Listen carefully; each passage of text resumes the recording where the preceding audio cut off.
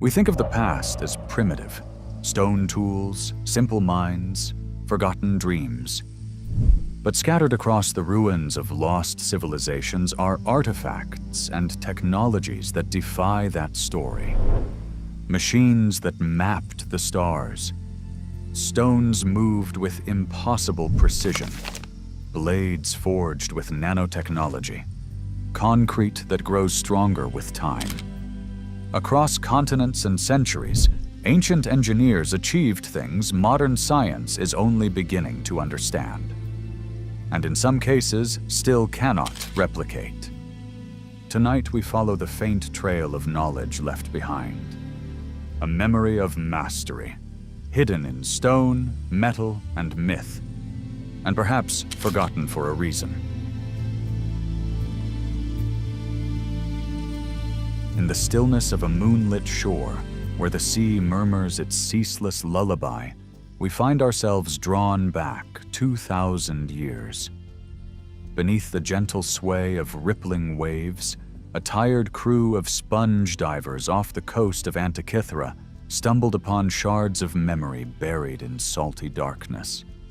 Their lamps glowed over fragments of amphorae, marble statues half buried in sand, and a curious bronze object encrusted with the sea's slow hand. What first seemed a corroded bowl of metal revealed itself, upon careful cleaning, to be an assembly of interlocking gears, a machine that would whisper of lost grandeur and hidden knowledge. It lay silent for centuries, caught between the undertow of oblivion and the promise of rediscovery, until radiographic rays unveiled its secret heart. As rays of X radiation danced across its form, scholars beheld a symphony of bronze wheels and delicate teeth, each turning upon an axis of forgotten ingenuity. Thus emerged the Antikythera mechanism, an analog chronometer of heavenly motions that charted the courses of sun and moon, forecast eclipses, and mapped the graceful arcs of planets with a precision unrivaled until the Age of Enlightenment. In those early days of modern archaeology, the device was met with astonishment and reverence. If history is the tapestry we weave from scattered threads, then here lay a fragment of a pattern more intricate than anyone dared imagine. It bore inscriptions in Archimedean lettering, calibrations in Greek script pointing to the cycles of Meton and Saros, ancient measures of lunar and solar harmony. Archaeologists and astronomers traveled from Athens, Paris, and London to lift its encrusted plates, to decipher its gears through ceaseless hours of reconstruction. Each fragment spoke of a civilization that perceived the cosmos not as an indifferent void, but as a living manuscript in which seasons and omens, mathematics and myth were joined in sacred conversation. Here, time wasn't measured by ticking seconds alone, but by the unfolding tapestry of celestial rhythms, a reminder that humanity's earliest sciences were conceived in a crucible where art, philosophy, and ritual burned as one. As we trace the lineage of its logic, we recognize in the Antikythera mechanism an oracle of bronze. Carved by hands we will never know, it became a portal for Greek astronomer priests to commune with divine patterns. One might imagine its user turning a small handle, feeling the quiet resistance of gears meshing perfectly, and reading off the positions of Mars and Venus as though consulting the Delphic Sibyl. In that simple motion, the wheel of a shipwrecked relic transforms into a celestial chariot carrying its operator through time's expanse. There is something almost alchemical in this union of mechanical exactitude and mystical purpose, calling to mind Hermes Trismegistus's ancient aphorism, "As above, so below." Through artful brass and bronze, the philosophers of Athens embedded in metal the Pythagorean vision of harmony, that the universe itself is an instrument tuned by mathematical ratios. In every carefully crafted gear, tooth lies evidence of a civilization that reveled in the dance of numbers. Today, we marvel that over 30 interwoven wheels, some scarcely wider than a coin, could reconstruct the synodic period of the moon, shape the 19-year cycle by which the Greek calendar regained its alignment with the solar year, and anticipate solar and lunar eclipses centuries in advance. Many of these proportions reflect the Metonic cycle, discovered by Meton of Athens in the 5th century BCE, which interlaces 19 solar years with 235 lunar months. The ring of inscriptions on the back plate named the months and marked the Saros cycle, a sequence of 223 lunar months after which eclipses recur with eerie familiarity. With each revolution of the handle, one summoned a vision of the sky's grand choreography, a dance choreographed by unseen forces beyond mortal sight. Yet the grandest mystery enfolded in those brass rings is less about what the mechanism shows than how it came to be. In an age when formal engineering schools were rarities and bronze was shaped by hammer and file, how did artisans smooth the teeth of gear wheels to such fine tolerances? Imagine workshops lit by oil lamps, where technicians filed metal by hand, where apprentices learned geometry from wax tablets and theorems from scrolls. We can scarcely replicate their precision today without CNC machines and digital gauges. And so the Antikythera mechanism emerges as a testament to a confluence of skill, trial, and perhaps esoteric knowledge, a blending of philosophy and craft, where mathematicians and metalworkers shared the same bench, the same quest for perfection. It suggests a world in which human inquisitiveness and spiritual reverence for the cosmos were inseparable, kindling innovations that modern minds still strive to reconstruct. The cultural heartbeat that nourished such invention pulsed through every facet of Hellenistic life. In ordering the stars, Greeks sought more than navigation. They were in quest of portents, signatures of divine will inscribed in the sky. Aristotle taught that celestial bodies were composed of ether, an incorruptible substance closer to perfection than earthly matter. Plato, in his Timaeus, declared that the god ever geometrizes, weaving the universe from the language of shapes and harmonies. Here, astronomy was not a cold calculation, but a poetics of the infinite, an invitation to commune with truths that transcend the senses. The Antikythera mechanism stood at this intersection of artistry and devotion, a handheld shrine in which zero and infinity, cycles and proportions, united in silent worship. Its roots may lie in Rhodes or Alexandria, places where scholars like Hipparchus and Eratosthenes plumbed the depths of geometry and geography. They compiled astronomical observations from Egypt's star calendars, Babylon's eclipse records, and indigenous lore passed down along Mediterranean trade routes. By fusing these streams of knowledge, they fashioned an instrument that traced planetary anomalies, those subtle deviations in a planet's motion, anticipating them with staggering fidelity. To imagine such a device is to glimpse into a workshop where maps of the stars lay side by side with treatises on optics and treatises on rhetoric. The Antikythera mechanism thus stands as the shimmering intersection of many minds, each hand turning theory into tangible marvel. Yet, for all its technical brilliance, the mechanism's journey remained uncertain until the 20th century. For centuries it lay submerged under creeping corrosion, its voice muted by time's unrelenting tide. When divers cast their nets over Antikythera's reefs, they could not foresee the artifact's profound significance, nor how radiography would one day peel back layers of sediment to reveal that it was more than mere ornament. Today, its fragments rest in a glass case in Athens, magnets for scholars and dreamers alike.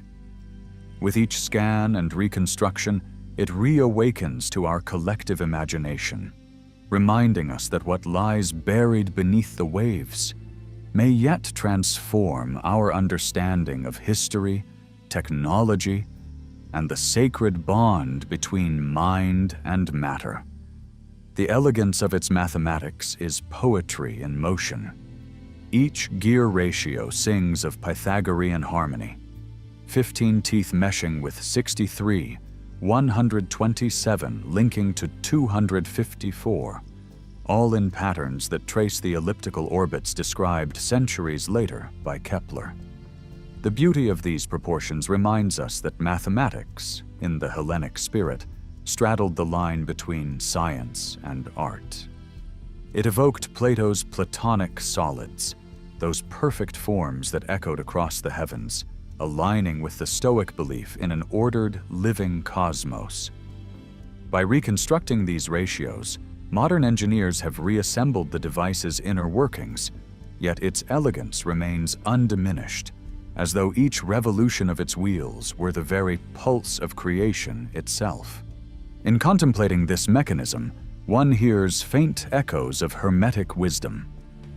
The Hermetica speak of an inner cosmology reflected in every atom, an alchemy that unites soul and star. By carving the heavens into bronze, the creators of Antikythera bridged microcosm and macrocosm, inviting seekers to turn the wheel and witness the mirror of their own consciousness.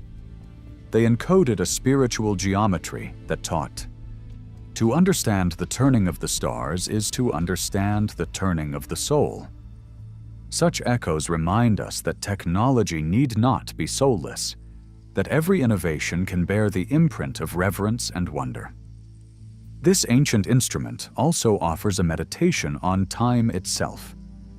In our digital age, we measure seconds by electrons and count down days on glowing screens. Yet the Antikythera mechanism conceived time as an unfolding spiral, a sacred flow of seasons, cycles, and epochal shifts. Its dials whispered of lunar phases entwined with solar progressions, of calendars realigning over decades, of eclipses returning like ancient refrains. To rotate its handle was to become a timekeeper attuned to the universe's grand cadence, a practice more akin to ritual than to mere scheduling. It invites us to reflect on how modern life has severed itself from the slow heartbeat of the cosmos, trading rhythmic flow for mechanical precision. Today, as we piece together its fragments, the Antikythera mechanism stands as a beacon for rediscovery. It urges us beyond the neat compartments of conventional history, encouraging an interdisciplinary embrace of mathematics, archaeology, philosophy, and the numinous. In its whisper-soft clicks and subtle alignments, we sense a network of minds that dared to dream of mechanical prophecy and divine order. It reminds us that innovation need not be linear, and that lost knowledge may yet awake to guide us toward new horizons, just as it once guided the ancients through sunlit days and star-flecked nights. To trace its gear trains is to embark on a cosmic odyssey. One envisions Parmenides as charioteer, poised between light and shadow, steering through spheres of truth while the bronze wheels spin eternally. Each gear revolution becomes a metaphor for life's perpetual unfolding, where beginnings and endings fold into each other in endless embrace. In that turning, the operator shares in an ancient ritual of attention, aligning the self with the ceaseless motions of worlds unseen. It is a journey that transcends mere calculation, offering a glimpse of unity between human intention and the vast, silent dance of the heavens. And so, as we gather around this ancient relic, we join a lineage of seekers and scholars. We remember that technology is woven from threads of human wonder, spiritual longing, and mathematical insight. The Antikythera mechanism is more than a technical curiosity. It is a mirror of our own aspirations, a testament to creativity unfettered by epoch or instrument. In its careful interlace of gear upon gear, it recalls a time when the boundaries between science and spirit were permeable, when the act of measuring the cosmos was inseparable from the act of honoring it. Here, in the hush of its mechanical song, we find an invitation to turn the wheel, to listen, and to let ancient wisdom guide our modern hearts toward mystery and marvel once more.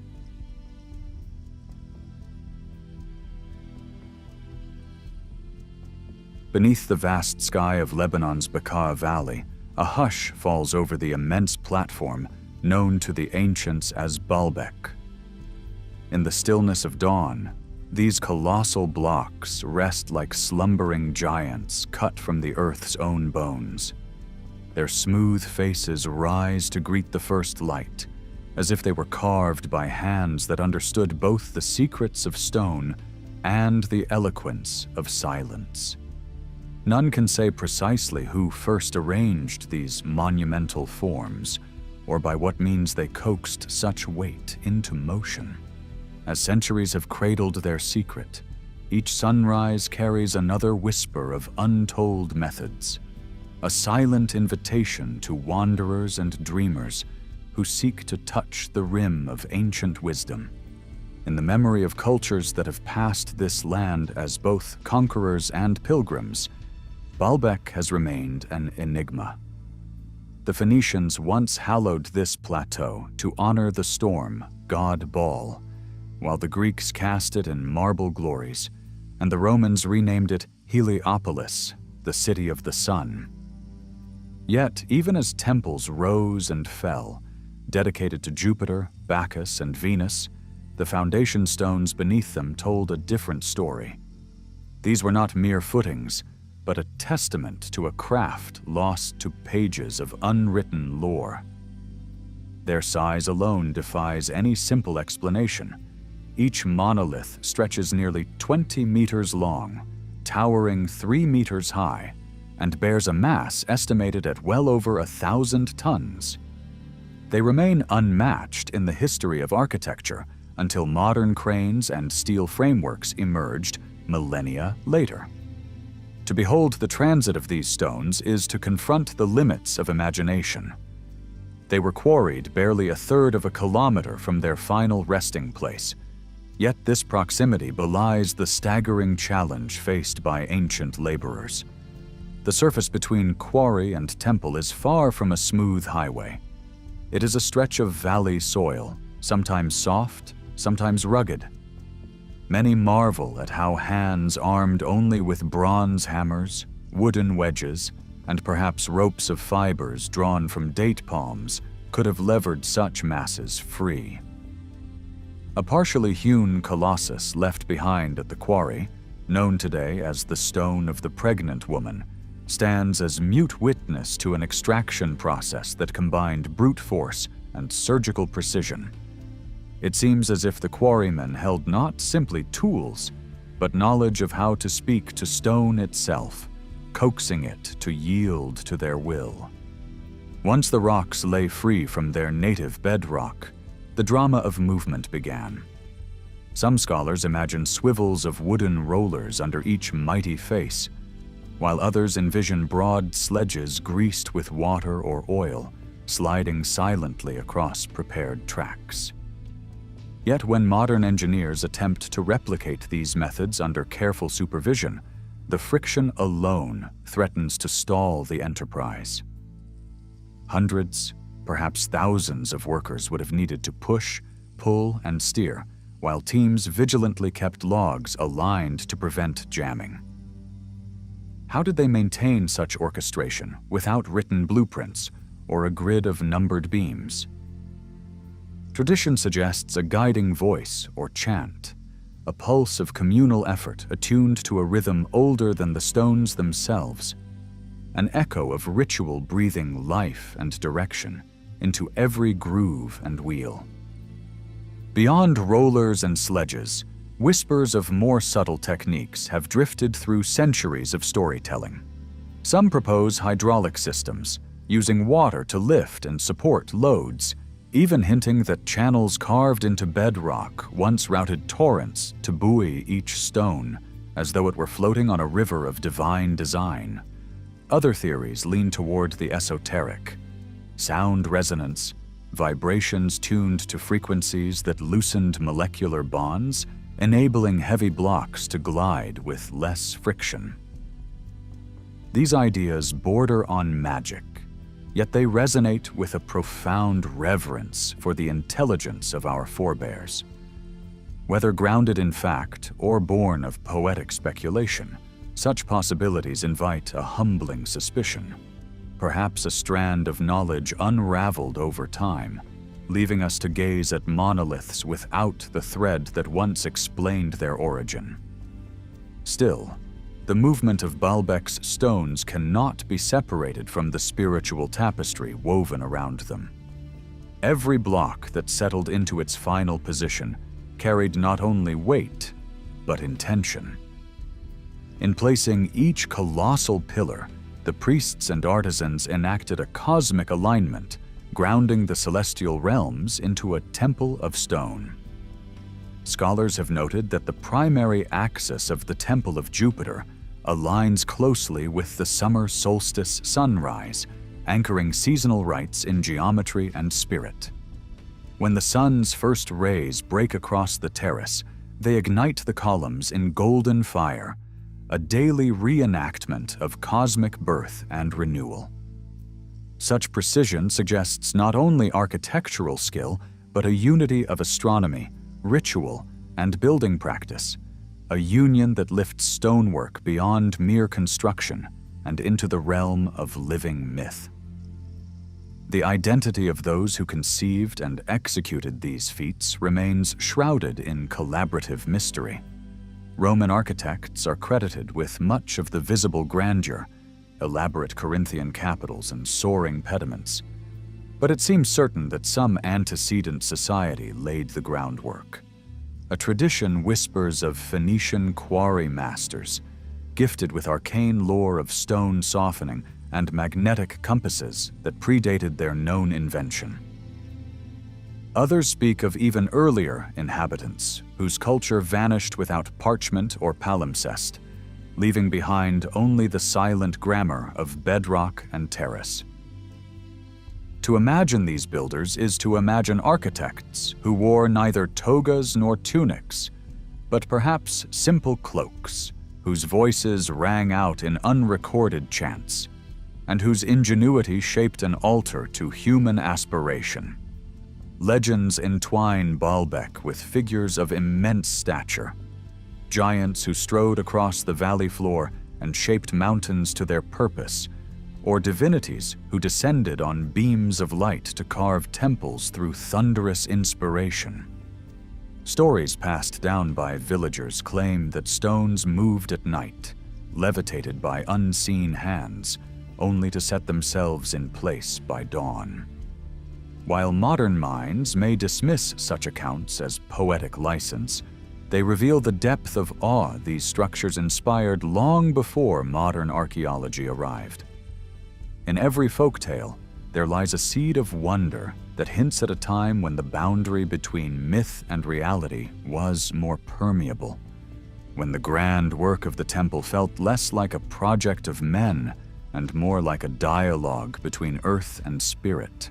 Archaeological excavations over the past century have peeled back layers of sand to uncover mosaics of myth and daily life entwined. Trinkets and pottery shards reveal an agora of trade, where merchants brought offerings from distant lands, and workers shared bread and song amid massive timbers propping ancient scaffolds. Inscriptions in faded Latin and Greek mention names of governors and priests, yet none detail the movements of the trilithon stones. These inscriptions remind us that history often hides its most wondrous techniques behind the ordinary record of dedicatory ceremonies and inventory lists. Piecing together each fragment of evidence, researchers attempt to trace an unbroken line from quarry to altar, but the trail often dissolves into conjecture, inviting both rigorous study and meditative reverie. When we turn our gaze to the present, the stones of Baalbek still challenge modern engineering accomplishments. Cranes today can lift loads of several hundred tons with ease, but orchestrating a single block of 1,200 tons demands special arrangements of multiple cranes, steel frames, and patented hoists. What seems routine in a city skyline becomes an extraordinary venture here under the same Levantine sun that once watched Phoenician hands. In contemplating this contrast, one senses a lesson whispering from the past. Technological prowess is only half the story. Vision, intent, and harmony with the land are the other half, reminding us that grand feats of engineering emerge from the unity of mind, matter, and spirit. Fringe theories, too, drift like incense through the corridors of speculative thought. Some suggest that Baalbek's titans moved with help from directed energy devices, a legacy of visitors from beyond the stars who encoded their technology in the stone itself. Others propose that an advanced prehistoric civilization, lost to floods or fires, passed on secrets of anti-gravity paint or levitational sound chambers. While such notions remain outside the boundary of mainstream scholarship, they echo a quiet yearning to recover a fullness of knowledge that once spanned art, science, and magic.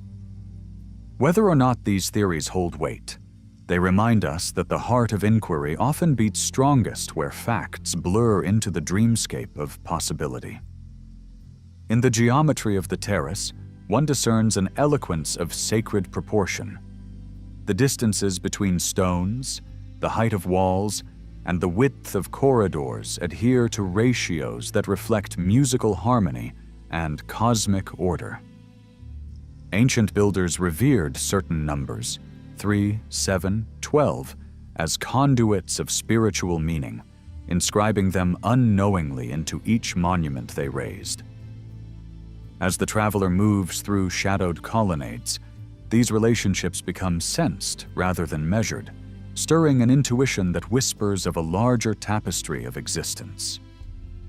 It is this interplay of number, form, and silence that elevates Baalbek from a mere ruin to a living poem composed in stone. Yet beyond geometry, the stones themselves seem to sing. Whisper thin gusts of wind weaving through the temple's nooks and niches produce subtle hums, as though the limestone and granite resonate with ancestral memory. Some researchers speculate that the column drums and terrace slabs were selected for their acoustic properties, creating hidden sound chambers that amplified chants or rituals. In this view, the very act of construction was also an act of tuning, a process of aligning frequencies until each stone contributed to the temple's living chorus. One can imagine a ceremony in fading torchlight, voices echoing against the monoliths, transforming the site into an instrument through which the divine spoke. Today, preservationists labor gently to encompass Baalbek in a protective embrace, mindful that every fissure tells a story of wind, earthquake, and occasional human neglect. Modern scaffolding, scaffolded walkways, and conservation efforts seek to hold back the slow erosion of time.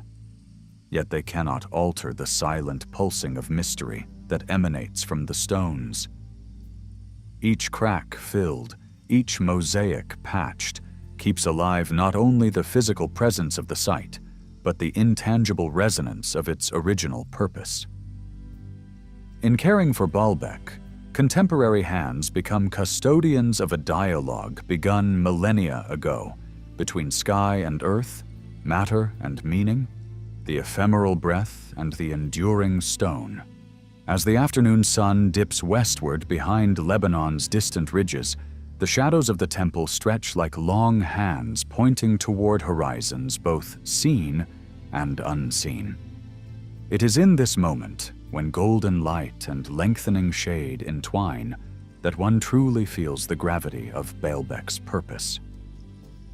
The stones stand less as trophies of conquest and more as invitations to stillness, to listen to the slow song of history. Moved by forces that may have been human, divine, or both, they remain at once monument and mystery, encouraging us to embrace the questions within our bones as forcefully as they once bore the weight of the world. In the quiet that follows, one might consider what modern builders could learn from ancient wisdom. We live in an age of rapid progress, propelled by data and steel, yet often estranged from the tactile pulse of earth and ritual. Baalbek's legacy warns us that building is more than engineering. It is a choreographed dance between intention and material, a vow to honor unseen forces that shape our collective fate. The stones, still aligned and silent, remind us that true mastery emerges from reverence for the rock, for the sky, and for that slender thread of mystery binding them together. And so, our footsteps leave no echo as we turn away from the terrace, carrying with us a fragile ember of wonder. The stones have kept their secret with gentle dignity, inviting each generation to stand before them in humility. Moved by hands that vanished long ago, yet as present as light on stone, they keep alive a conversation that stretches beyond chronology into the boundless realm of dreaming. In their silent testimony, we find an open door, an invitation to move our own weight through time with purpose, asking not simply how, but why, not only of stone, but of soul.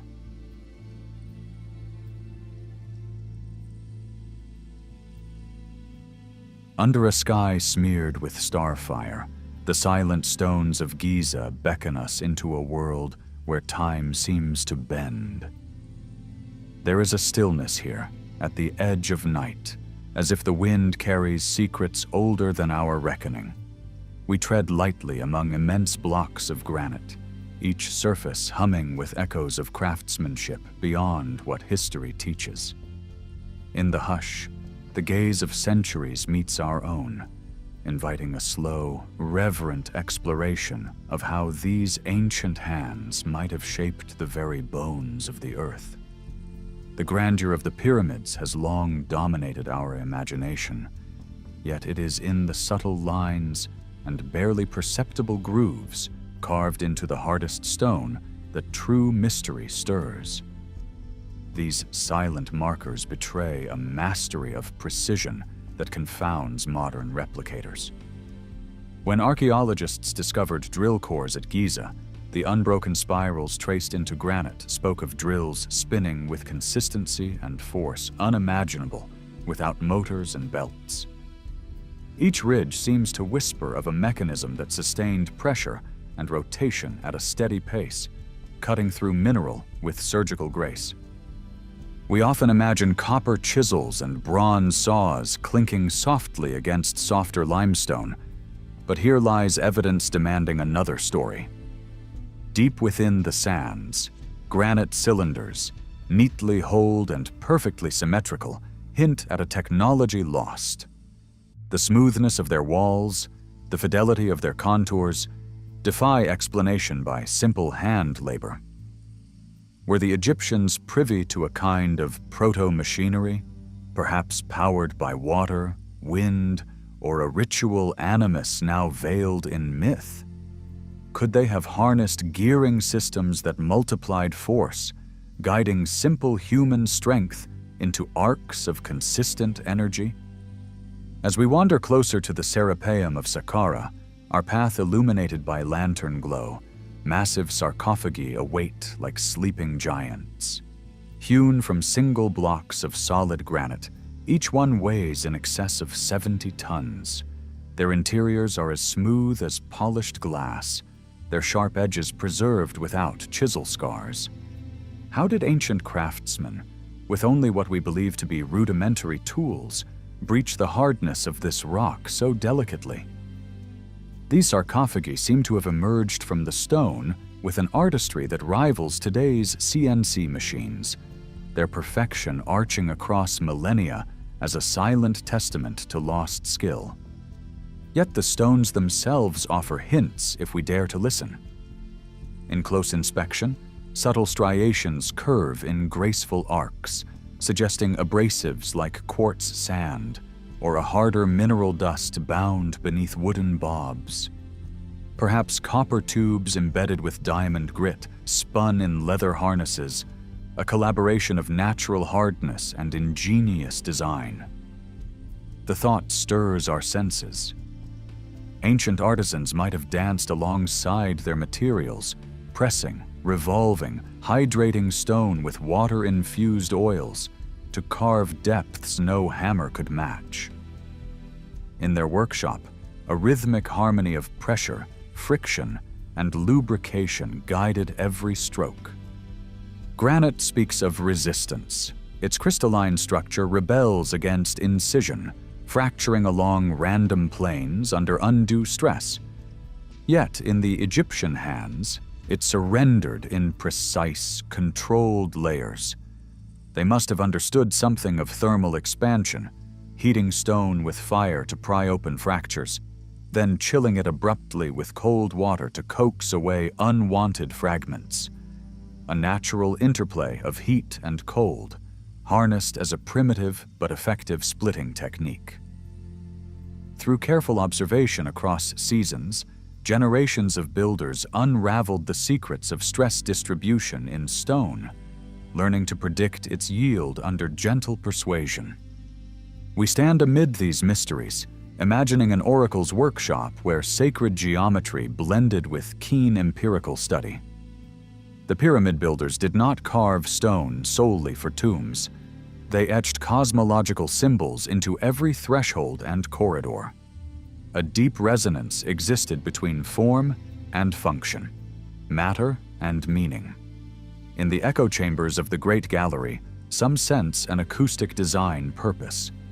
Voices amplified, frequencies standing at nodal points, as though the stones themselves were tuned to hold prayer, chant, or celestial song. Could sound have eased the labor of cutting, vibrating microfractures into yielding granules? Legends speak of sonic levitation, of workers wielding flutes or drums to summon vibrations that shook sand and stone loose. While no papyrus records this explicitly, the alignment of halls and chambers to known acoustic sweet spots lends the theory a poetic gravity. Perhaps the ancients intuited that sound, like water, travels through solids, and that by channeling certain frequencies, they could soften stone's grip on itself. Even if this remains unproven, the mere possibility nudges us to reconsider the boundaries between engineering and ritual. Our footsteps drift toward Petra's sandstone cliffs, yet mind and heart return again to Egypt's granite. We wonder about discoveries buried beneath rubble or hidden in dusty museum drawers, findings set aside because they did not fit the accepted narrative. What of hieroglyphs showing men at work with curious devices, or a scroll tucked behind official texts that described drills powered by falling water? Archives bristle with fragments miscatalogued by time's indifferent hand. Could some of these documents offer a clue to the true sophistication of ancient machining? Today, ground-penetrating radar sweeps beneath these sands, and 3D laser scanners map surfaces once thought final. Digital reconstructions allow us to walk virtual galleries of the past, examining every tool mark as if through a microscope of memory. Yet as data flows, we sense how the oldest songs of stone remain muffled. Technology helps us visualize what older eyes beheld, but it cannot translate the reverence that guided each cut. In our zeal for measurement, we risk losing the poetry of the process, the way the craft itself was a conversation between the artisan and the cosmos. In the hush between our pulses and the stone's silent testimony, an esoteric vision unfolds. For the Egyptians, every block was a vessel of spiritual energy, each angle an aperture to celestial forces. The raw rock was alive, imbued with Ka, the vital spirit. Carving it required more than skill, it demanded intention. Sacred geometry, squares within circles, triangles echoing Orion's belt, was inscribed not for decoration, but to align human will with cosmic order. Stones became conduits, resonating with planetary harmonies and the heartbeat of creation itself. We sense too the pharaoh's hand in all this. As divine intermediary, he commanded craftsmen to shape matter according to heavenly blueprint. Under his gaze, artisans achieved alignments so precise that the shafts of light at solstice days glowed like temples within temples. The Great Pyramid itself marks cardinal points with an error of mere minutes. Was this the work of patient measurement, or did they possess instruments for capturing magnetic north long before our compass? Could a form of ancient astrolabe, carved from bronze and crystal, have guided their surveying rods? Questions swirl around us like desert dust. Some speak in hushed tones of visitors from beyond our world, teachers who descended on golden beams to impart secrets of metallurgy and mechanics. While mainstream scholarship shrugs, the story persists as a reminder that human curiosity often seeks allies in myth when the mundane seems insufficient.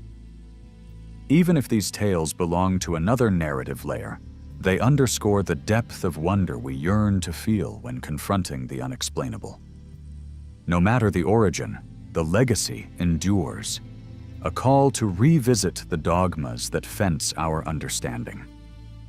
If the ancients achieved such feats, might we not learn from their subtle methods of working with natural laws rather than against them? The unity of physics and spirituality evident in these constructions offers a template for modern engineering seldom honored today. Instead of brute force and mass consumption, might we embrace techniques of minimal waste, of enhancing material properties through alignments with cosmic rhythms? In each grain of sand lying atop a polished granite surface, we see a reminder that mastery was not won overnight. It grew from millennia of patient trial, error, and whispered revelation. Tool designs evolved slowly, copper tubes yielding to bronze, bronze to iron bound with abrasive sands, until finally a synthesis of materials science emerged. But the true wonder rests not in the tools alone, but in the human spirit behind them. Curious, observant, willing to merge the measurable with the mystical. We find ourselves in a timeless workshop, hands stained with ochre, hearts lifted by the desire to know. The lessons of ancient Egypt beckon us to balance. They speak of the power of respectful inquiry, of forging alliances between art and science, material and meaning. As we trace the curve of a once secret drill core, we sense the pulse of discovery still alive, whispering across grave and temple, inviting us to listen deeply. Our journey shifts toward contemplation. How many discoveries lie dormant because we refuse to question the narrow lens of tradition? In dusty corners of libraries, scripts may await translation. In remote desert trenches, newly unearthed fragments may alter our map of progress.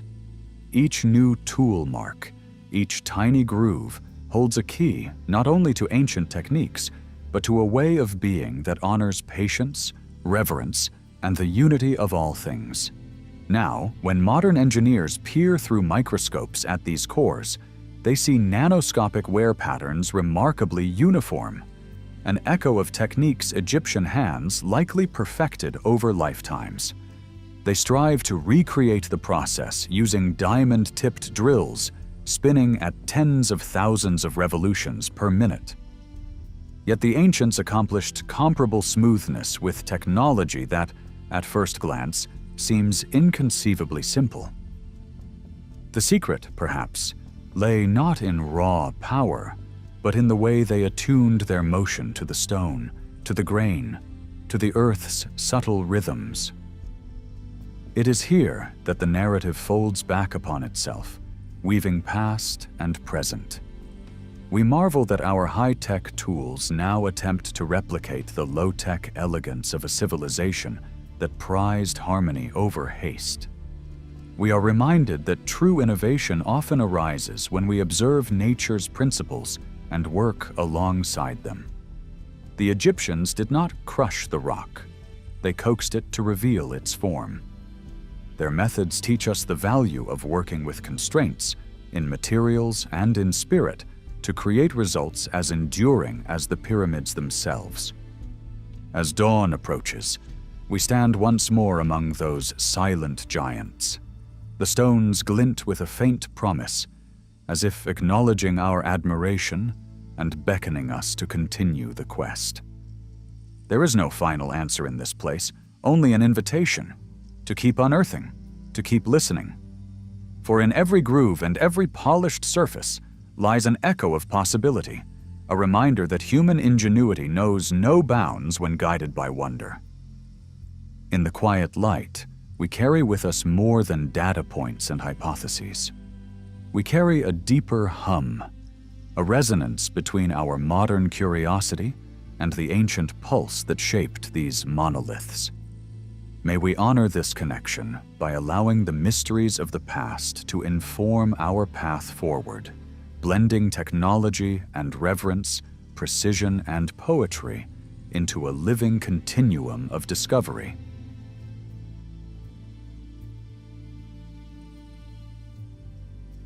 In the gentle hush of the past, there exists a whisper of blades wrought with secrets deeper than time itself.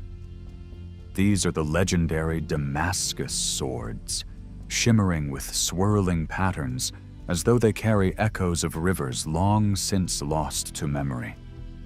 Carved from a steel that danced with unseen mysteries, they held edges sharp enough to carve through the finest silk and bore a resilience that defied the fiercest blow. Today, they live on in fragments, in museum displays and scholars' notes, yet their true essence, the alchemy of fire and iron that brought them into being, has slipped beyond the reach of ordinary craft. A symphony of technique and intuition, clothed in shimmering grains, these swords were more than mere weapons. They were profound expressions of human spirit and cosmic design. Long before their renown spread across deserts and seas, the seeds of Damascus steel were sown in the subcontinent of India, where early metallurgists labored in hidden hearths. There, in regions veiled by tangled forests and monsoon rains, they discovered the art of smelting iron with carbon-rich plant matter. The process, shrouded in secrecy, yielded ingots of Wootz steel that gleamed with patterns resembling feathery frost. Each bloom of crystalline carbon told the story of earth and flame merging. Carried by silent caravans along the great trade routes, these ingots traversed mountain passes and arid plains, arriving in the bustling markets of the Middle East like gifts from a world beyond sight. The craftsmen of those early days knew themselves as alchemists, guiding transformation with an intimate understanding of elemental spirits as much as of chemistry. In the heart of ancient Damascus, under the arching eaves of shelters warmed by charcoal embers, master smiths took Wootz steel into their hands. By artfully heating and cooling wrought bars, folding layers upon layers, they coaxed the metal into patterns that seemed to flow like living water. Each hammer strike was both a test of skill and a meditation on balance. between strength and flexibility, between the visible and the hidden. As the sun dipped below the horizon, the furnaces glowed like distant stars, illuminating faces etched with concentration. Through rituals passed down in hushed tones, unknown elements, perhaps traces of vanadium or molybdenum, became silent partners, weaving away imperfections and giving birth to microstructures that modern science would only discern centuries later. Night after night, the forge called, and the anvil replied with resonant song. Metal was drawn to the perfect heat, its redness like a promise that spoke of readiness. In these moments, the smith seemed less like a laborer and more like a conductor of elemental forces. Pulling the softened steel from the hearth, he folded it with deliberate grace, each layer melding with the last in an intricate dance. The transformative fire inside the blood-red glow was tempered by cool water, and the secret lay in that shifting temperature. It was not merely heat, but patience, intuition, and perhaps a whispered invocation that shaped the crystalline matrix into patterns we now revere. This communion of hammer and flame was an alchemical rite, binding Earth's gifts into an artifact of uncanny power. The surface of a finished blade bore lines of rippling water, a tapestry of light and shadow that seemed alive. Some called these designs damask patterns, for they came to resemble the luxuriant fabrics traded in the same caravans. More than decoration, each swirl was a symbol of life's fluid currents, a testament to the harmony between human artistry and cosmic order. Warriors believed these patterns endowed the sword with a spirit of its own, a silent companion that guided the hand in the heat of combat. To wield a Damascus blade was to carry a story etched in steel, of distant forges, ancient know-how, and the patient patience of artisans who devoted their days to unveiling nature's subtler geometries. Within those tranquil curves lay the echo of celestial spheres, as if each blade had captured the motion of planets swirling across velvet skies. The patterns whispered of unity, how seemingly disparate layers could merge into a singular marvel. In those long-gone forges, the act of forging was never a simple trade. It was a sacred act, a form of meditation. The blacksmith's steady breath matched the rhythm of hammer against steel, his heartbeat mapping the rise and fall of flame. Some accounts speak of blessings murmured under the hoods of the hearth, invocations to deities or ancestors, as though the metal itself required a guiding spirit. This reverence infused every wrinkle, every grain, with intangible meaning.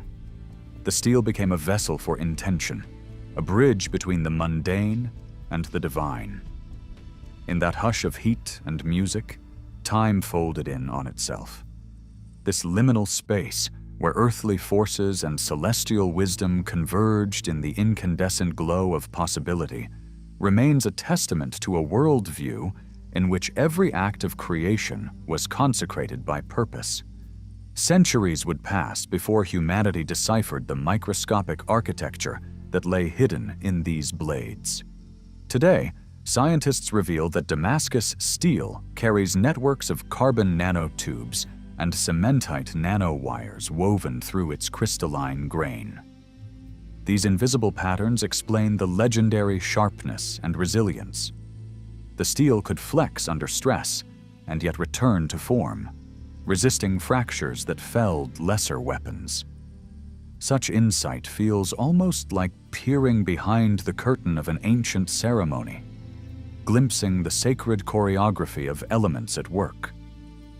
Their empirical wisdom anticipated modern materials science, suggesting that practical intuition can sometimes surpass academic theory in unlocking nature's hidden potential. In those distant workshops, alchemy and metallurgy walked hand in hand.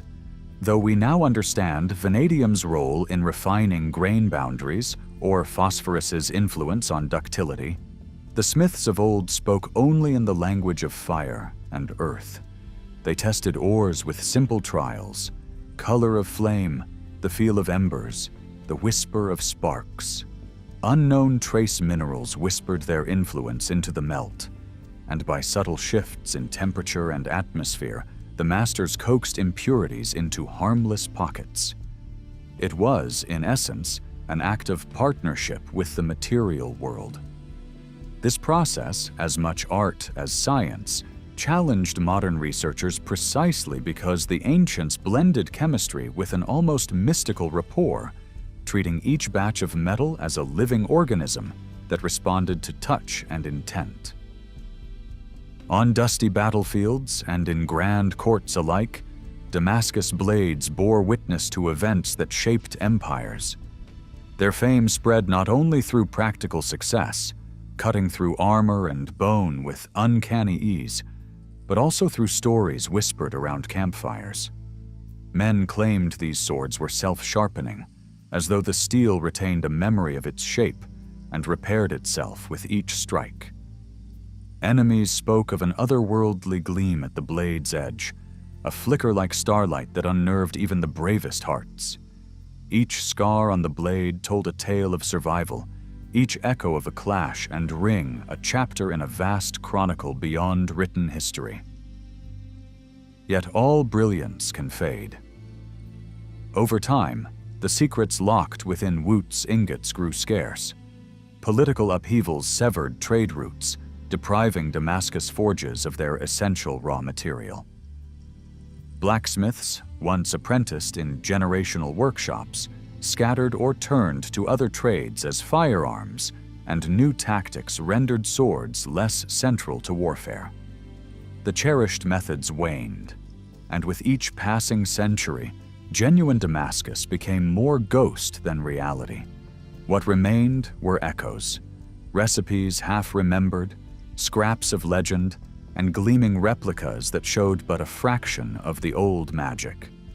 To lose such wisdom is to dim the light of human possibility. In recent decades, fascination with these blades has sparked a quiet renaissance. Laboratories hum with modern instruments, scanning fragments to reconstruct their elemental makeup. Meanwhile, dedicated smiths light forges once more, folding steel with patient precision and hope. Yet despite high-temperature furnaces and electron microscopes, the exact confluence of metallurgy and ritual remains elusive. Some recreations capture the undulating patterns and pleasing balance. Others yield only echoes of the original resilience. The attempt is more than technical. It is an act of homage, a tribute to the masters who first unlocked these secrets.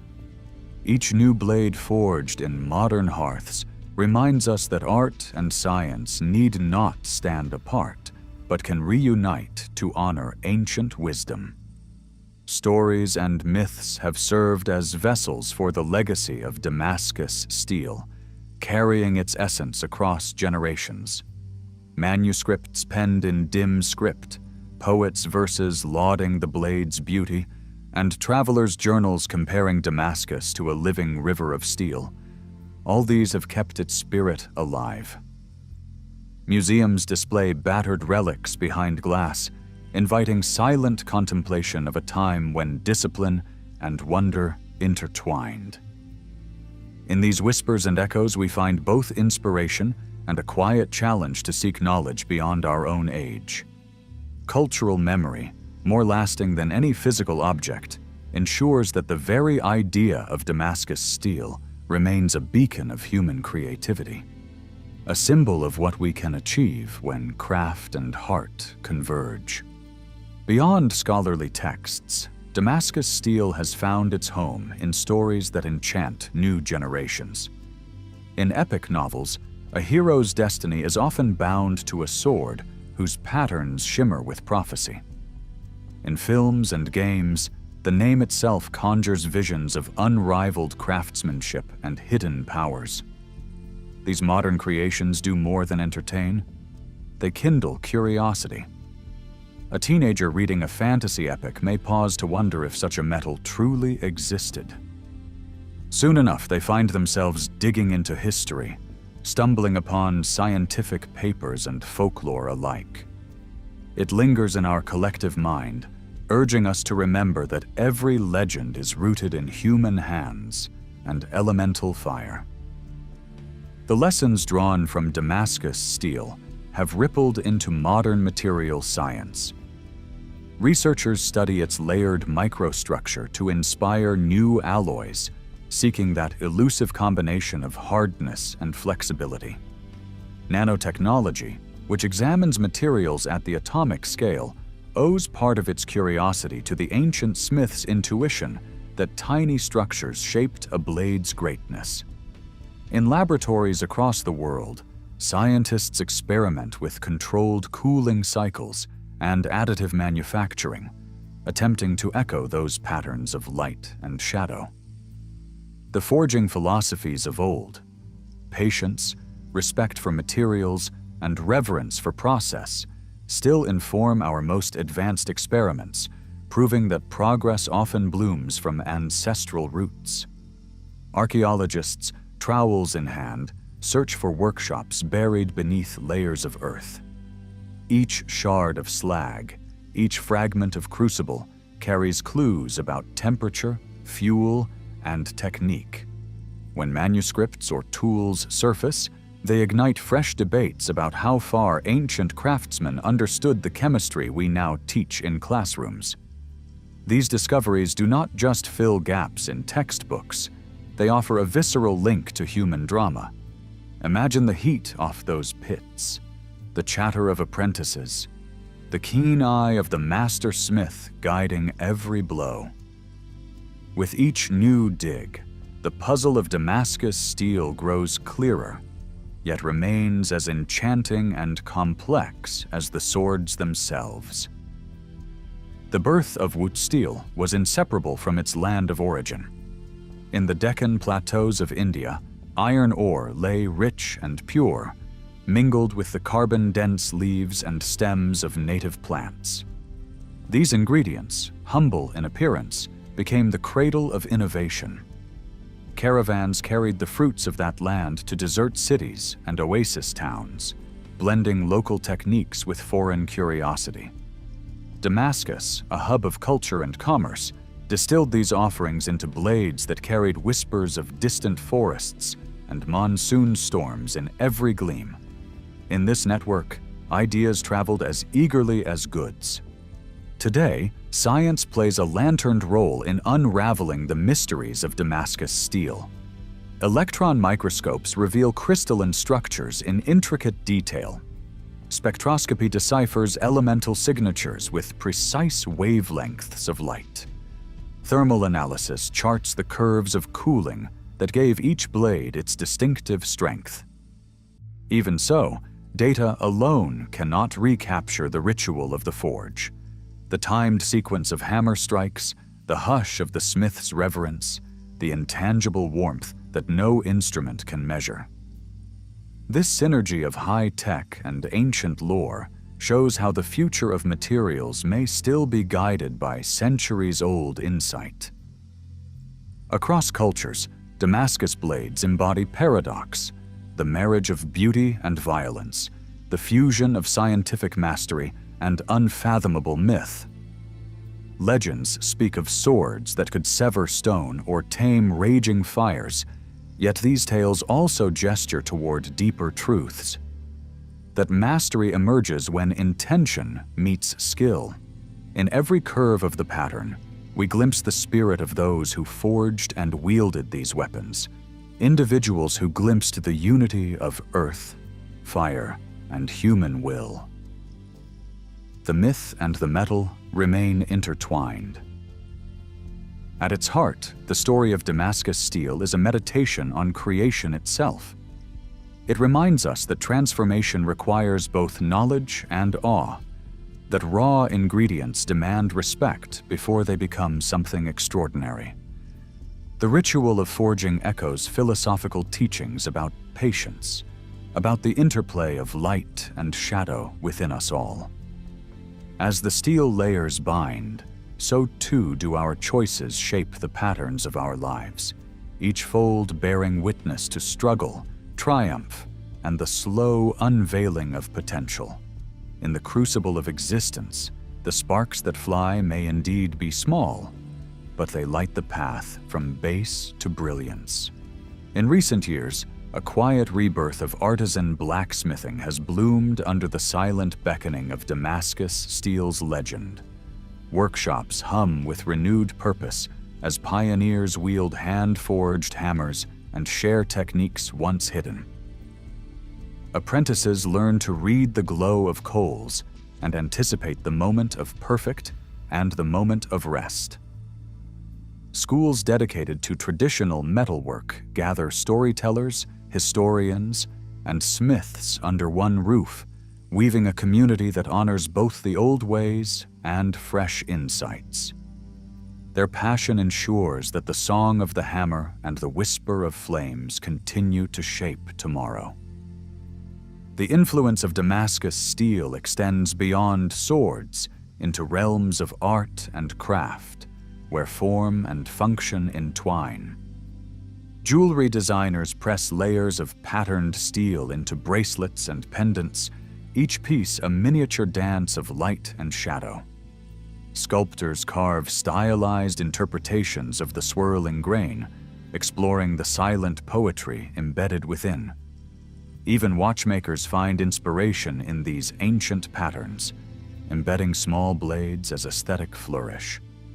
In every reinterpretation, the essence remains, an appreciation for the delicate balance of beauty and purpose. Artisans across disciplines draw from that wellspring, reminding us that a blade can teach lessons far beyond the battlefield, about harmony, about the power of subtle pattern, and about the enduring magic of human creativity. As the ember of curiosity continues to glow, the tale of Damascus steel remains an open invitation to explorers of all kinds. From molecular scientists to poets, from sculptors to smiths, each draws sustenance from that age-old bond between human hands and Earth's hidden secrets. The blade's intricate patterns serve as a map of possibility, suggesting that within every material lies a story waiting to unfold. Stories that demand patience, respect, and imagination. In each drop of molten metal and each rhythmic strike, we find not only technical brilliance, but an enduring allegory. That transformation, whether of steel or self, requires a willingness to embrace the unknown. Though the original forges have long fallen silent, their echoes remain alive in the flicker of new fires. With every fresh attempt to resurrect the old craft, we honor a lineage that dared to blend science, artistry, and solemn ritual. Somewhere between the latticework of carbon and the fleeting dance of flames, there lies a fragment of timeless wisdom, a reminder that human ingenuity has always emerged from the interplay of curiosity and reverence. In the hush after the hammer's last ring and the fire's final glow, the true secret of Damascus steel endures, a beckoning challenge to remain ever watchful, ever curious as we seek the hidden patterns that shape our world.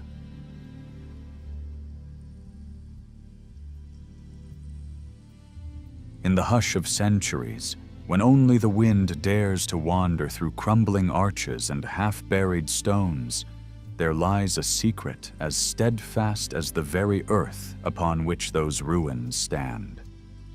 It is not a treasure chest brimming with gold, nor a scroll bearing lost incantations, but something far more enduring, the alchemy of Roman concrete. Imagine standing beside the calm, lapping waters of an ancient harbor, where once slick docks embraced gentle waves. The scent of salt and basalt drifts across time to us now, carrying with it a mystery that modern science still strives to decode. How did artisans 2 millennia ago concoct a substance that healed its own fractures, defied the relentless tides, and outlasted empires? We begin in a world of empires expanding and contracting like breaths of a great beast. In these days, Rome's ambition stretched from misty highlands to sun-drenched shores, demanding roads, aqueducts, temples, and harbors that would endure beyond any single ruler's reign. Their builders, cloaked in simple tunics and armed with chisels, mortar, and faith in unseen forces, embarked on a quest for permanence. Legend has it that after a storm-swept night, a carpenter glimpsed in the ruins of a collapsed temple the glint of mineral crystals where stone had once cracked. From this epiphany bloomed the first hints of something new. They mixed volcanic ash, known as pozzolana, lime, and seawater in a ritual as intuitive as it was experimental.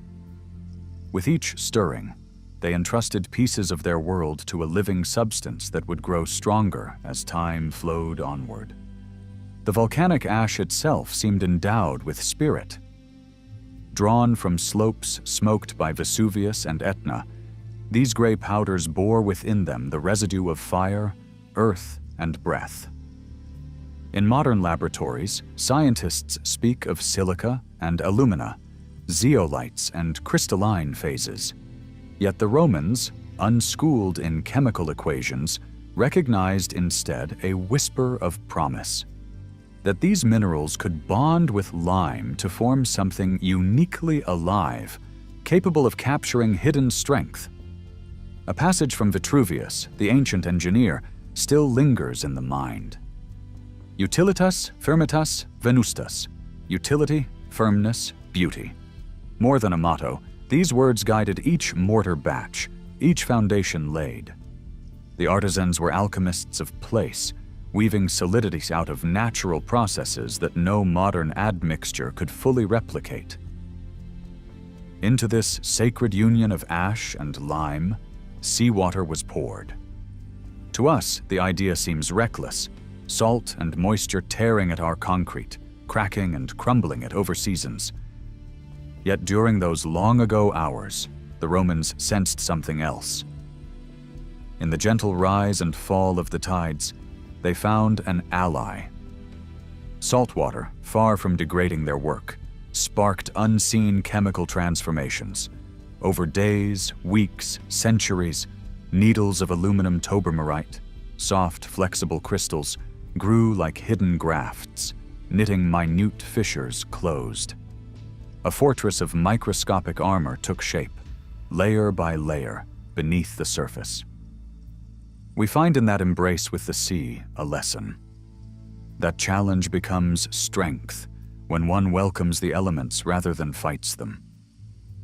Such concrete was not a lifeless slab, but a living tapestry. When cracks dared to appear, those thin scars of age, the same waters and minerals that forged the stone would flow inward, depositing fresh binds that sealed the wound. Modern engineers, marveling at harbor piers still intact after storms that obliterated nearby jetties, peer through electron microscopes to glimpse the regenerating crystals. We saw, in our age of rapid expansion and throwaway design, our own arrogance reflected in crumbling highways and decaying facades. Yet the Romans, silent in their tombs, seemed to whisper a more patient creed, that structures like souls must heal if they are to endure. Wander now through the Pantheon's grand embrace, where daylight drips through the oculus like molten silver. This dome, unreinforced by steel, stands as a monument to ancient insight.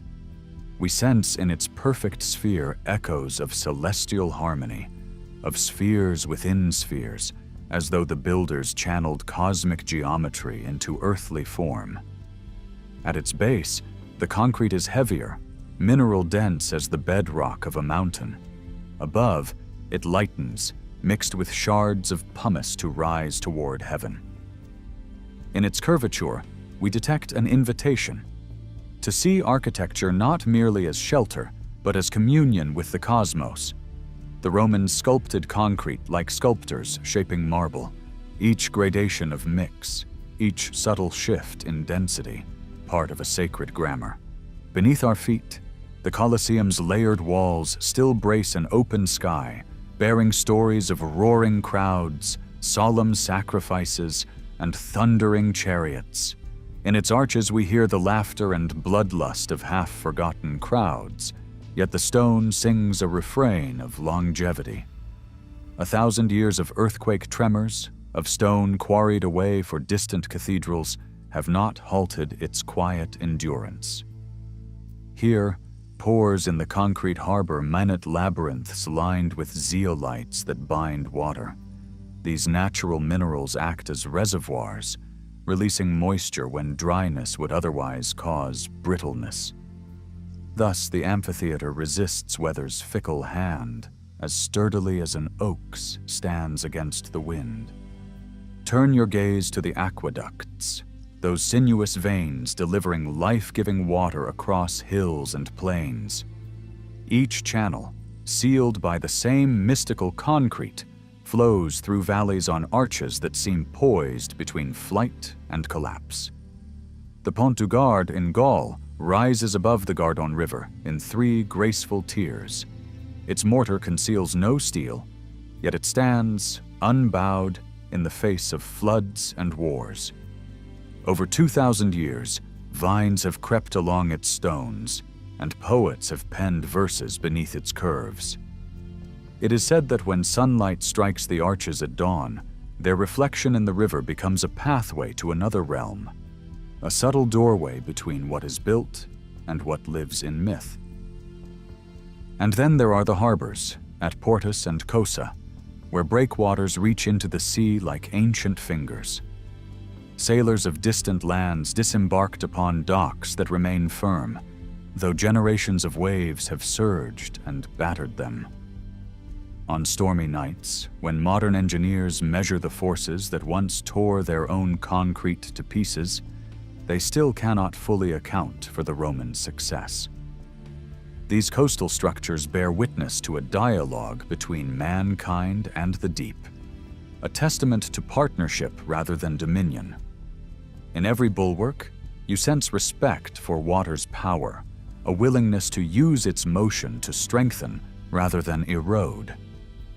Our journey would be incomplete without the hidden quarries and workshops where this concrete was born. Imagine a cavernous space lit by torches, dust motes swirling in shafts of amber glow. Workers lift baskets of ash and dump them into troughs of lime, their voices hushed as if they shared a potent secret. They foot-stomp mixtures in wooden vats, feeling the shift of texture beneath their sandals. From the earliest dawn to the quiet of night, they labored not merely to build, but to invest each grain of sand with resonance, each fragment of ash with memory of fire. It was a rite performed daily, generation after generation, a covenant with the earth itself. Within gardens of marble and olive trees, in temples consecrated to gods and emperors, the Romans composed a symphony of form and matter. They understood that each stone, each pillar, was more than a pillar. It was an idea of eternity, of the divine spark within matter, of the unity between sky and soil. We glimpse this philosophy when we trace our fingers along smooth, unmortared seams and discover joints so precise that the sun's rays cannot slip through. No modern laser cutter nor hydraulic press could achieve such perfection without revealing its marks. Yet here is evidence of an uncanny craft, an intuitive grasp of geometry and geology that hovers between science and sorcery. Pliny the Elder, in his Natural History, marveled that stone erected by our forefathers seems to have held within it the very breath of the gods. He spoke not of superstition, but of awe. When he dipped a rod into the sea near Pozzuoli, watching vapors rise from the sea floor, he sensed the same elemental forces that later became the veins of Roman piers. That observation, simple and poetic, preceded the practical revelation that sea and stone could be allies. In this union, we find a philosophical echo that nature's raw volatility can be tempered into reliability if one approaches with reverence rather than fear. Modern researchers speak of pulverized volcanic glass, of nanometric grains, of recrystallization under hydrothermal conditions. They harness scanning electron microscopes to analyze microstructures and Tobermorytes lattices. Yet in all their high-tech probes, they cannot fully replicate the organic wisdom encoded in those ancient walls. The process required time, years, decades, centuries, for materials to mature and for hidden crystals to flourish. Our era, enthralled by rapid breakthroughs and disposable solutions, has little patience for processes that demand temporal surrender. But there is a lesson here, that resilience is rarely forged in haste, and that the slow alchemy of nature remains a teacher for those willing to listen. Imagine sitting beneath the vaults of a once submerged harbor, tracing the contour of a sea-worn block whose surface glitters with quartz.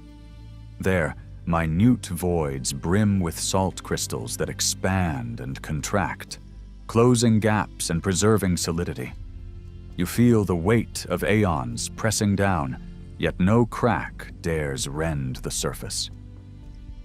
In the hush, you sense a living presence in the stone, a heartbeat measured in molecular growth, in chemical embraces. This is a place where past and present entwine, where the line between man's creation and the Earth's own artistry blurs. Even today, engineers seek to resurrect these techniques. They experiment with volcanic ash from Italy, the Azores, or the Canary Islands, testing new blends under simulated ocean waves. Scholars scour papyri and medieval manuscripts for hints of lost proportions, poring over marginalia in dusty libraries. These endeavors, while promising, often feel like fragments of a larger mosaic whose pieces remain scattered across millennia. The very act of studying these recipes can become a meditation, a reminder that true knowledge encompasses both data and devotion. On quiet evenings, when modern cities hum with traffic and neon, let us remember those ancient builders. They stood at dawn, inhaling the scent of stone and salt, and shaped mortar by hand. Their legacy is neither ostentatious nor ostensible, but woven into the fabric of every enduring ruin. The next time we walk across a bridge or beneath an archway, we might pause to consider how materials, when treated as living partners, can transcend the limitations of time. Perhaps in reflecting on Roman concrete, we rediscover a humility before nature's processes and a respect for patience itself. As candlelight flickers against chipped columns and shadows dance on the surfaces of unreinforced domes, one truth emerges. The mightiest innovations are often those that slip quietly into the world, leaving only silence and solidity in their wake. Roman concrete was never meant to scream its prowess. It was a hushed testament to the harmony of fire, water, and earth, channeled through unseen hands. In its self-healing veins and enduring forms, we hear a gentle voice from the past, inviting us to build not just with our minds, but with our spirits attuned to the rhythms of the world. And so, in the stillness of ruins and the slow drip of history, we find a doorway, an opening into the possibility of creating our own legacies, grounded in reverence, patience, and the alchemy of elemental grace.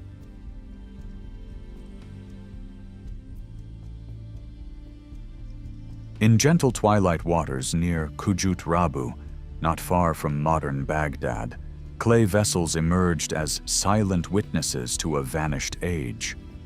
Unearthed in the 1930s by German archaeologist Wilhelm König, these humble jars concealed within their hearts a secret that seemed to whisper of currents and unseen energies. Wrapped in layers of mud and time, they carried copper cylinders cradling iron rods, sealed by asphalt and bitumen. In that moment of discovery, the air seemed to tremble with possibility. How did such objects find their way into human hands 2 millennia ago? What streams of curiosity and necessity propelled their creation? As we turn these relics in our minds, we feel the pulse of antiquity, calling us toward a mystery entwined with the elemental forces of nature. From the first glimpse of these artifacts, Dr. Koenig proposed they might have functioned as primitive electric cells, a notion that bent the conventional timeline of human innovation.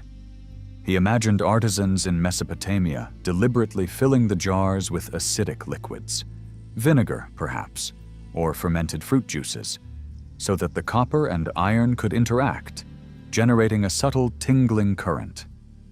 Picture, if you will, a desert dawn as priests or craftsmen tended these vessels, watching droplets of liquid dance upon metal surfaces and wondering at the invisible flow between them. Such a scene evokes a civilization unbound by the linear march of progress, one that embraced experimentation in service of artistry, devotion, and perhaps the pursuit of divine power. Even now, the idea of ancient electrochemistry stirs our collective imagination, urging us to listen more closely to the silent echoes of history. Each jar measures only a handful of inches tall, yet within their modest frames they harbor a design as simple as it is profound. A copper cylinder, gracefully curved, holds a slender iron rod, its surface scarred by time. Around them, a thin veil of bitumen ensures separation from the clay walls, as if safeguarding a fragile secret at the heart of the vessel. These elements, fused with asphalt and sealed against the desert's shifting sands, evoke both artisan craftsmanship and the instinctual grasp of natural forces. We marvel at how these materials, common in the Mesopotamian landscape, might be transformed through careful alliance. In this confluence of copper, iron, and organic sealants, one senses not only technological ingenuity, but also a profound respect for the alchemical dance of Earth's gifts. Almost immediately, the scholarly world found itself divided between wonder and doubt. Could these jars truly have been batteries, energizing electroplating or healing rituals? Or were they nothing more than mundane containers, perhaps designed to store precious scrolls or sacred oils? Skeptics caution against anachronistic leaps, reminding us that true evidence must rest upon written testimony or repeated performance in the archaeological record. Meanwhile, proponents of the battery hypothesis point to successful modern replications that yield small electric currents when electrodes meet vinegar's acidic embrace. In this tension between skepticism and fascination lies the very essence of inquiry. Without definitive inscriptions to guide us, we must float among shadows of interpretation, embracing uncertainty as we trace the outlines of what may have been. To understand the Baghdad Battery, we must walk through the ancient streets of Mesopotamia, a land often called the cradle of civilization. Between the twin rivers, scholars and scribes recorded the movements of stars. Architects raised ziggurats toward heaven, and craftsmen forged instruments of remarkable precision. Mathematics and astronomy, we know, flourished here, and irrigation canals carved the earth in lifelines for crops. Amid these intellectual currents, it seems almost conceivable that a humble clay jar could evolve into a vessel of unseen power. The very act of experimenting with metal and fluid echoes the region's restless spirit of innovation. Where else but here might curiosity have guided hands to coax electricity from natural material, weaving a strand of mystery into the tapestry of human history? Suppose that Mesopotamian scholars stumbled upon electrochemical principles not through grand theory, but by simple observation and play. A chipped copper bowl left with iron scraps might, under the heat of the sun and a sprinkle of acid, begin to hum with latent force. In that warm desert light, the hum becomes a whisper of potential, an invitation to explore the invisible. Without formal chemical nomenclature, these early experimenters would interpret their findings through symbolic and spiritual lenses, seeing each spark, however faint, as evidence of unseen life or divine breath. To us, steeped in textbooks and measured in volts, this scenario feels otherworldly. Yet, perhaps in such humble curiosity lies the seed of every scientific revolution. A spark awakened by wonder, grounded in the primal act of noticing nature's hidden symphony. Electrochemistry, as we define it today, relies on measured reactions between electrodes immersed in electrolyte. The Baghdad jars, once filled with vinegar, lemon juice, or even fermented date wine, could have set the stage for copper and iron to exchange ions gently. Such reactions produce a voltage, albeit low, enough to induce chemical changes on a metal surface. In our own laboratories, we replicate this by dipping the two metals into a beaker of acid, witnessing the faint glow of potential energy. To think our modern demonstrations may mirror observations made 2,000 years ago illuminates the shared language of experimentation across ages. Each bubble of gas rising from the metal, each slight potential difference measured by primitive tools, becomes a testament to human ingenuity transcending time. What then might these ancient batteries have powered? One enticing possibility lies in the art of electroplating, where a metal object is coated with a thin veil of gold or silver using an applied current.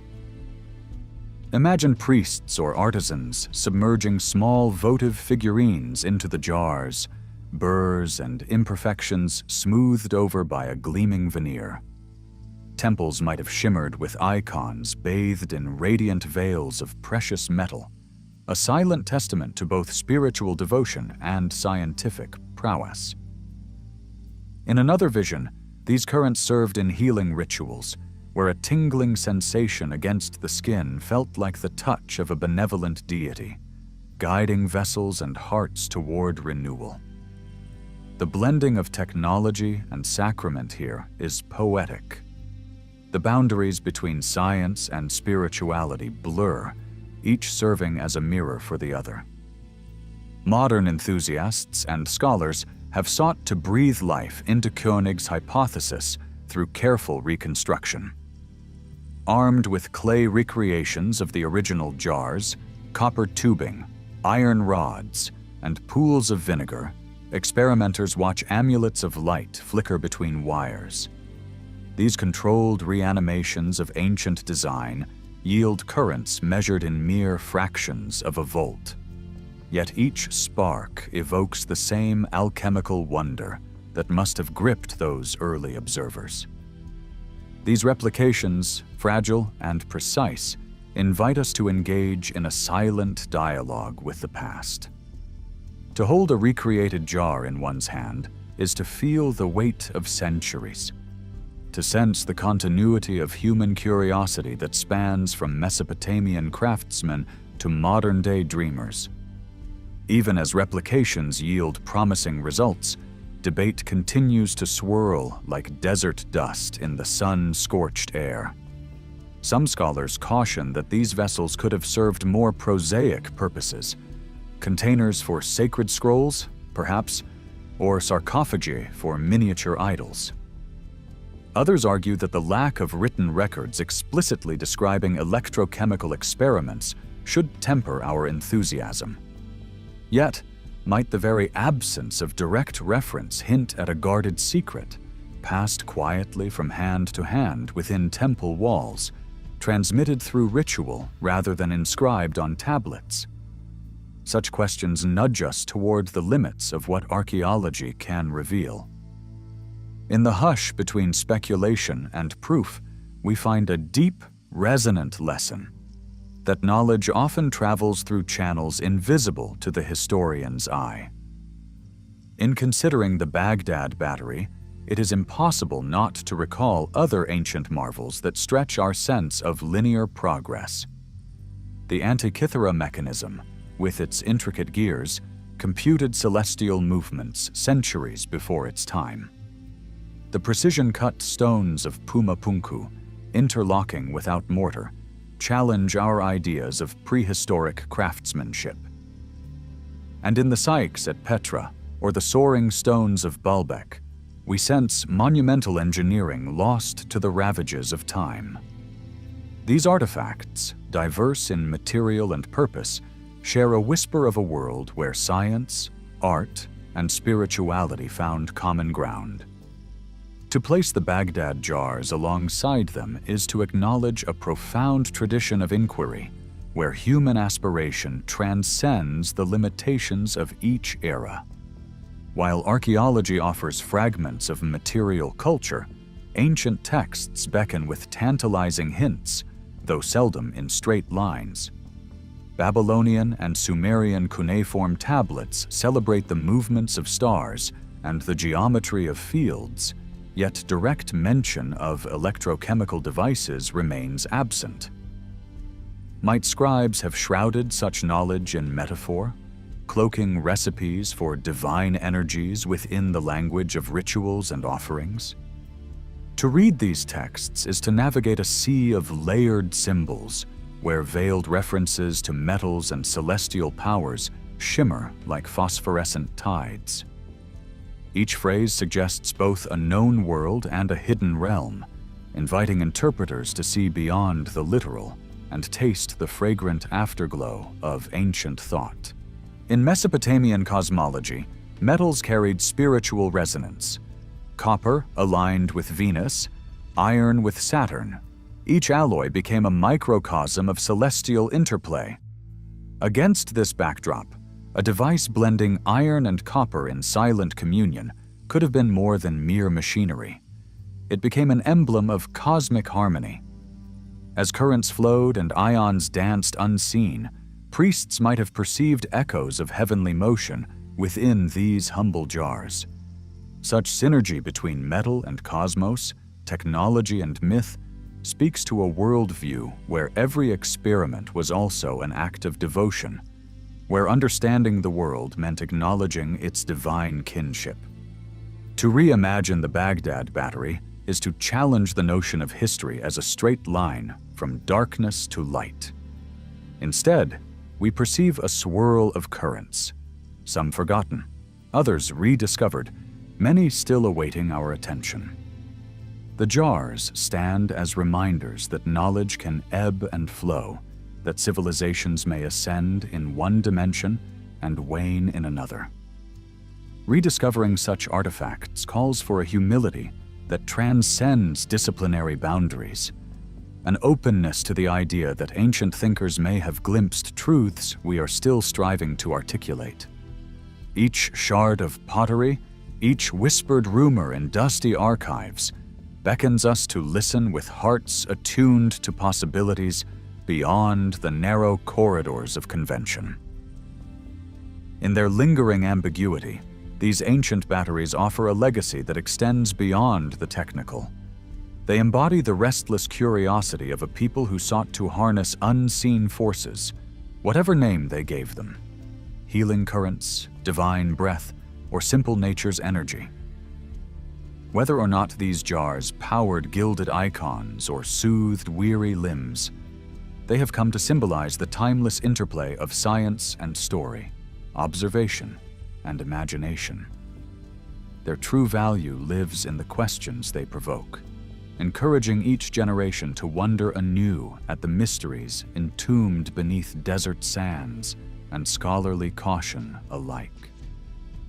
Though born in a realm of mud and river, the narrative of the Baghdad Battery resonates with the modern pulse of scientific growth. Today's researchers, armed with electrochemical analyzers and microscopic imaging, unearth the legacy of ancient electrochemistry to inspire novel materials and green energy solutions. In laboratories around the world, the faint echo of Mesopotamia whispers through each experiment, reminding us that innovation often begins with the simplest of observations. Metals meeting acids, ions crossing unseen boundaries, and a spark of realization that stirs the mind. This continuum illuminates how ancient ingenuity and contemporary investigation share a common purpose: to transcend limitations and reimagine what is possible. Cultural reflections on the Baghdad Battery ripple outward like concentric circles on the still water. Artists and writers weave its enigma into novels and films, where it becomes a symbol of lost wisdom and the fragile beauty of knowledge half remembered. Documentaries borrow its mystery to explore broader questions of faith, technology, and the human thirst for transcendence. Through public fascination, the jars reclaim a presence they never fully relinquished, reminding us that every artifact carries with it an afterlife in the stories we tell. The battery, once buried, now pulses within our collective imagination, a bridge connecting ancient rites to modern reveries.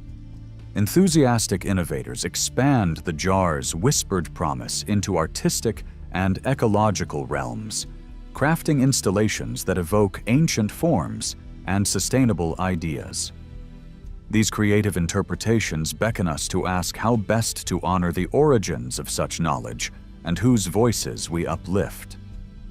Ethical stewardship emerges as a guiding principle, requiring reverence for cultural heritage, collaboration with descendant communities, and a delicate balance between innovation and preservation.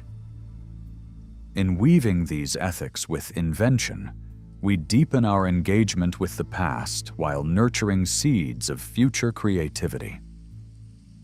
Stories of the Baghdad jars fuel the imaginations of young seekers, drawing them toward interdisciplinary pathways that weave archaeology, chemistry, and history into a seamless tapestry of inquiry. Educational programs now harness this narrative to teach critical thinking, illustrating how questions about tiny clay vessels can spark vast explorations of culture, science, and philosophy. Students learn that history unfolds not only in texts and dates, but in sparks of curiosity, experimental failures, and the resilience to ask, "What if?" In classrooms and field excavations, the legacy of these jars kindles a flame, inviting fresh adventurers to carry forward the torch of discovery. Ultimately, the Baghdad Battery stands as an invitation to wander the landscapes of possibility with open minds and patient spirits.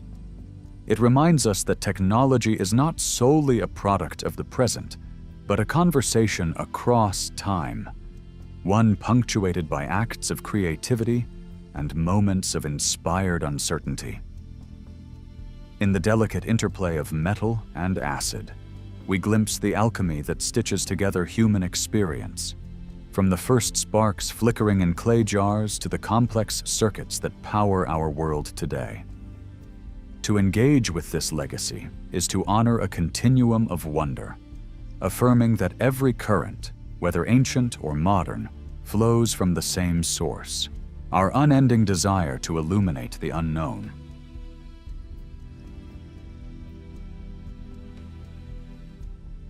Amidst the mist-shrouded heights of the Andean Plateau, the stones of Pumapunku rise like silent sentinels, their smooth surfaces catching the dawn light in a soft, ethereal glow. This vast place, perched near the shores of Lake Titicaca, feels suspended between earth and sky, a threshold where mortal hands once carved cosmic dreams into volcanic rock. The very air whispers of a civilization whose craftsmanship defies the expectations of primitive technology, inviting the weary traveler into a meditative state to wander among monoliths hewn with uncanny exactitude. It is here, above the rushing rivers and the darkened valleys, that the mind drifts into contemplative wonder, drawn by shapes so precise that they ask questions rather than answer them.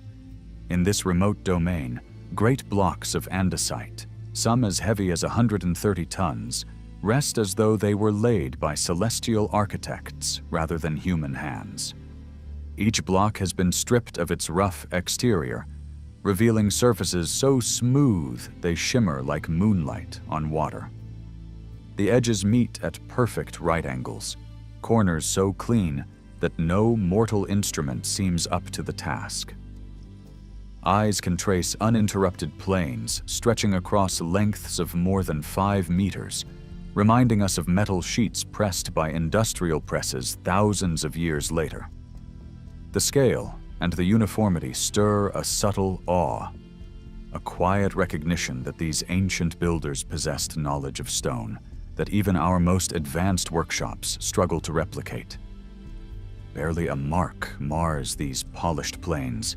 No chisel lines, no drag of abrasive stones, no pit marks remain to betray their making. Under a soft lantern glow, the precision carved into each block glows like a silent testimony. It is as though a modern CNC router had passed over the andesite, leaving edges of such perfection that even microscopic examination struggles to find flaw. Archaeologists peer through lenses seeking evidence of conventional quarries or hand tools, yet they find only an untouched smoothness that seems to transcend the limitations of copper chisels or stone hammers. In this hushed atmosphere, the line between ancient art and modern engineering vanishes, and the imagination unfurls like a ribbon across time. Some speak in hushed tones of forgotten alloys, of bronze harder than any we can reforge today, carrying secrets of temperature and pressure lost to time. Others imagine resonant vibrations, the deliberate application of sonic levitation harnessed to lift and shape stone without direct contact, unlikely as it may seem, yet echoed in certain legends and thought experiments. In the realm of speculative discourse, these methods take shape as elegant theories, ethereal machines humming with energy, unknown to contemporary catalogues of invention. These conjectures, sometimes called Overton devices in fringe dialogues, play upon the idea that an unseen interface existed between human intellect and Earth's hidden powers.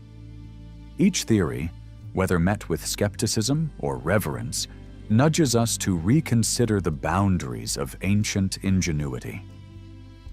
In certain places, blocks interlock with such intimacy that even a razor blade cannot slip between their seams. These joints speak of minds that understood the dance of force and balance, crafting puzzles in stone that demand no mortar, yet stand intact through centuries of earthquakes and erosive winds. Each joint appears to have been planned with forethought that marries utility and beauty, a silent choreography between block and block. The precision suggests a collective mind steeped in geometry, guided by proportion, harmony, and perhaps a worldview that saw the Earth itself as a living matrix to be gently shaped rather than conquered. Observing these interwoven stones, one senses the echo of an architectural philosophy that respected both material and environment in equal measure. Many of the same interlocking features hint at a practical wisdom, a deliberate response to the Andean land's restless tremors. In a region where the Earth's tremors can reshape entire valleys, building in unity becomes a form of defense. The stones shift microscopically under stress, absorbing shocks, then settle back into place as though guided by an unseen hand. Modern engineers study these connections, seeking to replicate their resilience in contemporary buildings, but they remain elusive blueprints. It is as if the ancient builders had drawn patterns from nature, like the interwoven fibers of a tree trunk or the branching river deltas, to create structures that breathe with the planet's rhythmic pulse. There is, in every seam, a testament to harmony between human designs and the land's inner song. Stepping back, one wonders how these massive shapes journeyed from quarries that lie miles beyond the ruins. The wheel, so central to later civilizations, seems absent here, replaced by ingenuity born of necessity. Without wheels or beasts of burden large enough to drag 100-ton blocks, the builders must have looked to other means. Paths worn smooth by heavy traffic and earthworks cut into slopes hint at processional routes, while carved channels suggest attempts to guide water or lubricate wooden sliders. In the stillness of the ruins, each stone seems to carry the memory of those laborious pilgrimages, silent witnesses to the ancient engineers' unceasing quest to move mountains with human spirit alone. Perhaps the stones rested on wooden sledges, drawn by hundreds of hands down greased paths, reminiscent of seasonal floods guiding rafts along hidden streams. Some propose rolling logs, a technique as old as agriculture, yet the perfection of the cuts implies that even slight shifts would spell disaster, requiring astonishing control. Fringe whispers speak of anti-gravity fields, though such ideas are met with cautious wonder rather than outright acceptance. Yet each stone's resting place seems intentional, as if placed by a precise blueprint rather than brute force, inviting us to imagine a choreography of manpower, tools, and protocols that moved these behemoths with an elegance parallel to their form. All of this stems from the civilization known as the Tiwanaku, whose realms spread across the high plains of the Andes. Unlike empires built on conquest, they seem to have woven their society into the land's very fabric, integrating agriculture, astronomy, and water management in seamless accord. At Pumapunku, the stones embody their reverence for direction and season, for the life-sustaining cycles of sun and rain. The same hands that carved perfectly flat surfaces also shaped canals to capture every precious drop of water, a testament to a philosophy that honored both the spiritual and the practical. The ruins speak of a people who saw the earth as a conscious partner, an idea almost forgotten in our industrial age. Beyond these stones, the Tiwanaku left their mark on distant valleys and lake shores, their influence traced in pottery shards and echoes of religious rites. Trade routes carried their ideas like seeds scattered by the wind. Ceramic styles, metalworking hints, and mythic imagery found far from the core sites. Their political structures, subtle yet widespread, fostered cultural exchange rather than military rule. This grand tapestry of exchanges suggests a society that valued shared knowledge, one that perhaps transmitted advanced stoneworking techniques as part of a larger spiritual curriculum. In retracing their footsteps, we glimpse a network of human connectivity whose sophistication challenges our modern assumptions about ancient isolation. Walking the ruined plazas at dawn, one feels drawn into a cosmic design. Certain stones align with solstices, their edges guiding shafts of sun that fall like celestial arrows across flat expanses. Others match the stars of the Southern Cross, as if the architects etched a piece of the heavens onto the earth. Geometric forms, perfect rectangles, triangles, trapezoids, dot the landscape in solemn repetition, suggesting that sacred mathematics served as the bridge between human and cosmos. For the Tiwanaku, each angle was a prayer, each alignment a whispered invocation, an offering of geometry that resonated with universal harmony. These symmetrical patterns might be read as metaphysical maps, inviting the observer to step from a material plane into a realm of higher correspondence. The gentle curves of certain blocks recall the orbit of planets, while straight lines trace the path of solar journeys. The arrangement, viewed from above, resembles constellations.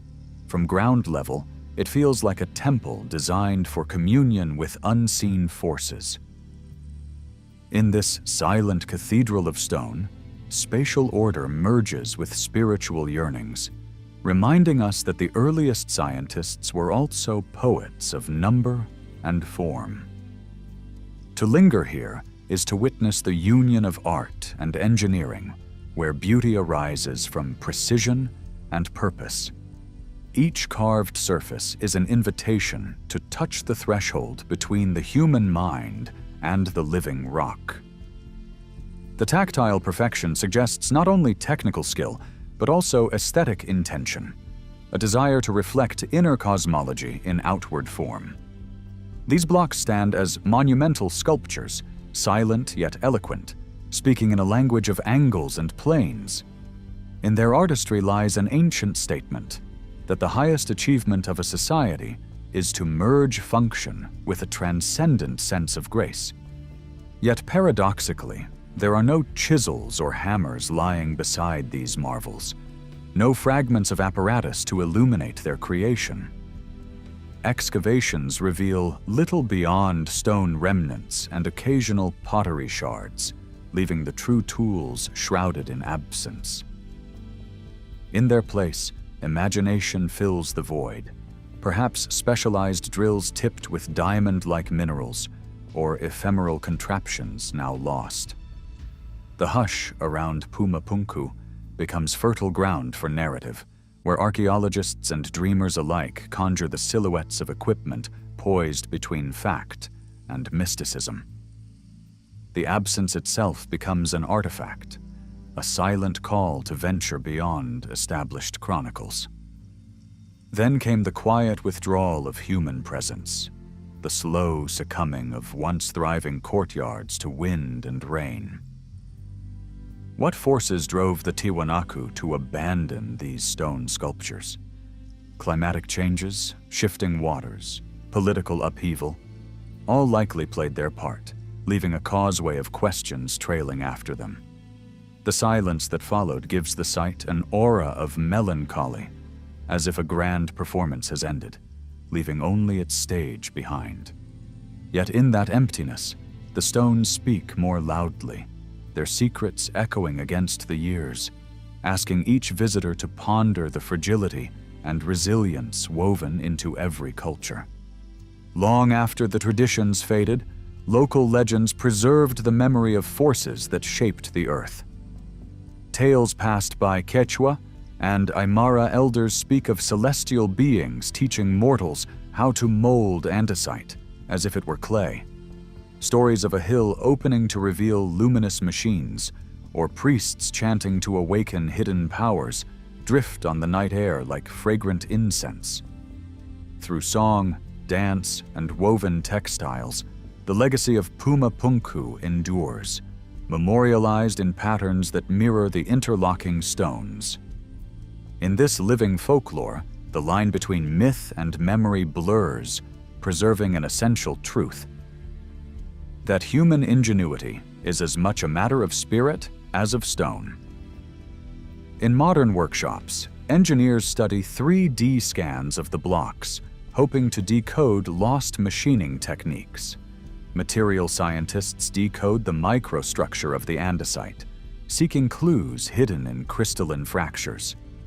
Yet each revelation often uncovers new puzzles, reminding us that ancient wisdom can be layered and subtle. The resilience, the geometry, the polished faces, they all gesture toward a craft that blended practical skill with philosophical depth. Rediscovering these elements, researchers find themselves retracing paths of thought as much as methods of construction. In this dialogue between past and present, the stones of Puma Punku serve as teachers, beckoning us to temper ambition with reverence. Across the globe, architects, artists, and engineers draw inspiration from the silent testimony of Puma Punku, integrating its lessons into contemporary practice. Some construct modular buildings that echo the interlocking joints, seeking seismic resilience in urban landscapes haunted by tremors. Others experiment with stone milling techniques, translating ancient methods into digital commands in collaborative labs, marrying robotic precision with human intuition. Artisan collectives revive hand-finished masonry, blending laser measurement with ancestral chiseling. Artists sculpt installations of steel and glass, evoking the ancient stone's dance of light and shadow amidst mountain air. Even in philosophy and psychology, the idea of liminal thresholds, spaces hovering between states of being, bears the imprint of those vast plazas. In every field, the echoes of Puma Punku beckon us to harmonize craft and consciousness, suggesting that the art of building can become a gateway to building ourselves. At certain times of year, the sun slants through corridors of stone, illuminating an inner chamber with an almost sacred glow. Observers note that equinox light falls exactly between two monumental blocks, as if choreographed by stellar hands.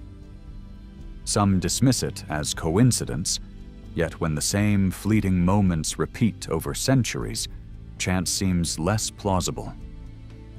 The alignment births a sense of passage, a cosmic gate that invites the soul to step from the mundane into a sphere of timeless contemplation. In those instants, standing within the illuminated axis, one glimpses the ancient desire to weave human endeavor into the tapestry of the heavens. Archaeological traces suggest that incense burners once stood near carved altars, and that ritual drums sounded in the hush before dawn. Stones bear faint stains, perhaps remnants of offerings or pigments illuminated by torchlight. It is not difficult to imagine ceremonial processions winding among the blocks, voices raised in chanting measured by the angles of the stones themselves. Each ceremony would have been a living dialogue between participant and place, an experiential geometry of body and breath. In those rites, the architecture became a partner in spiritual ascent, guiding each pilgrim toward an inner union with earth and sky. Some speak of Puma Punku as a portal between realms, a point where human thought reaches beyond its terrestrial cage. The precise forms might have functioned as resonators, tuning consciousness to frequencies that blur day and night, life and afterlife. Legends hint at moments when boundary lines dissolved, when shamans crossed thresholds into ethereal dimensions, returning with visions encoded in stone. While mainstream thought may hesitate at such claims, the resonance of the place encourages an open mind, reminding us that technology and transcendence need not be separate pursuits. Indeed, each carved symbol, each chamfered edge, reads like a carefully composed script. The architecture here is more than form. It is a vocabulary of meaning. Shapes repeat in sequences that suggest counting systems, cosmological diagrams, or coded prayers. To decipher this lexicon, one must approach not only as an engineer, but as a linguist of spirit. The stones whisper references to cycles, unions of opposites, and the gentle tension that animates life. In their silent syntax, they invite us to read between the lines of history and memory, to hear the language carved in angles rather than letters. As centuries passed, local stewards took on the unspoken vow to guard what remained. Their efforts to protect and document the site echo the original impulse to create enduring harmony. Through cooperative projects and respectful tourism, the legacy of Puma Punku has become a shared treasure, cared for by descendants who feel a spiritual kinship with the stones. Each new generation of guardians weaves protective measures into conservation plans, ensuring that the interplay between foot traffic and fragility is held in balance. In their devotion, we see a modern reflection of the ancient principle that great works persist only when nurtured by living hands and mindful hearts. Today, visitors wander the worn paths, headphones dampening the outside world, voices hushed by reverence. Some come searching for answers to scientific riddles, others seeking meditation in the stillness. Many report a palpable energy, a pull that invites introspection and wonder. As footsteps echo off polished surfaces, a silent dialogue unfolds. Each traveler brings personal questions. Each block offers possibilities rather than prescriptions. In this communion, the role of observer shifts into participant, weaving new stories into the tapestry that began nearly 2 millennia ago. Puma Punku occupies a liminal realm, hovering at the edge of known history and imagination's frontier. Its ruins stand between the light of empirical research and the shadowed corridors of mystery. In this threshold, certainties loosen their grip, making room for new perspectives. It is an invitation to dwell in paradox, to embrace wonder alongside inquiry.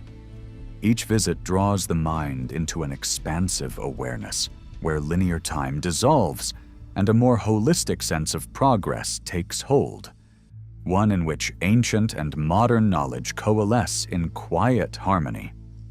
The stones have found their way into film, literature, and academic journals alike, each medium refracting their enigma through a different lens.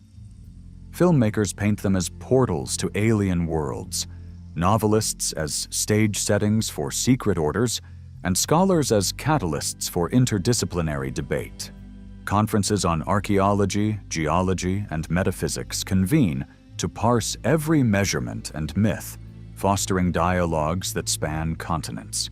In popular culture, Puma Punku endures as a symbol of humanity's enduring quest to transcend limits, while in universities it challenges researchers to weave together fragmented clues.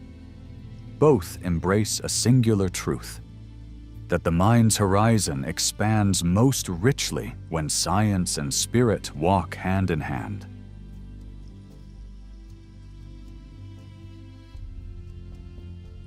In the heart of the Jordanian desert, where the sun bleeds gold upon rose-red sandstone, the Nabateans set their city against cliffs and canyons, crafting a sanctuary of stone that still whispers of hidden waters. This was no mere oasis, but a marvel of human craft. Petra, whose beauty and scale spoke of a civilization that seemed to coax life from barren rock. To survive in such a place required more than hope. It demanded an intimate kinship with each drop of rain, with every fleeting trickle that danced across parched land.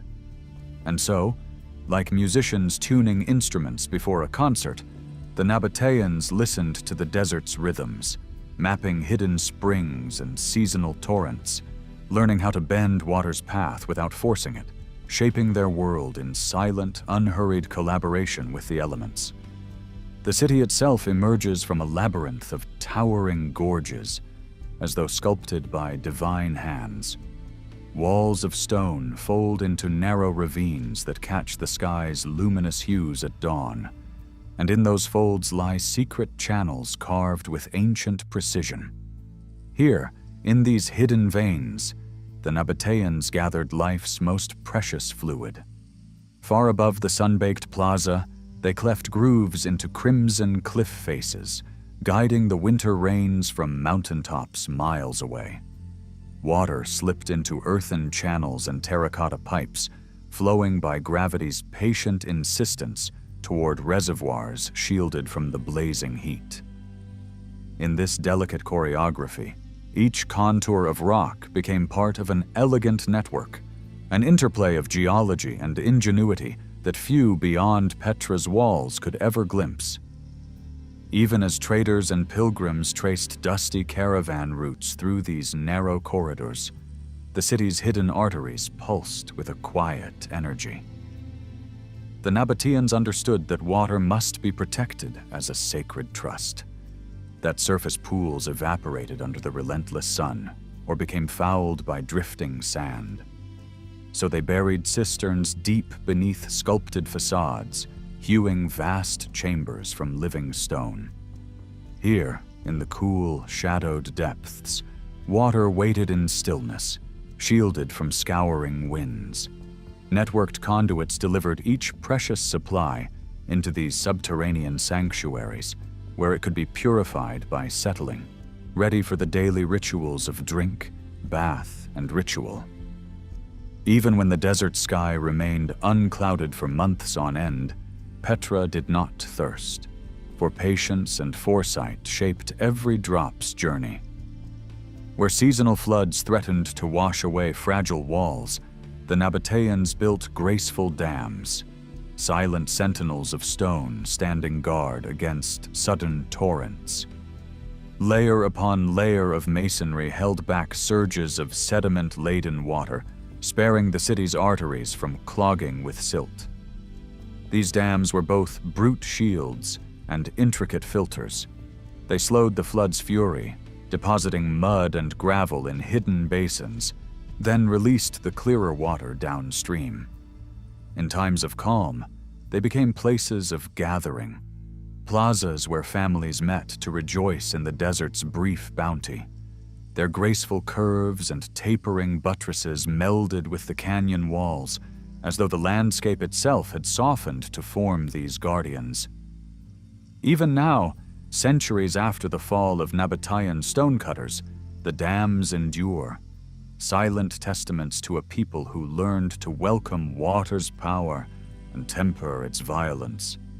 Beyond the city gates, where each house echoed with the calls of merchants and pilgrims, cultivated fields spread like emerald dreams against the copper sands. There, slender channels carried measured flows from the hidden cisterns, irrigating barley, figs, and olive groves that fed Petra's bustling heart. Here and there, terraces clung to hillsides, their stone-retaining walls curving gently to cradle fertile soil. Small sluice gates, fashioned from wood and brass, allowed women, whose hands guided daily life, to coax water into furrows with whispered encouragement, releasing it in measured pulses that prevented erosion. With each opening of a valve, they enacted an intimate ceremony, a shared trust between human care and the unspoken laws of nature. These gardens, fed by ancient hydraulic wiles, stood as green defiance against a sun-blasted expanse. Yet the Nabateans did not rest on ancient wisdom alone. Their engineers refined each aqueduct, each valve and sluice, adding layers of sophistication rarely equaled even in the grand cities of Rome. Terracotta liners ensured that channels retained moisture and resisted erosion, while stone settling tanks captured debris before it could foul the conduits. Where walls curved around precarious cliffs, water danced upon stone willows, guided by shallow gradients that prevented both stagnation and runaway flow. The result was a seamless interplay of form and function.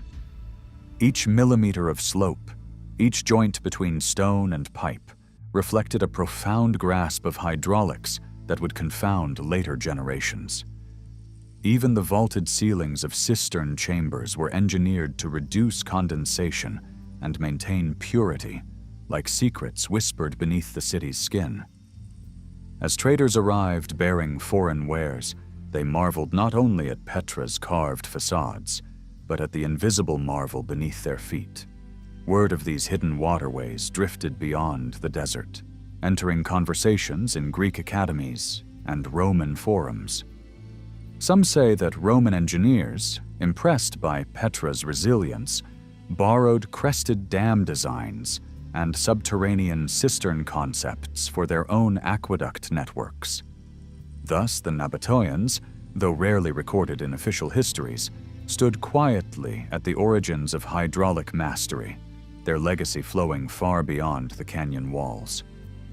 The knowledge they bequeathed spread like irrigation water itself, seeped into new soils, enriching distant cities, even as Petra's rose-red cliffs slumbered beneath the desert's sun.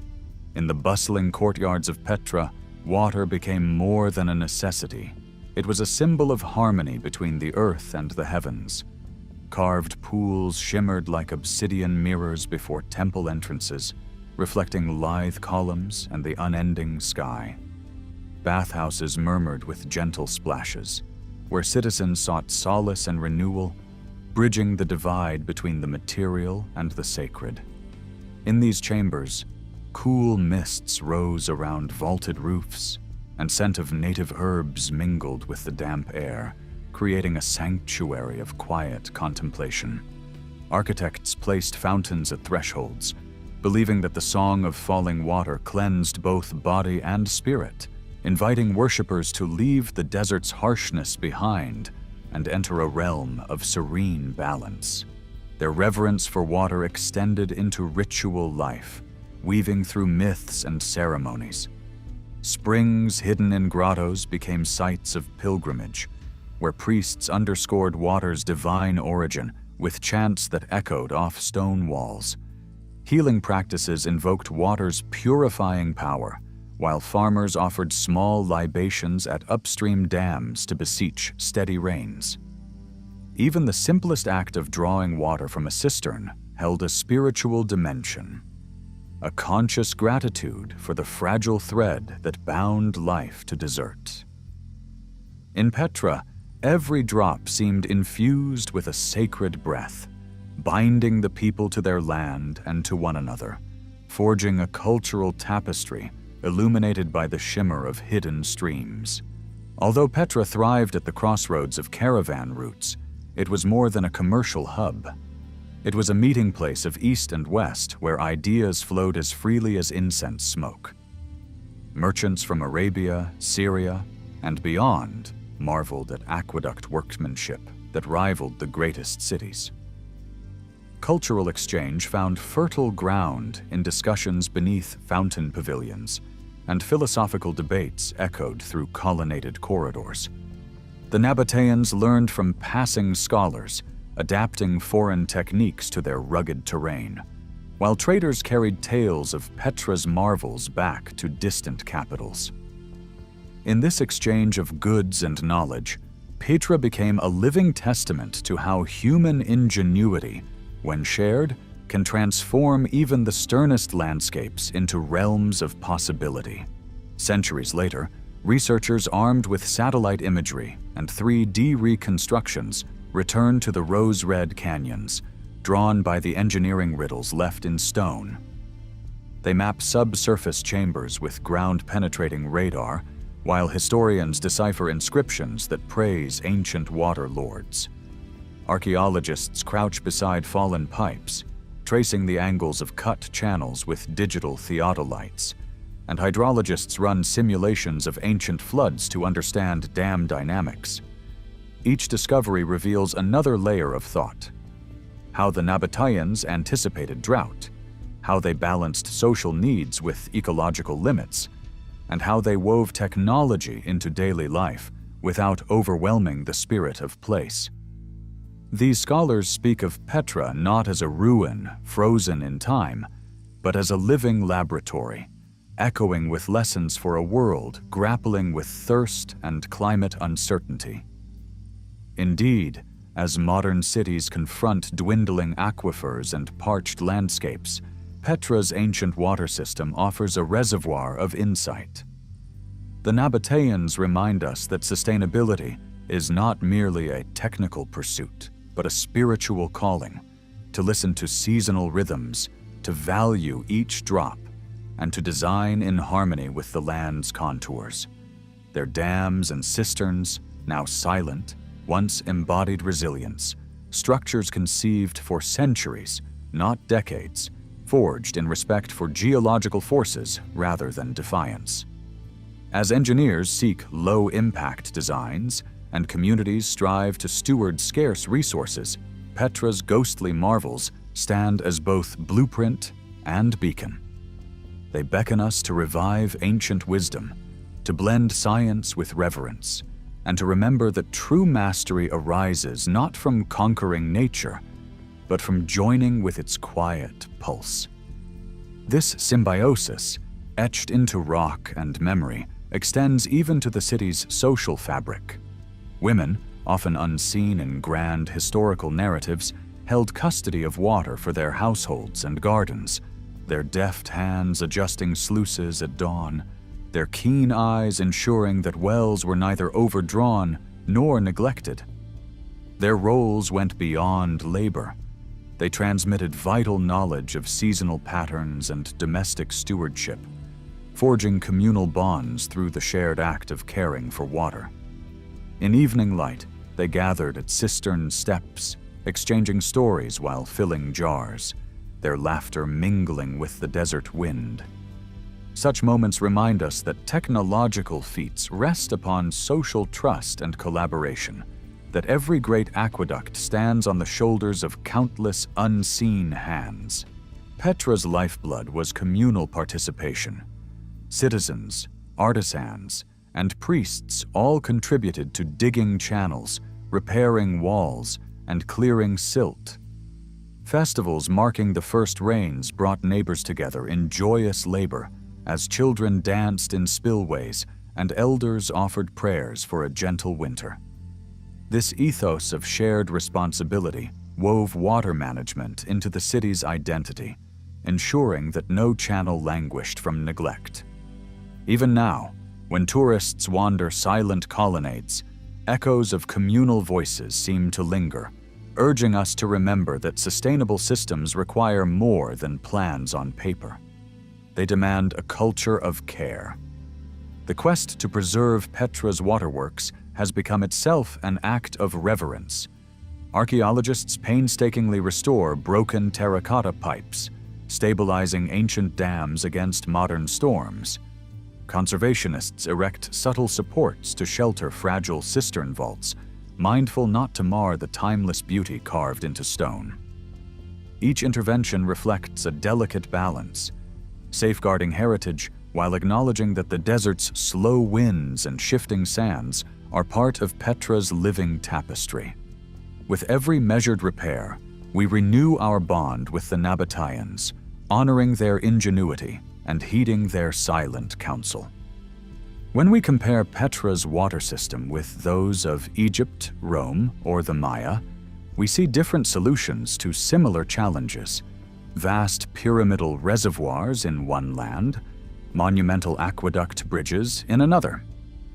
Yet Petra's genius lies in its humility. Water hidden underground, revealed only to those who seek it, celebrated not by grandeur but by harmony. The Nabateans remind us that true innovation often means gentling our presence on the earth, weaving our needs into nature's own forms, rather than reshaping the landscape on our terms. In this reflection lies a compass for the future: to design systems that respect ecological thresholds, that integrate beauty with utility, and that honor the interdependence of human and environment. As modern societies confront pressing environmental issues, resurrecting ancient practices becomes more than an academic exercise. It is a spiritual invitation. Petra's silent channels murmur across time, urging us to consider water not as a mere commodity, but as a living thread that binds communities, landscapes, and aspirations. In honoring the Nabateans' legacy, we embrace a way of being that transcends machinery and markets. A path guided by patience, by listening to seasonal whispers, by building not faster but better, in step with the Earth's soft pulse. Thus, beneath Petra's rose-red walls, amidst the hush of canyon wind, we find not only marvels of ancient engineering, but a timeless covenant, an enduring promise that true mastery of water lies in reverence, in artistry, and in the shared heartbeat of civilization.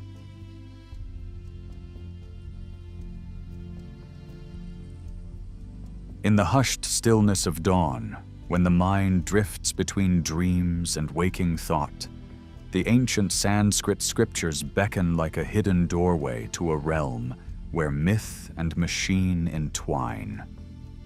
These venerable verses speak in soft, lyrical tones of voyages across the sky, beams of unimaginable force, and instruments of power that vibrate with cosmic resonance.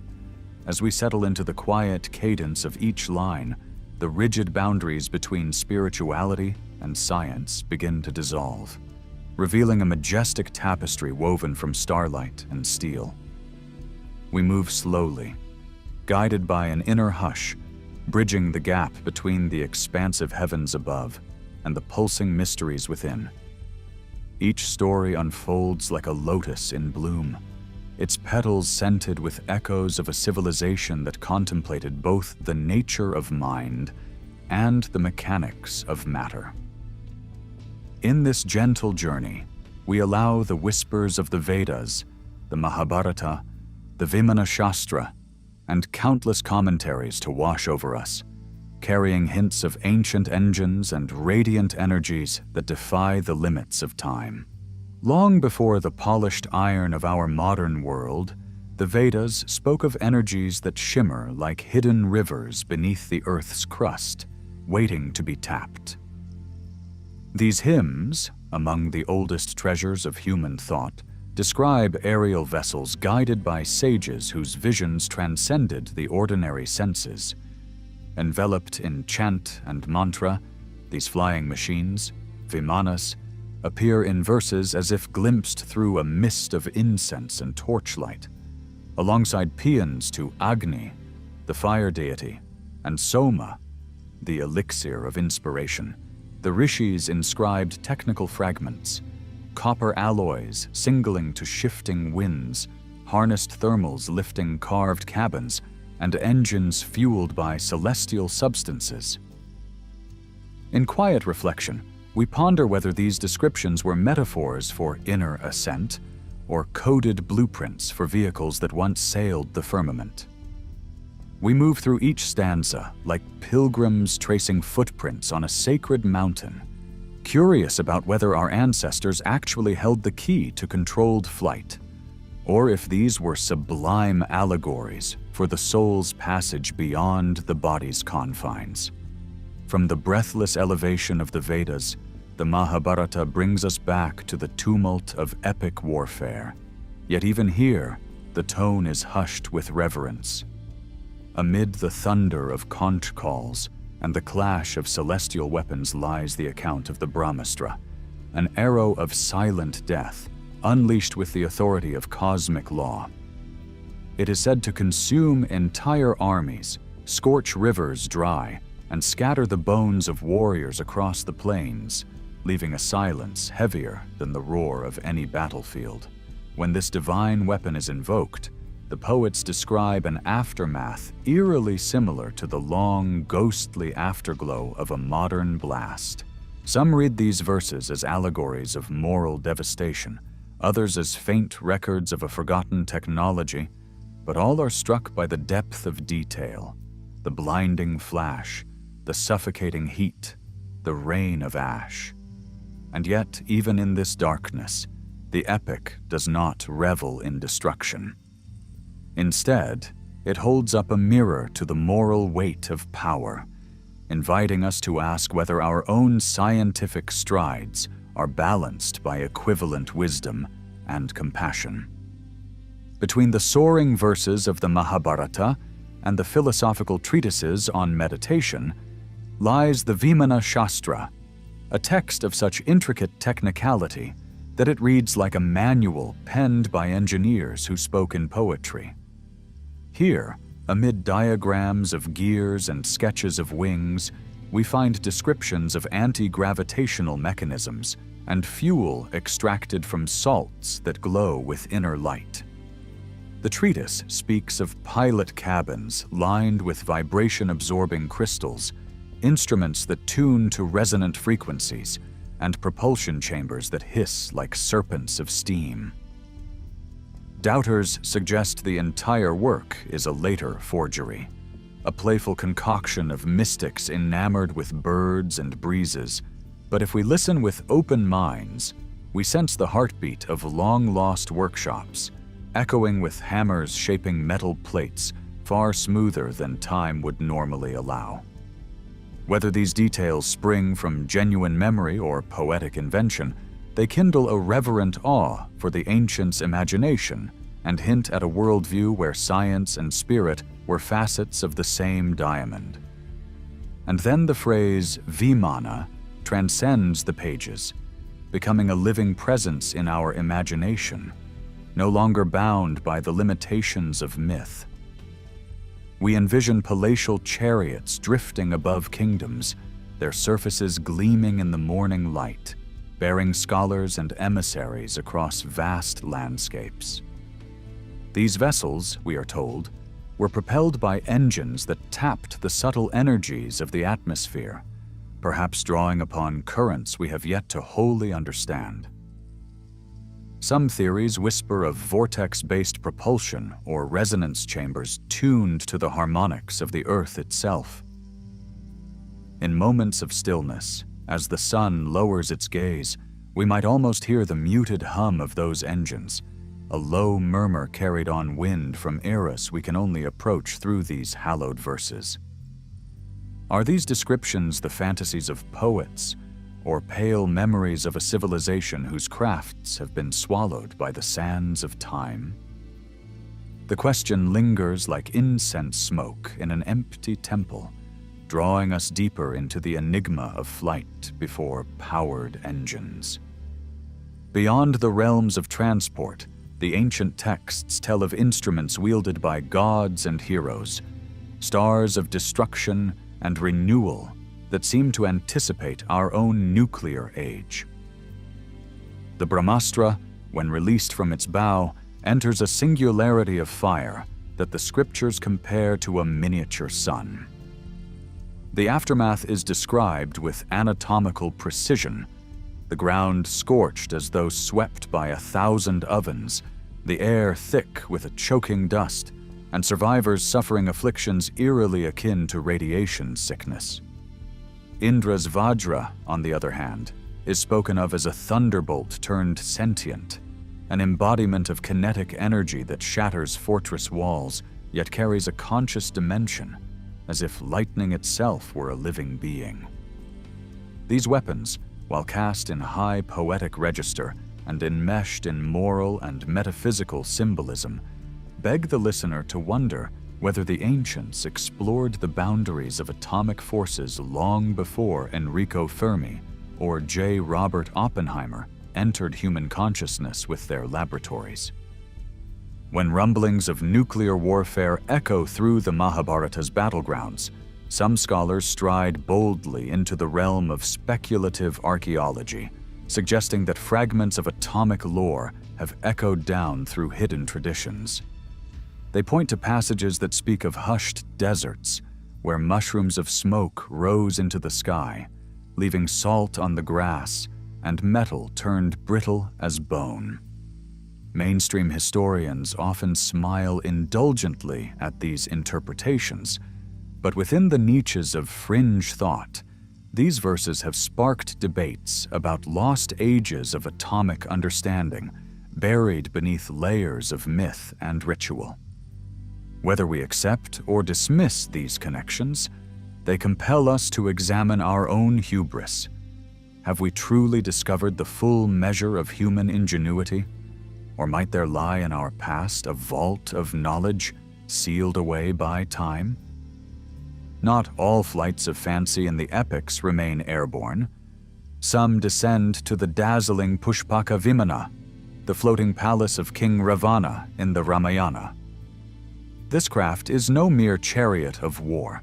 It is a mobile throne, lavishly appointed with compartments of gold and silken cushions where courtiers recline beneath glowing lamps. It wraps across the sky like a living poem, its marbled surfaces shifting hue as clouds drift past. When Rama seizes this throne of air, he turns a symbol of hubris into an instrument of dharma, reclaiming it for righteousness. In contemplating this mythic vessel, we sense an ancient fascination with the luxury and sovereignty implicit in flight, and we wonder whether such tales preserve the faintest memories of artifacts crafted by hands now dust. The push and pull between divine authority and mortal responsibility, woven into the narrative of the Pushpaka, resonates still in our modern discourse on the ethics of powerful technologies. Yet beneath the grandeur of engines and blasts lie subtler dimensions, allegories of energy that remind us of cosmic currents flowing through every atom.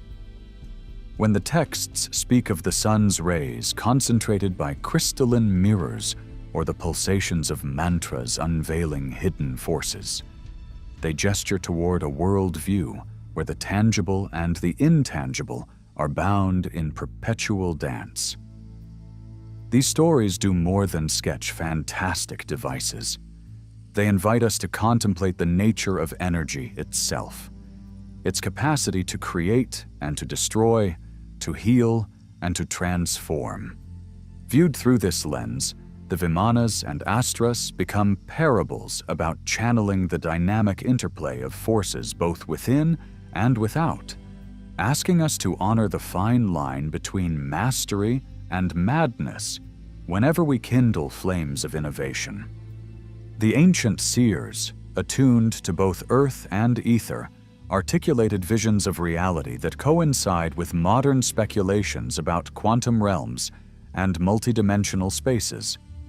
When the Upanishads speak of Brahman permeating all existence and of Atman reflecting the cosmic self, they sketch echoes of entanglement and superposition, where observer and observed meld in a dance too subtle for classical categories. Tales of sky cities existing simultaneously in parallel worlds ring with resonance for anyone who has gleaned the many worlds interpretation or glimpsed the mathematics of string theory. Though the ancients may not have formulated their insights in equations, their myths carry an intuitive wisdom about the fabric of reality that modern physicists are only now beginning to articulate in laboratories and particle accelerators. This interplay of observation and imagination extends into the celestial sciences of Jyotisha, where meticulous astronomical records coexist with mythic personifications of planets as deities. The seers tracked the dance of Venus and Jupiter through the heavens, calculated eclipse cycles with remarkable accuracy, and devised calendars that synchronized agricultural seasons with lunar months and solar transits. Yet they also recited tales of Rahu swallowing the moon, of eclipses as cosmic dramas that reflected human fate.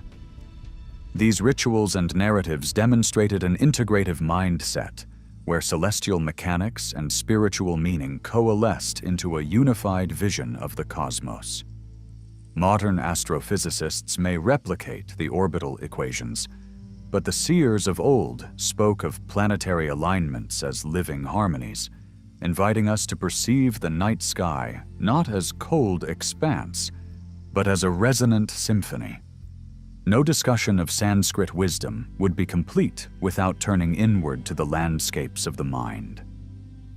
In the stillness of the Upanishads, and in Krishna's counsel to Arjuna on the battlefield, we find treatises on consciousness that foreshadow contemporary explorations in neuroscience and cognitive psychology.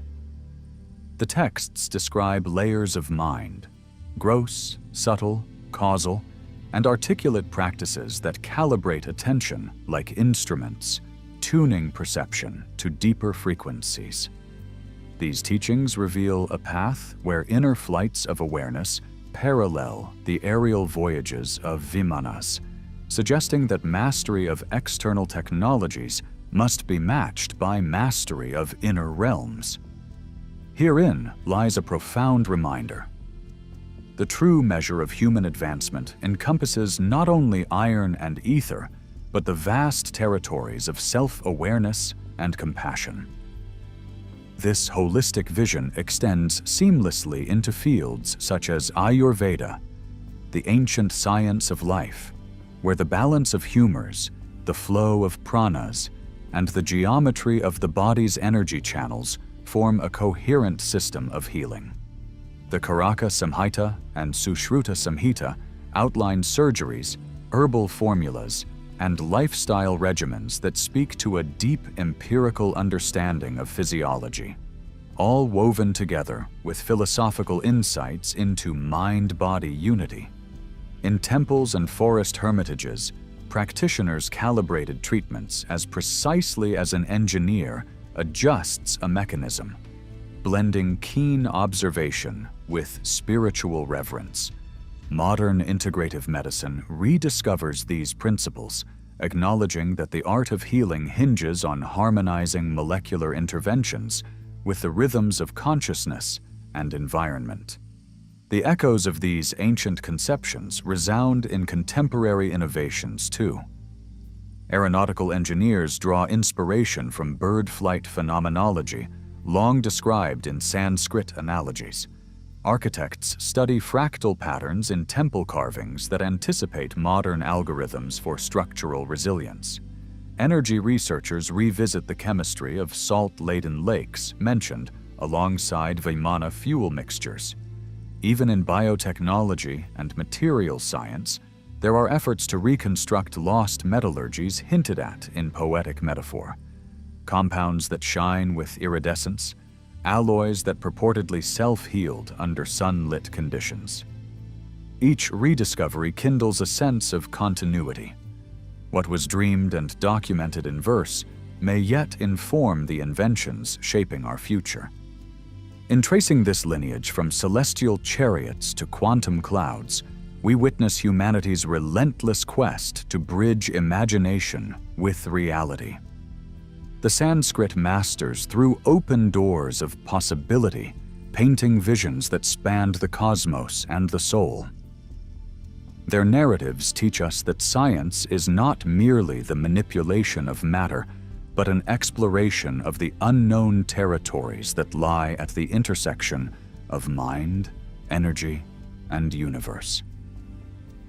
As we voyage through galaxies of data and mysteries of consciousness, we walk in their footsteps, carrying torches lit by the glow of age-old insight. Beneath the symbolism of crystal mirrors, thunderbolts, and flying palaces lies an invitation to view each myth as a lens through which the eternal rhythms of nature and psyche can be glimpsed. These allegories ask us to attune our senses to the silent music of the spheres, to treat every particle and thought as a note in the symphony of existence. By embracing this vision, we begin to blur the lines between empirical rigor and poetic wonder, recognizing that the ultimate frontier of knowledge transcends any single discipline or era. Perhaps the greatest legacy of these Sanskrit texts is their capacity to reawaken our own capacity for reverent curiosity. When we read of ancient architects crafting luminous mirrors or sages shaping metals with thought alone, we sense in ourselves a latent power of imagination and ingenuity waiting to be rekindled. We become custodians of a knowledge stream that flows beyond the banks of written history, calling us to cherish both analytical precision and the hushed breadth of mythic intuition. In these hallowed pages lie the seeds of tomorrow's breakthroughs, sown centuries ago in the gardens of meditation and starlight. The tales of Vaimanas and Astras, of cosmic energies harnessed by chanting priests, continue to murmur through our collective consciousness, urging us to build bridges between science and spirit. As we complete this chapter of exploration, the path extends onward, ever unfolding, ever inviting us to soar beyond the known horizons, guided by the ancient voices that still hum softly in the spaces between our thoughts.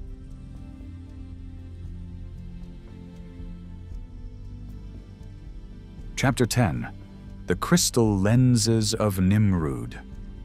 Optical Knowledge Before Galileo. In the hush of the desert's breath, under a canopy of stars older than memory, Nimrud's ruins keep their secrets close. Nestled within the wind-swept plains of ancient Assyria, these weathered stones once bore witness to a civilization that danced between the realms of spirit and science. It is here, beneath layers of earth and history's gentle forgetfulness, that a handful of crystal treasures emerged. Small, unassuming fragments of rock crystal, whose curved surfaces refract our modern gaze into a shimmering past. Imagine artisans in gentle lamplight, their hands tracing the subtle curves of these lenses as they whisper prayers to the heavens. Envision scholars in quiet courtyards, peering through each crystalline edge, mapping constellations they believed guided the fate of kings and empires. Through these fragments of pure crystal, we glimpse an intersection of craft and contemplation, of geometry and grace. They stand as eloquent testaments to a sophistication lost in the sweep of ages, casting soft flecks of light across the chasm that separates our world from theirs. In the mid-19th century, Sir Austen Henry Layard, treading softly through Nimrud's halls of sand-swept memory, unearthed these glimmering relics as if by divine timing.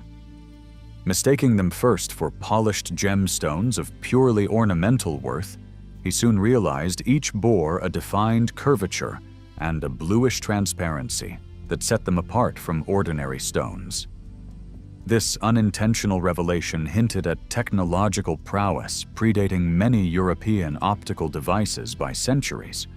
What was once dismissed as a simple curiosity became a beacon, pointing toward a richer appreciation of Assyrian intellect. Beneath the guise of polished beauty, these crystal lenses heralded a sophistication of thought that wove together art, astronomy, and metaphysics in ways modern narratives have only begun to honor. The artisans who selected and shaped those crystals must have possessed a refined eye for purity and a grasp of refractive principles lost to later ages. From geodes of quartz clear as mountain air, they sanded and polished, coaxing each fragment into precise curves capable of bending light with intention. To imagine such skill without mechanized lathes or physics treatises is to glimpse a tradition of unseen experimentation and reverence for raw materials. Each lens likely emerged through a series of rituals that wove together the practical and the ceremonial, the hand of the maker and the breath of the gods, forging objects that were as much spiritual conduits as optical instruments. In the dusky workshops of Nimrud, these lenses may have served as precision guides for master carvers and jewelers. Under the glow of oil lamps, a craftsman might have pressed a crystal curve to tiny cuneiform tablets, etching intricate symbols from which divine messages unfolded. Perhaps they directed the delicate inlay of metals and gems in objects destined for palaces and temples, revealing details invisible to the naked eye. The same tools that mapped celestial bodies could have traced the veins of a leaf motif or the scales of a sculpted creature. In such moments, magnification transcended mere utility, becoming a bridge between the seen and the unseen, the macrocosm of empire and the microcosm of a single grain of sand. In the hush of learning chambers, where scribes transcribed sacred texts by torchlight, the crystal lenses might have acted as allies in preserving wisdom. A scribe bent over parchment could peer through a lens to ensure every wedge and line matched the founder's words with absolute fidelity. Such precision would protect the integrity of hymns and astronomical charts alike. Through these instruments, the act of transcription became an act of devotion, a ritual of the mind in which clarity and concentration merged. The whisper of a quill against soft leather, magnified by a simple curve of crystal, underscored a culture that prized the marriage of intellect and spirit, of empirical inquiry and devotional practice. Beyond the sphere of craftsmanship and scholarship, these lenses may have served in temple courtyards where priests watched the skies. By softening the glare of starlight and focusing its shimmer, they could have marked celestial movements with newfound precision. Assyrian astronomers, keepers of omens and calendars, may have turned their crystal aids skyward, charting eclipses that foretold political shifts or seasons of plenty. The notion that such optical technology existed long before Galileo's famed telescope invites a profound rethinking of our scientific timelines. It whispers of an ancient people who saw the cosmos not as a distant stage, but as a living tapestry of destiny and divine conversation. Yet the lenses likely held significance beyond earthly uses. In a civilization where every object could possess a soul, a crystal curved to perfection might have embodied the concept of divine vision itself. Its clarity could symbolize enlightenment, the piercing of illusion by transcendent truth. In candle-lit sanctuaries, priests might have held a lens before a flame, watching the light fracture into rainbow fragments as if enacting sacred myths of creation. To gaze through such an artifact was to engage with a metaphor of inner sight, to seek clarity not only in the material world, but within the depths of the self. In that translucent form, science and spirituality converged in luminous harmony. Our modern attempts to fathom the lens's purpose face the same shadows of time that cloak the ancient world. With no written instructions or direct references, scholars sift through material analyses and fragments of context, piecing together plausible uses from broken clues. Weathering, centuries of burial, and subsequent excavation have all displaced these objects from their original settings, leaving behind riddles as opaque as their crystalline surfaces once were clear. Every conclusion must be weighed against the uncertainty of missing chapters, and yet in this ambiguity lies poetic beauty, a reminder that our quest for understanding often mirrors the very nature of these lenses, which bend and fragment light, revealing some truths while obscuring others. To appreciate these lenses fully, we must immerse ourselves in the currents of Assyrian life. A world of soaring ziggurats, bustling marketplaces, and courtly intrigue. Knowledge was a currency as precious as gold, and priests both advised kings and recorded the whispers of the gods. Innovations in irrigation and architecture underscored a people unafraid to shape their environment. If they harnessed crystal curves to observe the divine or perfect their craft, it was part of a broader tapestry in which empirical observation and spiritual purpose were interwoven. Each lens becomes a microcosm of Assyrian ambition, a testament to a society that sought mastery over both marshlands and metaphysics. Across time and culture, humanity's fascination with light and vision has echoed in varied forms. Greek dramas mention burning glass spectacles that kindled fire, while Roman writers describe lenses for magnification or medicinal use. In distant China, polished crystal afforded glimpses of worlds both vast and minute. Yet the Nimrud examples wrinkle this narrative by predating many such references, suggesting that optical experimentation was not the sole legacy of classical antiquity. Instead, a pan-cultural curiosity emerges, a thread weaving Mesopotamia, Greece, Rome, and beyond into a collective tapestry of innovation, where light served as both tool and symbol, illuminating the borders of the known world and the edges of human imagination. More than physical relics, these lenses act as metaphors through which we reinterpret Assyrian vision in every sense. Just as a crystal curve focuses starlight on a single point, the Assyrians' intellectual endeavors concentrated knowledge into refined observations. Their lens becomes a symbol of foresight and sagacity, inviting us to contemplate how cultures filter experience, amplify certain insights, and refract the rest into mystery. To hold such an object is to hold a mirror up to our own methods of perception.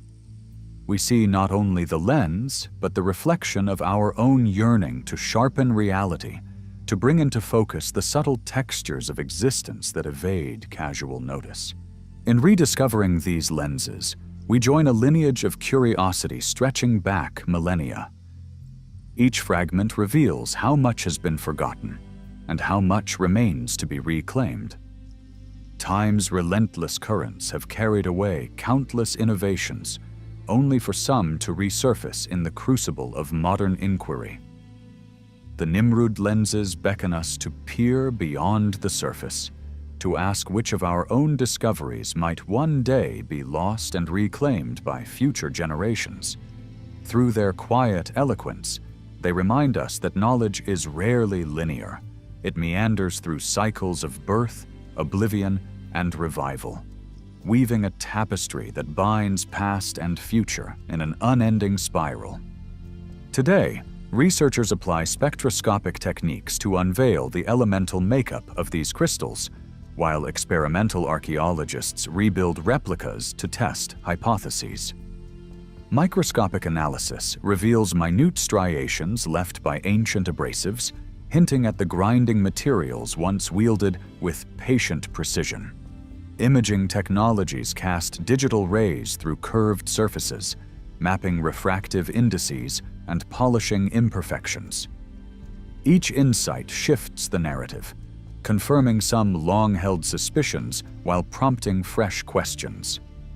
In this alchemy of old and new, the lenses become collaborators in our quest, guiding us toward revelations that speak as much of modern ingenuity as they do of Assyrian skill. Scholars remain divided over the lens's primary functions. Some caution against the temptation to project modern assumptions onto ancient artifacts, warning that a lens need not have served telescopic ends to be significant. Others urge an open-minded embrace of possibility, arguing that every spark of innovation deserves its place in the annals of human invention. This tension underscores the delicate balance between rigorous skepticism and imaginative inquiry. Debates swirl like light through curved crystal, bending perspectives but never settling into a singular truth. Perhaps in this dynamic interplay lies the greatest lesson: that the pursuit of knowledge thrives in the fertile soil of respectful ambiguity. As technology advances and archaeological methods evolve, new windows onto these objects will open. Multispectral imaging might reveal residues of oils used in polishing, while remote sensing could detect undiscovered contexts within Nimrud's buried quarters. Collaborative ventures between historians, material scientists, and spiritual scholars promise to enrich interpretations, ensuring that both empirical and existential dimensions receive their due. Should additional lenses or related paraphernalia emerge from the silent sands, each find will sharpen our understanding and heighten our wonder. In this way, the story of the Nimrud lenses remains unfinished, a narrative awaiting further chapters written in the collective language of discovery. Each rediscovery echoes across the centuries, reminding us that the joy of unearthing hidden knowledge is as old as human curiosity itself. When Layard lifted those crystals from the earth, he did more than recover physical objects. He reopened a dialogue between present and past.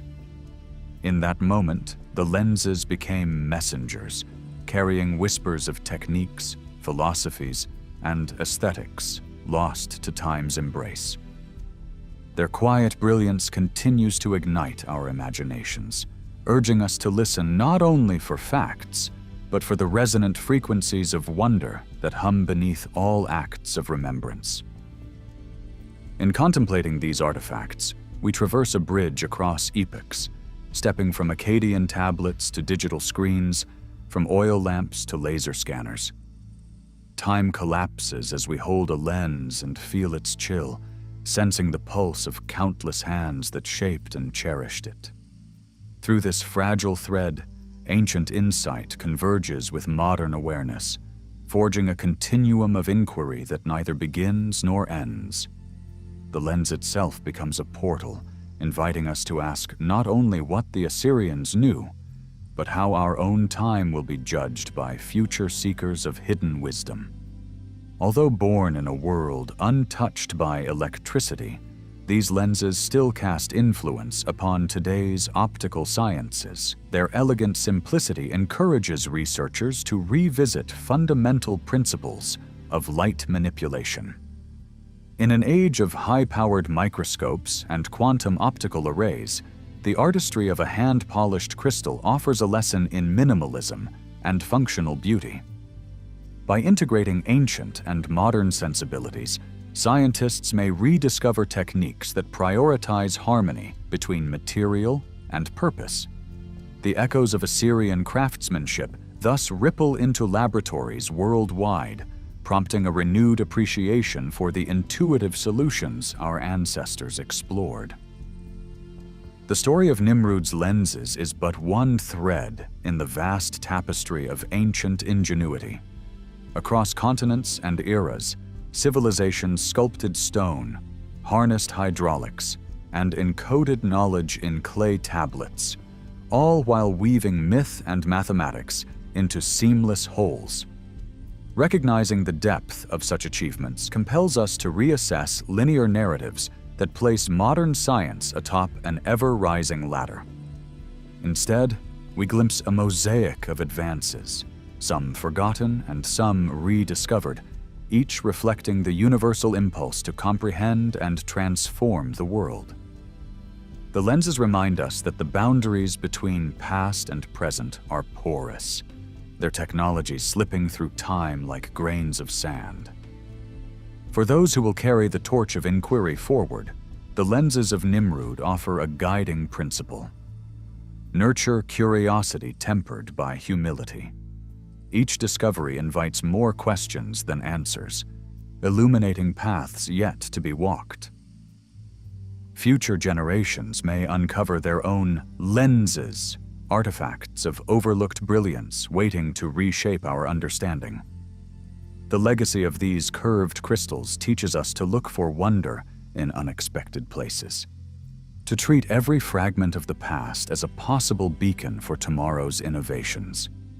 In doing so, we honor our predecessors and prepare our descendants to continue the journey into the unknown. Ultimately, the Nimrod lenses symbolize an endless quest, an unclosed circle in which each act of seeing begets further seeing.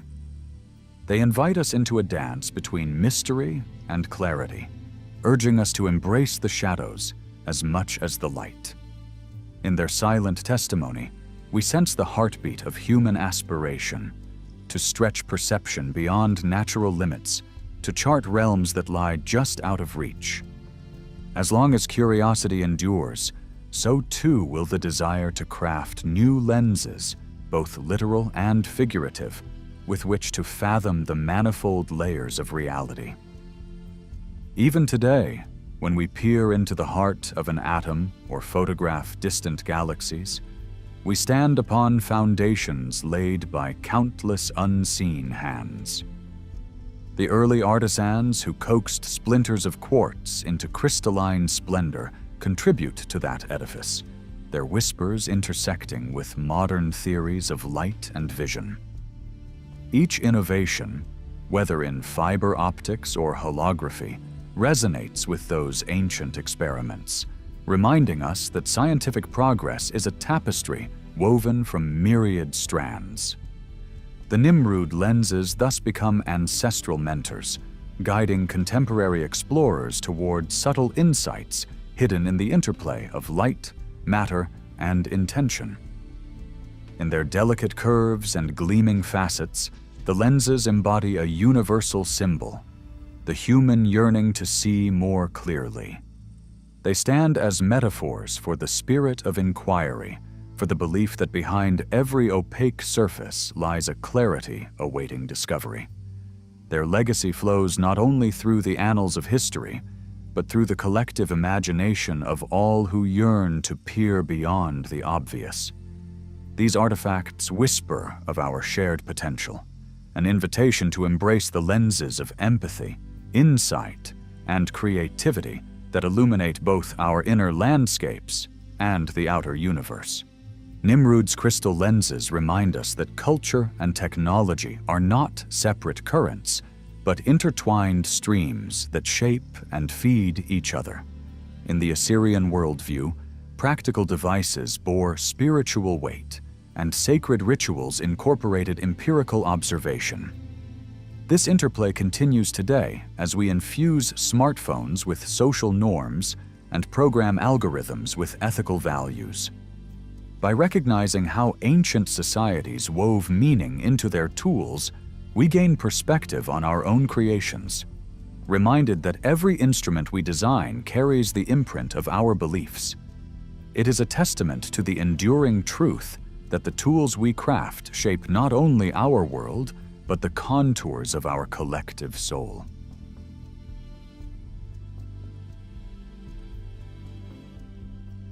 In the hush of an ancient chamber, a soft glow reveals golden shapes that defy time. These delicate models, no larger than a hand, rest in a row as if poised for flight. Their surfaces catch the light with a subtle brilliance, a testament to artisans who knew the secrets of metal and air. They belong to the Quimbaya, a civilization nestled in Colombia's lush valleys, whose memory flickers through history like a candle flame. Each piece seems to hum with possibility, beckoning us to unravel the mysteries of a world where craftsmanship and spirit intertwined. In the late 19th century, as explorers and scholars sifted through silent tombs, they unearthed dozens of these golden figures.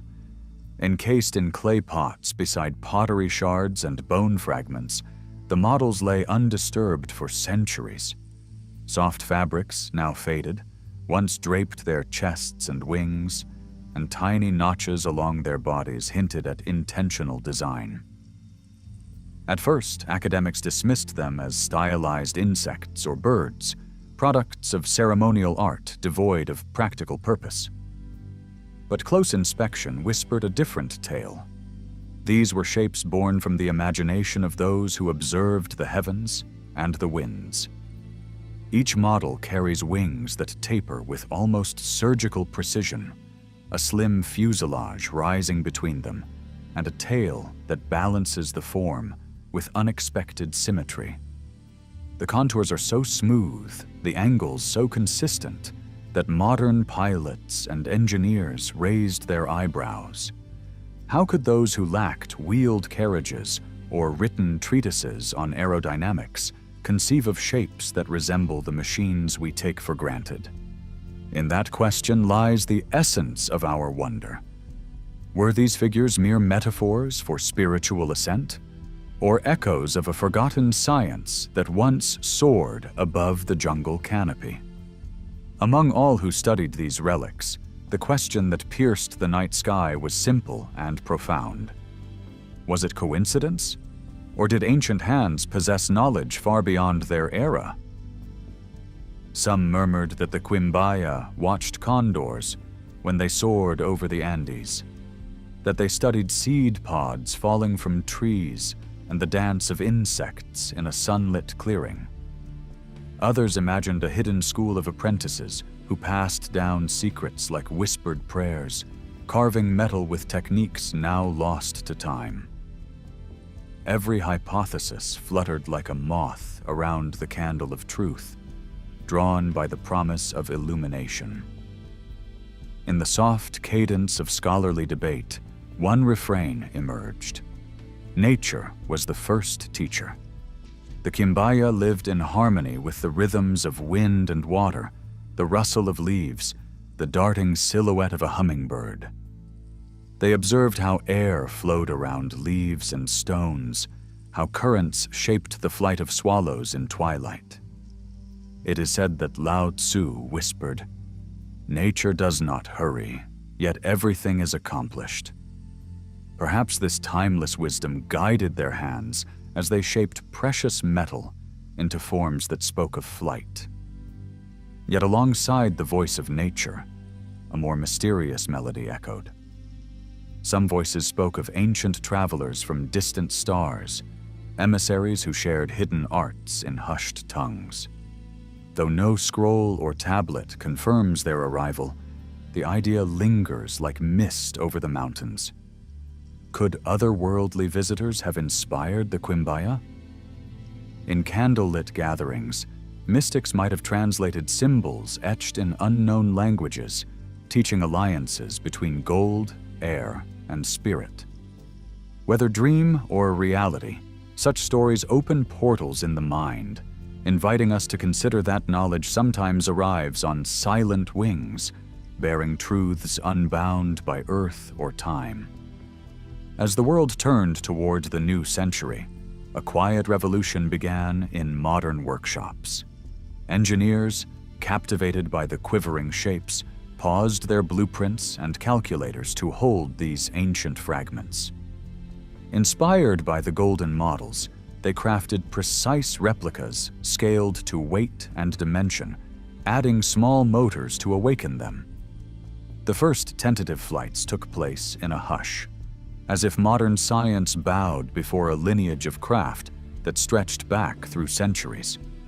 In test chambers and open fields, these diminutive machines rose in graceful arcs, their silhouettes tracing the same paths once imagined by Quimbaya hands. The revelation of those flights was akin to a soft thunderclap in the world of archaeology and engineering. When an echo of an ancient form, propelled by modern power, hovered above the grass with serene balance, it spoke profoundly of design that transcends eras. Observers watched as the tiny replicas banked and turned, riding thermal currents like tiny spirits of the air. It was not proof that the Quimbaya launched metal birds in antiquity, but it offered tangible evidence that the forms they carved were aerodynamically sound. Science and wonder embraced in a silent dance under open skies. Even as engineers marveled at flight, many turned inward to explore the spiritual dimensions of these golden shapes. In ancient cultures, gold was more than a metal. It was a symbol of purity, divinity, and the unchanging sun. To hold a golden wing was to touch the celestial realm, to move between worlds. The Quimbaya might have cast these models not for commerce or conquest, but as ceremonial vessels carrying the prayers of the living and the souls of the departed. In darkness, they could have glowed with inner light, guiding the dead on their journey beyond the jungle's edge.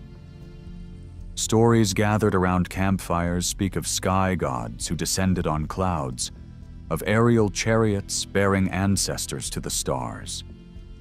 Among the indigenous myths of the region, the motif of flight appears in vibrant tapestry.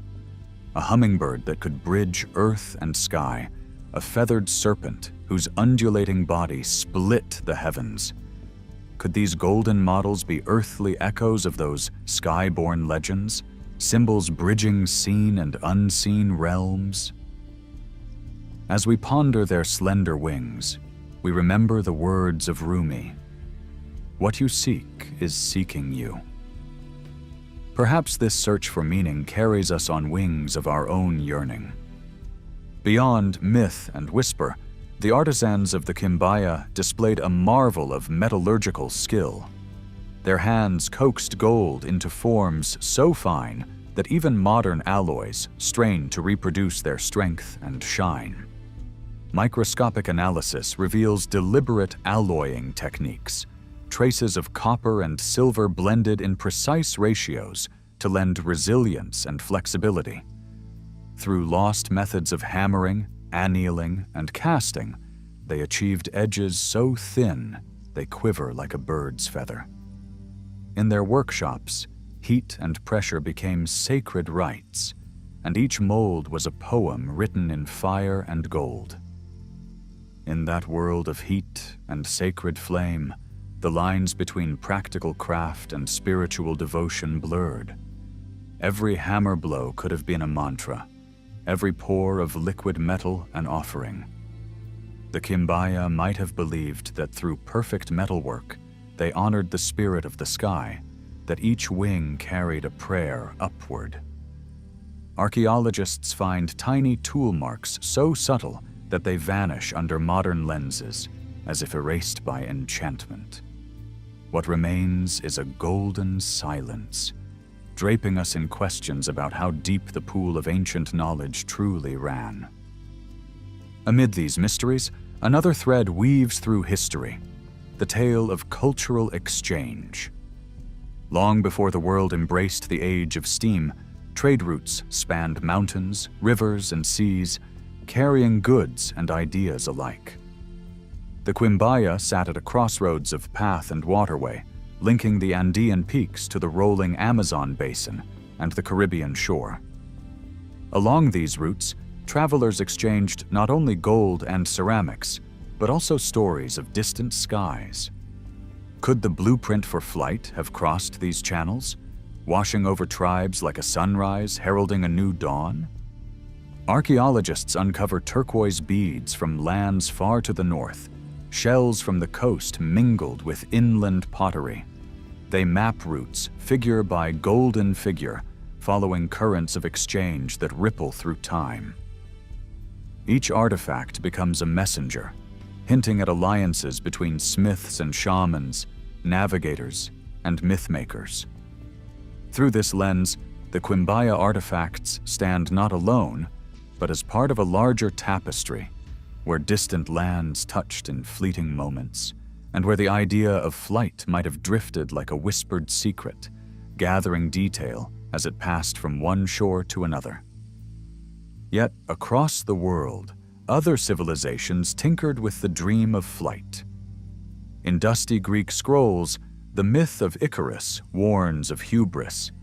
In the silk of Chinese kites, the wind carries prayers skyward. Each culture chipped away at the barrier between earth and air, guided by awe and necessity. The Quimbaya forms echo that universal yearning, a silver thread that links the floating lanterns of Asia, the winged carvings of Egypt, and the soaring temples of Mesoamerica. In these parallel quests, we see that humans have always looked up with hope, crafting wings from clay, wood, and metal. The philosopher Johann Wolfgang von Goethe wrote, "Magic is believing in yourself. If you can do that, you can make anything happen." Ancient makers embodied this magic, trusting that their hands could shape reality. They carved gold with confidence that form shapes function, that beauty and utility are inseparable. When modern researchers reverse engineer the Quimbaya shapes, they measure angles, test lift coefficients, and plot drag curves. Yet behind every graph lies a moment of poetic revelation, a recognition that ancient intuition often runs deeper than equations, that craftsmanship carries wisdom beyond its visible edges. Scientific laboratories cradle fragments of gold, subjected to X-ray fluorescence and metallographic microscopy. Under the hum of machines, minute details emerge. Microstructures that resemble patterns of carbon nanotubes, minute inclusions that stiffen the alloy. Technology deciphers technique, patience unveils pattern, and each discovery adds another layer to the enigma. Still, the full recipe remains elusive, scattered across centuries like stardust.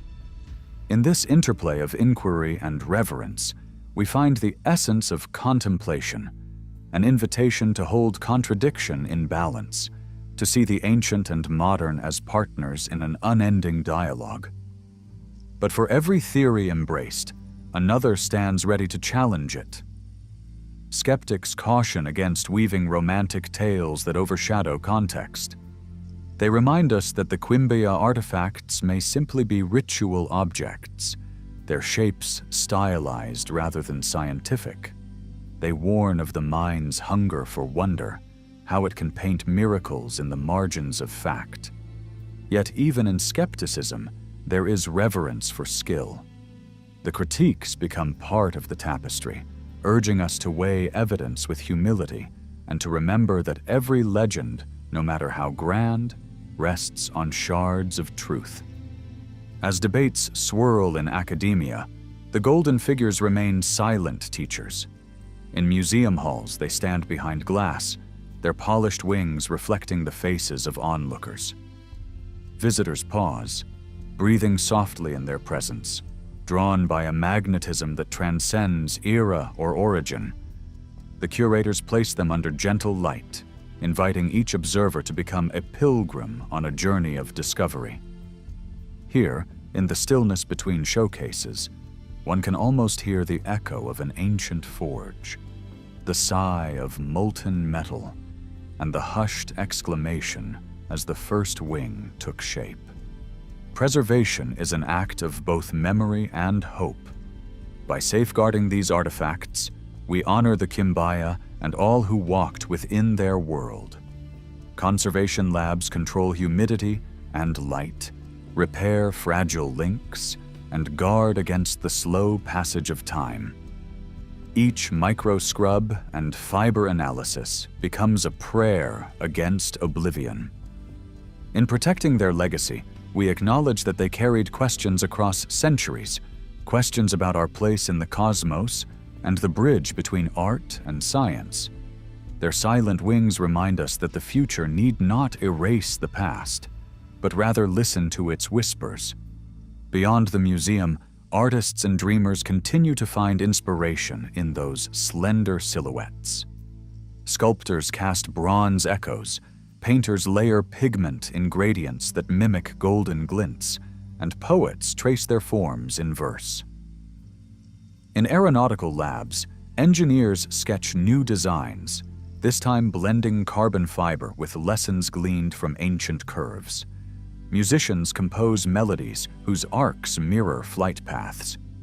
In each act of creation, the Quimbaya legacy emerges unbroken, a thread of curiosity weaving through modern imagination, reminding us that the impulse to shape the air is as old as consciousness itself. In secluded studios, a glassblower fashions a trembling glass model, capturing the spirit of the gold without its weight. In a garden, a gardener shapes topiary hedges that recall quetzal feathers and streamlined bodies. In a classroom, a teacher passes a replica to a child whose eyes widen, and the world of engineering opens as a door to wonder. These ripples of influence spread like gentle currents, proving that ancient intelligence lives in each act of homage. We do not merely study the artifacts, we become artists, pilots, and poets, propelled by the spark they still ignite. At the convergence of research and reverie, we find the true treasure of these golden wings, the permission to wonder without restraint. They ask us not only to measure angles and weigh alloys, but to feel the pulse of time. Each artifact is a vessel of stories, combining the practical with the ineffable, the sculpted metal with the sculpted dream. As our fingers brush their shapes, even through the cool barrier of glass, we sense a whisper. Knowledge is not a trophy, but a traveler's companion, carried lightly across deserts and oceans into the realms of sky and spirit. In the silence that follows, we return to ourselves, carrying fragments of possibility. The Quimbaya wings remind us that human ingenuity has always been entangled with myth and faith, science and supplication. We learn that technology can arise from intuitive insight as much as from formal theory, that the line between art and engineering is perhaps a line of inquiry rather than division. With this revelation, we stand more open before the unknown, ready to greet new mysteries with reverence, to hear them whispered in the rustle of leaves or the hum of an incubating lab. Night deepens around the museum as final visitors depart, leaving the golden forms in solitude. The quiet corridors reflect soft footsteps and hushed farewells. In the dim glow, the artifacts seem to breathe. Their message is simple, yet profound. What we think lost may still pulse beneath the surface of history, waiting for a listener who knows how to listen. They invite us to remember that progress need not be linear, that ideas can blossom, fade, and blossom anew across millennia, carried on the wings of curiosity and the breath of imagination. As dawn approaches, scholars gather under the first light, poring over notes and images. They speak of new tests, new angles of analysis, each offering a fresh perspective. Even as they ground themselves in journals and microscopes, their eyes drift to the cases where the wings rest. It is as though those silent forms guide them, nudging them toward unexpected paths. They, like us, are pilgrims in an unknown temple, following footprints etched in gold, seeking the crossroads where science meets myth, where the material and the mystical embrace. In some corners of the world, a gentle revival stirs. Workshops experiment with forgotten techniques of forging and alloying. Small teams of artisans and engineers collaborate, speaking a language built of ancient gestures and modern equations. They honor ancestral rhythms of process: heat, cool, hammer, shape, while tracking data on sensors and screens. In this blending of ritual and rigor, they rediscover not only lost craft, but renewed wonder. When they hold a newly cast wing aloft, they glimpse the same awe that must have stirred in those early hands, and for a moment, time fractures around them. Under a wide canopy of stars, a quiet promise unfolds, that knowledge is never truly lost. Like seeds buried beneath fertile soil, ideas can lie dormant, awaiting rain and light to rise again. The Quimbaya artifacts embody this truth. They survived looting and oblivion, only to awaken our curiosity once more. Through their slender forms, we glimpse the cycles of forgetting and remembering, the ebb and flow of human ingenuity. They invite us to wander through the corridors of what was and what might yet be, carried on the silent beating of golden wings. And so we leave the golden wings of the Quimbaya shining in silent display, their light now ours to carry.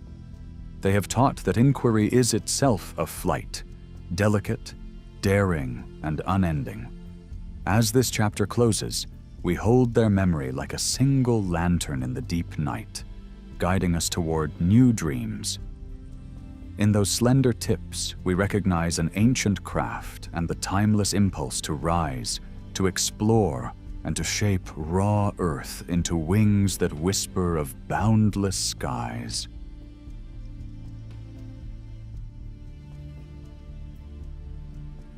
Beneath the restless breast of the earth, where tectonic plates murmur and the world trembles, ancient builders found ways to shape stone and wood so that their creations could breathe with the planet's slow, seismic heartbeat.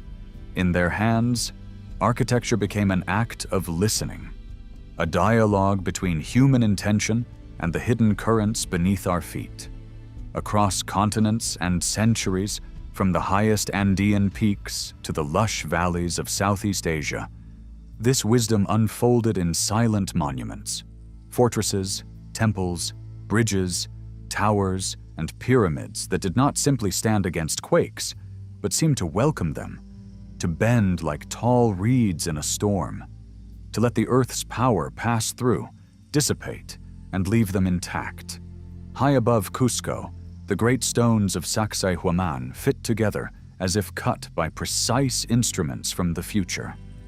Each massive rock, some weighing more than 100 tons, is beveled and polished, its sides curving subtly to embrace its neighbors. Mortar is absent. Instead, the fit is so exact that not even a butterfly's wing could slip between them. When an earthquake ripples through the Andes, the walls shift fractionally, stones rocking and settling in perfect harmony, absorbing shocks that would shatter ordinary masonry. Here, the Incas taught us that architecture could be less like a fortress and more like a living being, that the secret might lie not in resisting motion, but in aligning with it.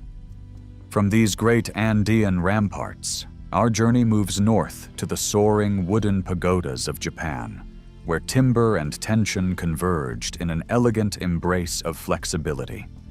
Within each multi-storied tower rises a central column, the Shinbashira, anchored in the earth yet disconnected from the floors above. When seismic waves arrive, the pagoda sways, its central pillar and eaves performing a gentle choreography that dissipates energy. The builders of Horyuji or Yakushiji centuries ago had no seismographs, yet they sensed how wood could flex and absorb. They wove into their design the Buddhist notion of impermanence, embracing change rather than resisting it, so that every tremor became a quiet rehearsal of motion, strengthening both structure and spirit. Half a world away, the stone arches of Rome demonstrate another strain of ancient resilience. The Colosseum still stands, its grand amphitheater bearing the echoes of crowds and the weight of centuries. When the ground convulsed, its semicircular vaults and sturdy piers redistributed forces, while the Pantheon's massive dome, forged of unreinforced concrete, balanced on its hidden layers of lighter pumice-rich aggregate.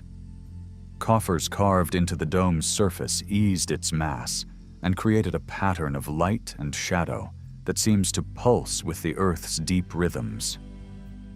The Romans understood that weight could become a partner, not an adversary, that by shaping curves they could guide vibrations along predetermined paths, channeling seismic energy away from the heart of the building.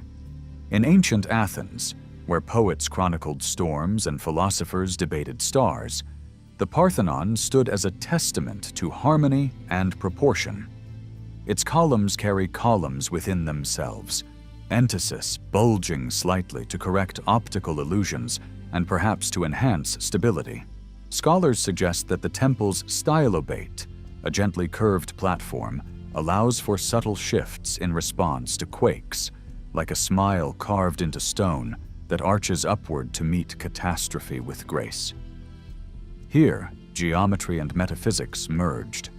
The Greeks saw beauty and structure as intertwined, believing that a building, like a soul, thrives when its parts are in balance. Their Parthenon whispers that resilience arises from unity, from each element supporting the next, in a web of interdependence. Further east, in the shadow of Himalayan peaks, Nepalese temples stand as living prayers to adaptation. Their tiered roofs, supported by intricately carved wooden struts, defy gravity and quake alike. Built on pliant rammed earth foundations, they lean into tremors, their beams flexing and joints sliding with practiced ease. In Kathmandu Valley, after devastating quakes, many of these centuries-old pagodas remained upright, while modern structures crumbled. The artisans who shaped these temples listened to the land's secret sighs, honoring impermanence and the dynamic dance of earth and spirit, weaving into their craftsmanship an ecological sensitivity that echoes through generations. On another continent, the ancient city of Teotihuacan in Mexico reveals a different approach to seismic harmony. The pyramids of the sun and the moon were erected using volcanic tuff, light enough to reduce overall mass, yet resilient under stress. Their stepped terraces break up the impact of tremors, dispersing forces laterally rather than focusing them at a single weak point. Here, mathematical precision meets celestial symbolism. Each platform aligned with solar and lunar cycles, reminding us that resilience extends beyond the physical, entwining earthly stability with cosmic rhythm. When an earthquake stirs the Valley of Mexico, these pyramids sway imperceptibly, like trees swaying gently in prayer. Returning to the Andes, we find Machu Picchu perched on a narrow ridge, its terraces cascading down the mountainside. Beyond their agricultural use, these terraces anchor the city, preventing landslides and directing water flow. Walls of perfectly interlocked stones step downward, creating a flexible lattice that shears quietly with the Earth's motion. Doorways and niches are framed with trapezoidal forms that narrow at the top, a geometry that lends inherent stability. The Incas of this high sanctuary taught us that harmony with terrain is more than aesthetic. It is survival. In their hands, stone was not a cage, but a conduit, channeling energy away from vulnerable points. Across the Silk Road, Chinese timber pagodas such as the Yingxian wooden pagoda rise in luminous defiance of time and tempest. With dozens of stories, yet none reinforced by nails, these structures rely on complex joinery, mortise and tenon, interlocking beams, and wooden braces that allow each floor to move independently. When tremors arrived, the pagoda would hum and sigh, each tier vibrating against the next, relieving stress like the gentle stretching of a living form. The choice of wood, warm and yielding, spoke of an intimate knowledge of material life cycles and moisture, temperature, and load, of a cosmic order mirrored in the rings of a tree. In the crossroads of empires stands Hagia Sophia, its grand dome once paling Byzantium's skyline. Behind its marble and mosaics is an ingenious framework. Massive piers supporting pendentives that transform a square base into a circle, arches that redirect forces, and buttresses that brace the structure from within. When an earthquake shakes Istanbul, the dome undulates slightly, its weight shifting across carefully balanced supports, like a stone ship buoyed by a turbulent sea. The builders, versed in geometry and the arcane art of observation, crafted a sanctuary that embraced motion, finding in the earth's trembling not a threat, but a pulse to be woven into the fabric of their creation. In the dense jungles of Mesoamerica, the Maya carved pyramids that are both celestial calendars and seismic survivors. The Pyramid of Kukulkan at Chichen Itza stands with powerful simplicity, broad stepped faces that diffuse shocks, and broad platforms that catch and scatter vertical energy. The Maya measured the skies and the earth with equal reverence, translating their observations into structures that resonate with cosmic cycles.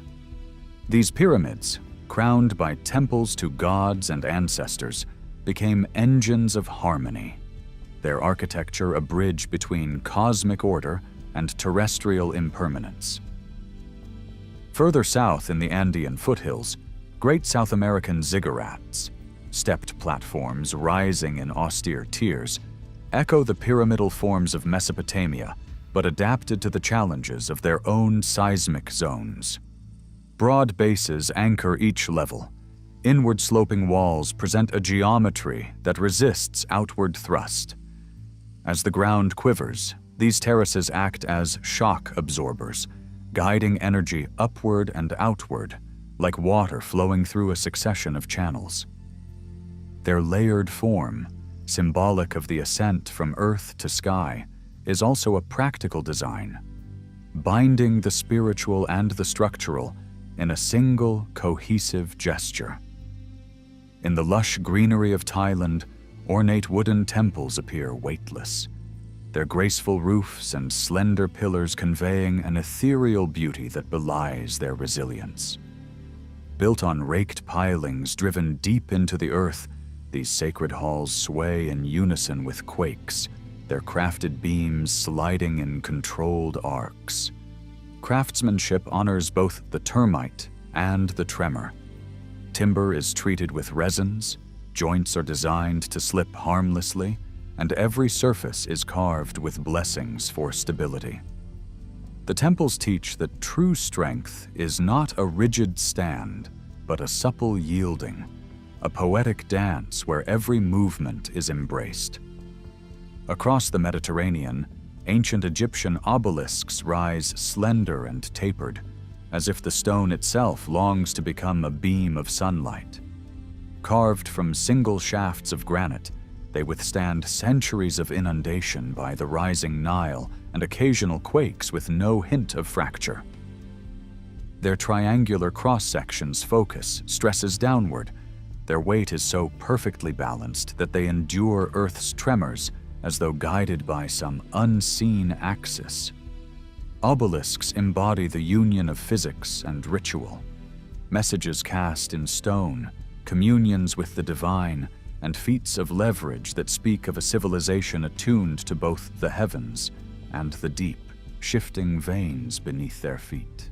In the lands of ancient Mesopotamia, minarets once soared above desert cities, spiraling into the sky as calling towers for the faithful.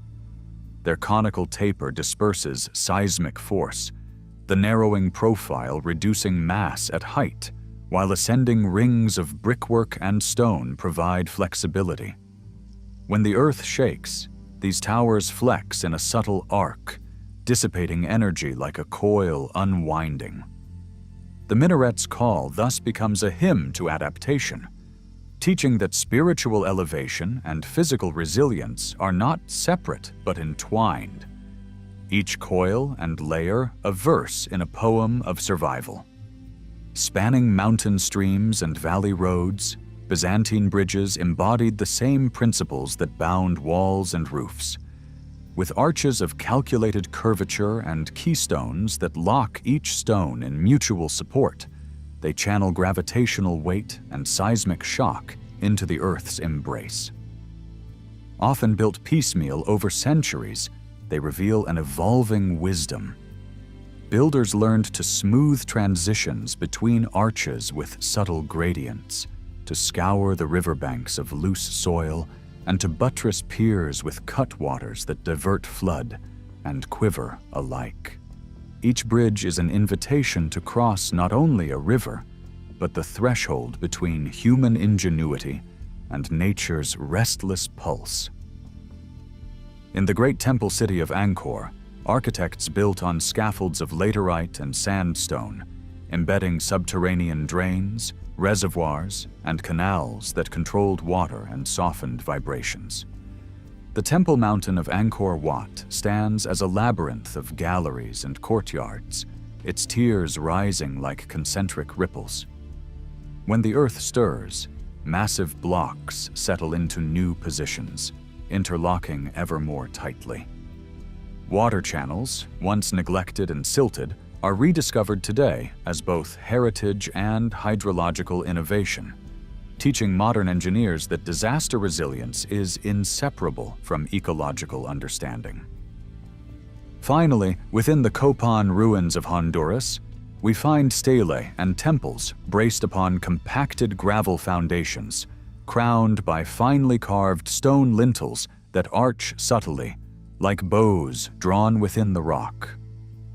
The artisans of the Maya lowlands investigated the Earth's response to stress, placing fill and choosing stones that could absorb quakes without collapsing.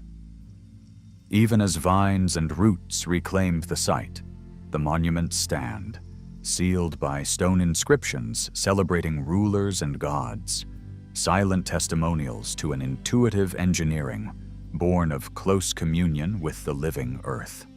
From the stones of Sacsayhuaman to the wooden frames of Asian pagodas, from Roman domes to Mayan pyramids, from Egyptian obelisks to Southeast Asian sanctuaries, ancient civilizations wove resilience into every joint and curve, every foundation and spire. Their creations remind us that true architectural mastery arises when we listen to the planet's rhythms, honor the interplay of material and motion, and embrace flexibility as a profound form of strength. In their teachings lie keys for our time, whispering that to stand firm, we need only learn to move in concert with the deep, tremoring heart of our living world.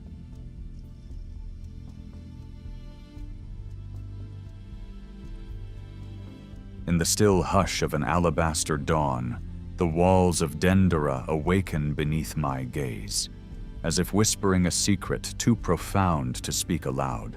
There, etched in the stone of the Temple of Hathor, coils and filaments unfurl like dream shapes suspended between myth and mechanism. The figures who cradle these strange bulbs seem neither wholly mortal nor entirely divine. They inhabit a twilight realm where the boundaries of technology and spirituality dissolve. I move slowly along the corridor of carvings, each contour traced by centuries of silent devotion, and wonder if these images once served as cosmic beacons, casting gentle light within hidden sanctuaries. The carvings reveal elongated forms that suggest a bulbous enclosure, its interior intricately patterned like a serpent's sinuous spine. Here, the lotus flower anchors the device to the earth, while an undulating line extends toward a harness unseen. Could this represent not merely a symbol of rebirth or divine illumination, but an early understanding of energizing the dark? The ancients held fire and flame as primal forces, yet these images hint at currents and potentials, at copper wires born of sacred geometry. It is as though the artisans encoded their knowledge in metaphor, inviting future generations to decipher a lost language of light. Scholars who tread this threshold often remain divided. Some insist that the Dendera bulbs are purely metaphorical, symbols of spiritual power, of the world beyond death, of the luminous soul at journey's end. Yet the precision of the carvings, the coil wound like a heartbeat, the connector linking vessel to base, resists mere allegory. I sense the lingering presence of lathes and drills, of artisans who observed the glow of an early incandescent spark and sought to record it for posterity. In this silence, I hear questions echo. What if the ancients truly harnessed a subtle electrical force? From Dendera, we drift to the shifting sands of Giza, where the Great Pyramid reclines on its bedrock plateau like an immense monolith of untapped potential. Here lies a second mystery. Could this timeless tomb also have served as a vast, resonant chamber? A power plant channeling the energies of earth and sky? The alignment to true north so precise, it humbles modern surveyors. The corridors cut through thick granite, and the antechambers sealed with elemental simplicity all suggest a purpose beyond mere burial. I imagine vibrational currents rising from a subterranean source, focused by granite walls into a faint hum that reverberates through hollow halls. Within those halls, copper-clad niches lie sealed, their interiors untouched by time's decay. Copper, with its ancient reputation as a conduit, gleams faintly in dreams of voltages long past. Might these cavities have served as nodes in a larger energetic network, each acting as a junction to collect or distribute a subtle pulse? As sunlight shifts across the desert plain, I envision lines of force tracing unseen patterns beneath the stones, linking pyramid to temple, plateau to horizon. The ancients spoke of Ka and Ba, the life force and the spirit's flight. Yet perhaps they also whispered of currents flowing through stone, alive with harmonic resonance. Beneath the grand design, if we peer closer, we find hints of chemistry at work. Potassium salts in ostraca, traces of zinc in ceremonial implements, and fragments of diluted acids speak of a rudimentary galvanic practice. I picture clay vessels filled with brine, copper rods suspended within, their ends dipping into fluid that sparks a subtle charge. This slow alchemy could yield a pale glow, just enough to illuminate hidden hieroglyphs in a secret chamber or to charge a cluster of primitive diodes.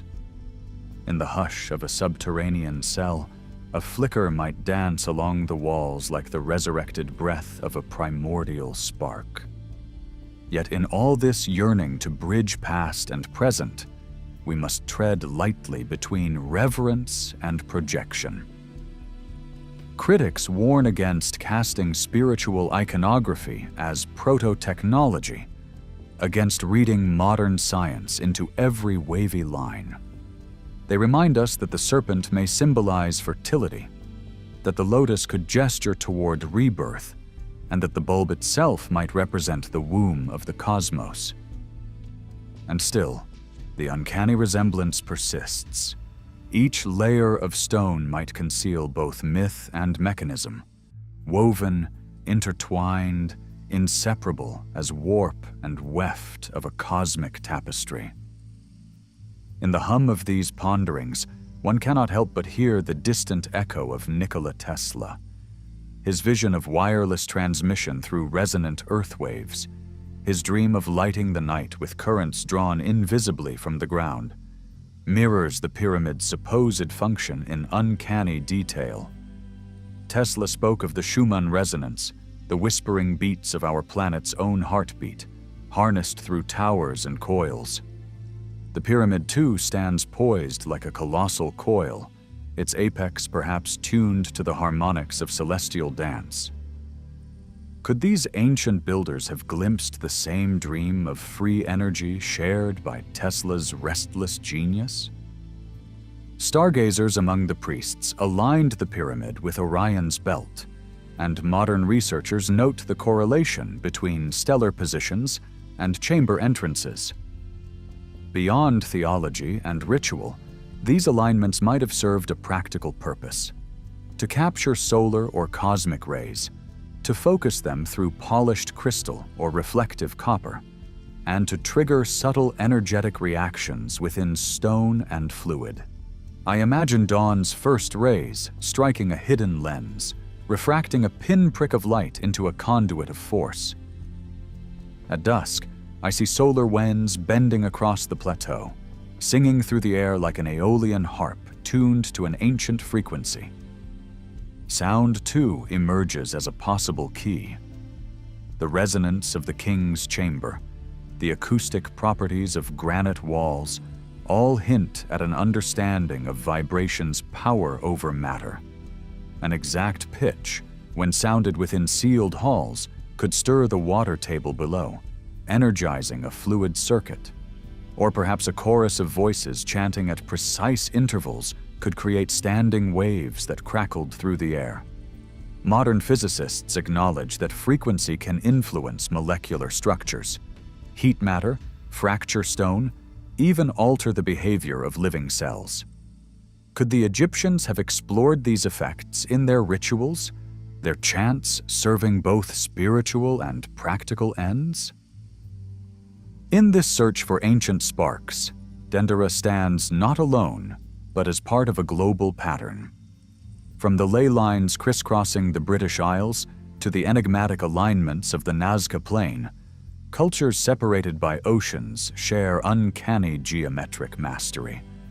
Could they have exchanged knowledge along hidden paths, a silent network of pilgrims and sages carrying fragments of a unified science? In these scattered ruins and temples, we glimpse a tapestry woven across continents, a silent lineage of engineers and mystics collaborating beneath shifting skies. If a covert grid wove through the Egyptian landscape, how might it have been laid out? I picture the pyramids, obelisks, temples, and watercourses as nodes in a vast circuit, each structure placed with the precision of a capacitor or coil. Temples built atop aquifers become reservoirs of hydrostatic energy. Obelisks, hewn of magnetized granite, stand as aerial terminals. The Nile's seasonal floods serve as pulsed inputs, charging the system with kinetic force. Reconstructing this grid invites us to step into the minds of ancient administrators, masters of resource, planning, and vision far beyond simple funerary needs. Even the choice of materials hints at intentional design. Dolomite's slight conductivity, limestone's insulating purity, granite's piezoelectric properties when under pressure. At the apex of the Great Pyramid, a capstone of electrum, an alloy of gold and silver, once gleamed in the sun. Was it purely ceremonial, or did its lustrous surface serve to collect radiant energy and transform it into a slow, humming current beneath? These questions emerge from the stones themselves, calling us to study them not only with petrographic microscopes, but with open hearts and minds attuned to hidden possibilities. The ancients encoded much of their knowledge in layers of metaphor and symbol, ensuring that only those initiated into the mysteries could fully understand. Today, we must learn to read those symbols with humility, to recognize that every lotus, serpent, and beam of light may carry both spiritual and practical instruction. By approaching hieroglyphs as schematics and mythic complexes as operating manuals, we honor the dual nature of their creators, both artisans and alchemists, priests and proto-scientists. While electricity seizes our modern imagination, we must also consider alternative energies the Egyptians might have woven into their architecture. Hidden water channels could produce hydrostatic pressure. Solar alignments focus heat on burnished surfaces. Geothermal vents beneath the plateau might warm basins of fluid. These diverse sources could feed a single integrated system, each element reinforcing the other. Such a multidisciplinary approach challenges us to expand our definitions of power beyond batteries and dynamos, embracing the full spectrum of natural phenomena. Scattered through desert sands, papyri and tomb inscriptions hint at principles that resonate with electrical theory. References to divine currents, living stones, and solar breath caught in copper coils appear alongside hymns and myths. Translating these texts requires sensitivity to metaphor and a willingness to explore multi-layered meaning. We must avoid the trap of literalism that reduces poetry to jargon, even as we remain open to uncovering genuine technical insights encoded within mythic language. Some scholars draw parallels between ancient notions of ether, an invisible medium pervading the cosmos, and modern concepts of electromagnetic fields. The Egyptians spoke of Ak, an unseen essence linking earth to heavens. Could the pyramid's geometry and materials have functioned as a grand resonator within that medium, channeling Ak into a form we would call electricity? By seeking connections between antiquity's hidden fields and 20th century physics, we embrace intellectual humility and acknowledge that truth may reside at the confluence of disparate traditions. Each hypothesis we entertain urges us to reimagine the arc of technological evolution. Rather than a simple ascent from primitive to advanced, history may unfold as a cyclical dance of discovery, loss, and rediscovery. The marvels of antiquity remind us that innovation is communal and iterative, that the ancients achieved feats we cannot yet replicate. Recognizing this shifts our view of the present, inviting us to see ourselves not at the pinnacle of progress, but as heirs to a long chain of seekers and guardians. None of these visions would emerge without the patient labor of Egyptologists, scholars who sift through fragments of pottery, translate arcane texts, and map ruinous sites with dog-eared precision. They walk the shifting sands while balancing academic rigor against the allure of grand speculation. We owe them our gratitude. They furnish the raw material for our dreams, the evidence we dare to frame within poetic inquiry. Their quiet dedication reminds us that even the grandest theory must rest on the careful work of those who know the language of stone. Yet we must guard against the siren song of confirmation bias. It is all too easy to see circuitry in every carving, especially when we long to bridge time's gulf. Vigilance requires us to distinguish between what is compelling and what is conclusive, to hold both hypothesis and skeptics' doubt in mindful tension. By inviting multiple perspectives, engineers, linguists, archaeologists, physicists, we weave a more coherent narrative, one resistant to the distortions of desire. In laboratories today, researchers explore wireless energy, piezoelectric materials, and acoustic levitation, fields that find curious echoes in our Egyptian reverie. Could the ancients have stumbled upon basic principles of resonance or photovoltaic phenomena that only now are re-emerging in modern innovations? By documenting these parallels, we connect two epochs of inquiry, each testing the same elemental truths. The resonance of a stone with a frequency of light, the capture of solar rays through crystal lens, the modulation of Earth's vibrations as a power source. These threads tie us to our distant ancestors. The journey gains depth when pursued collaboratively. Archaeologists, historians, engineers, geologists, and artists bring their unique lenses to the desert panorama. Each insight creates a richer mosaic. Each experiment yields fresh echoes of possibility. When a physicist models the acoustic resonance of a chamber, and an Egyptologist recognizes the syllables of a hymn that voices the same pitch, we glimpse the profound synergy that arises from open exchange. Such partnerships become offerings to the past, rekindling ancient dialogues in modern halls of research. Yet the path from fringe speculation to academic acceptance can be fraught. To move theories of ancient electricity from the margins into scholarly discourse, we need rigorous documentation, reproducible experiments, and peer engagement. As new findings circulate, skeptics and pioneers must engage in respectful dialogue. If the academic community can hold space for both careful critique and imaginative exploration, we may foster a new era where the mysteries of Dendera and Giza enrich, rather than threaten, established knowledge. Thought experiments become our bridge across millennia. By constructing full-scale replicas of copper chambers or simulating resonant frequencies in digital models, we test what once seemed merely poetic. When a replica bulb lights through galvanic reaction, or when a scale pyramid hums in harmony with a recorded pitch, the line between myth and mechanism grows faint. These reconstructions allow us to reach through time and commune with ancient innovators, each experiment a conversation stretching across the ages.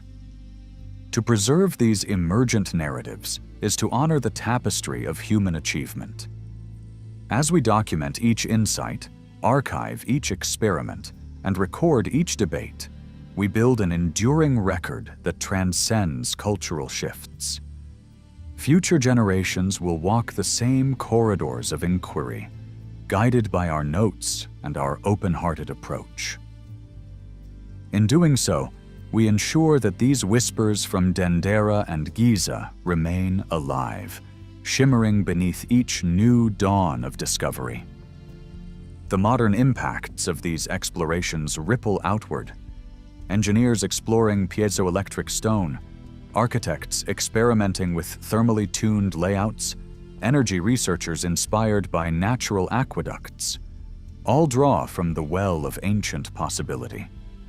Even if the Egyptians never built a full-scale power plant, their willingness to integrate art, ritual, and natural science reminds us that technology need not be divorced from spirit. This lesson, carried forward, might reshape our approach to sustainable design, to energy ethics, to the reverence we accord our planet's living systems. In these soft illuminations, beneath star-scattered skies, we trace the web of time as a living tapestry. Each line from Dendera's carvings to Giza's granite corridors forms a thread in a vast loom of human aspiration. We sense the breath of distant artisans, feel the pulse of ancient currents beneath our feet, and hear the faint hum of ideas traversing centuries. In that gentle resonance, we find not only mystery, but profound kinship. A reminder that we too walk between stone and sky, striving to kindle light from the hidden forces that shape our world.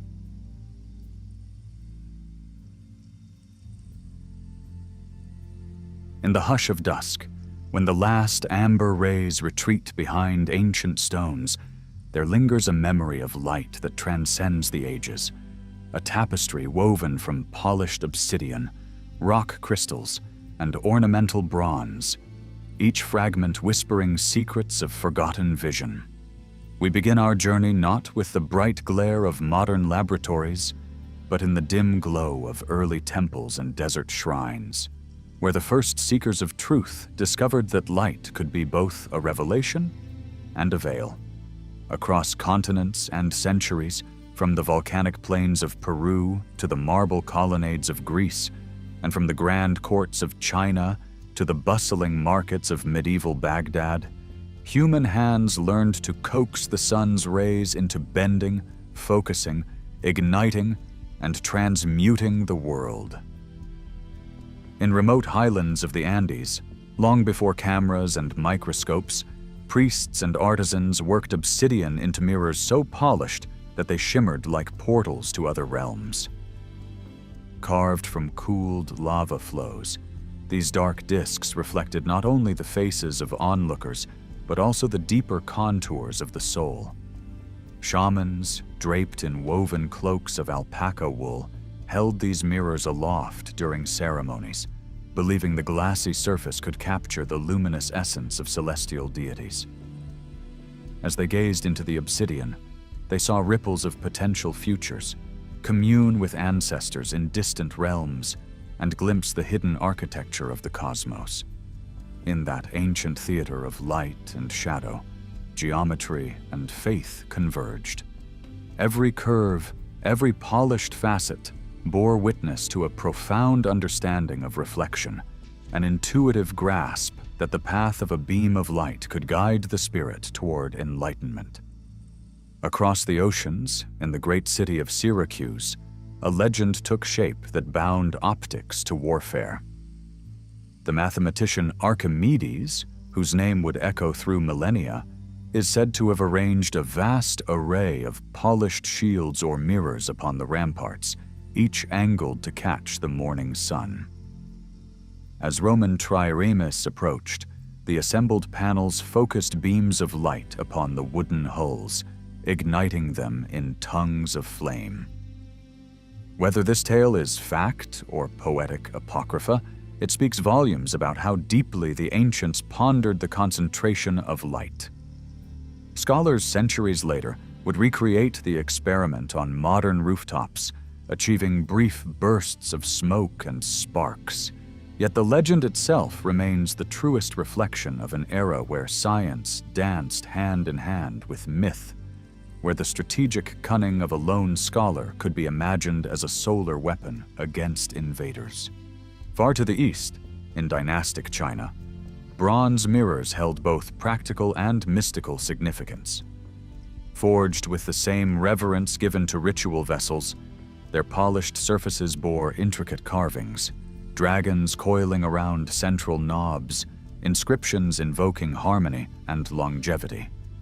Yet, beyond their daily use for the grooming of emperor and commoner alike, some of these circular discs were said to concentrate sunlight for healing rituals, or to start ceremonial fires without a flint or tinder.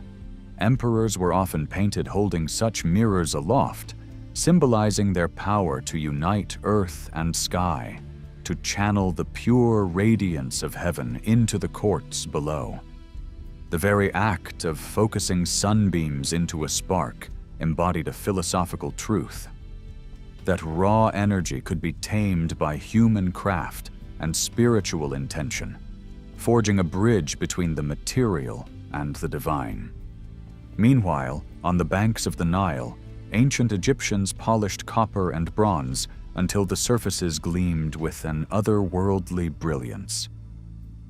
In the tombs of priests and the chambers of Hatshepsut's temple, small metal mirrors lay on stone basins filled with water, reflecting lamplight in flickering patterns of gold. Their use went beyond mere vanity.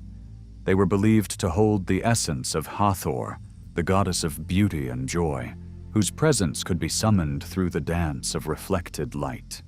Recent excavations have also turned up small crystal fragments, ground and shaped into rudimentary lenses, that may have been used to focus sunlight into darkened sanctuaries or to magnify hieroglyphic inscriptions. Such devices hint at an alchemy of optics, where spiritual symbolism and scientific inquiry merged, and every spark held the potential to unlock hidden truths, both in sacred texts and in the human brain. Not far away in Mesopotamia, nomadic traders and scholars once discovered clay jars containing copper rods surrounded by iron. We call these fragments the Baghdad batteries, imagining a primitive electrochemical cell. But in antiquity, they likely represented the edge of mystic knowledge. What currents might have pulsed through those rods? Could they have electroplated precious metals onto jewelry, or imparted a tingle to the fingertips of priests who held them? Though rediscovered by archaeologists in the 19th century, the jars prompt us to wonder what else lay dormant in forgotten archives, and how deeply ancient engineers understood the interplay of metal, acid, and electrical potential. Half a world away, in the vanished city of Nimrud, explorers uncovered a polished crystal lens, exactly carved and smooth enough to magnify small objects beneath it. Over 3,000 years old, this simple curved disc of rock crystal challenges our timelines. Did Assyrian scribes peer through it at intricate cuneiform letters? Did they trace the path of a drop of water, study the grain of papyrus, or kindle flames in hidden chambers? The lens invites us to consider that optical science, often thought to begin in Renaissance Italy, may have an origin story that stretches far back, entwined with early civilizations who perceived light not merely as illumination, but as a medium for deep inquiry. In the grand amphitheaters of Rome, artisans blended glass and metal into mirrors of unparalleled clarity. Roman glassmakers, refining their furnaces and experimenting with silica and lead, produced smooth-backed glass discs coated with reflective metals. In wealthy villas, these mirrors brightened dim corridors and allowed citizens to glimpse themselves in polished perfection. Yet the Romans did more than craft personal vanity objects. They understood that the curve of a glass lens could focus light to heat water or sharpen images on distant banners in arena spectacles. These applications hint at a curiosity that would later bloom into formal optics. The recognition that human vision itself could be extended and enhanced through carefully shaped materials. Long before the Renaissance dawned in Florence, Greek thinkers like Euclid and Ptolemy laid the groundwork for theoretical optics. Euclid wrote of reflection in his treatise on vision, imagining rays emanating from the eye and bouncing off surfaces in predictable ways. Ptolemy explored refraction, noting how light bent when passing through water. Their inquiries were more than mathematical exercises.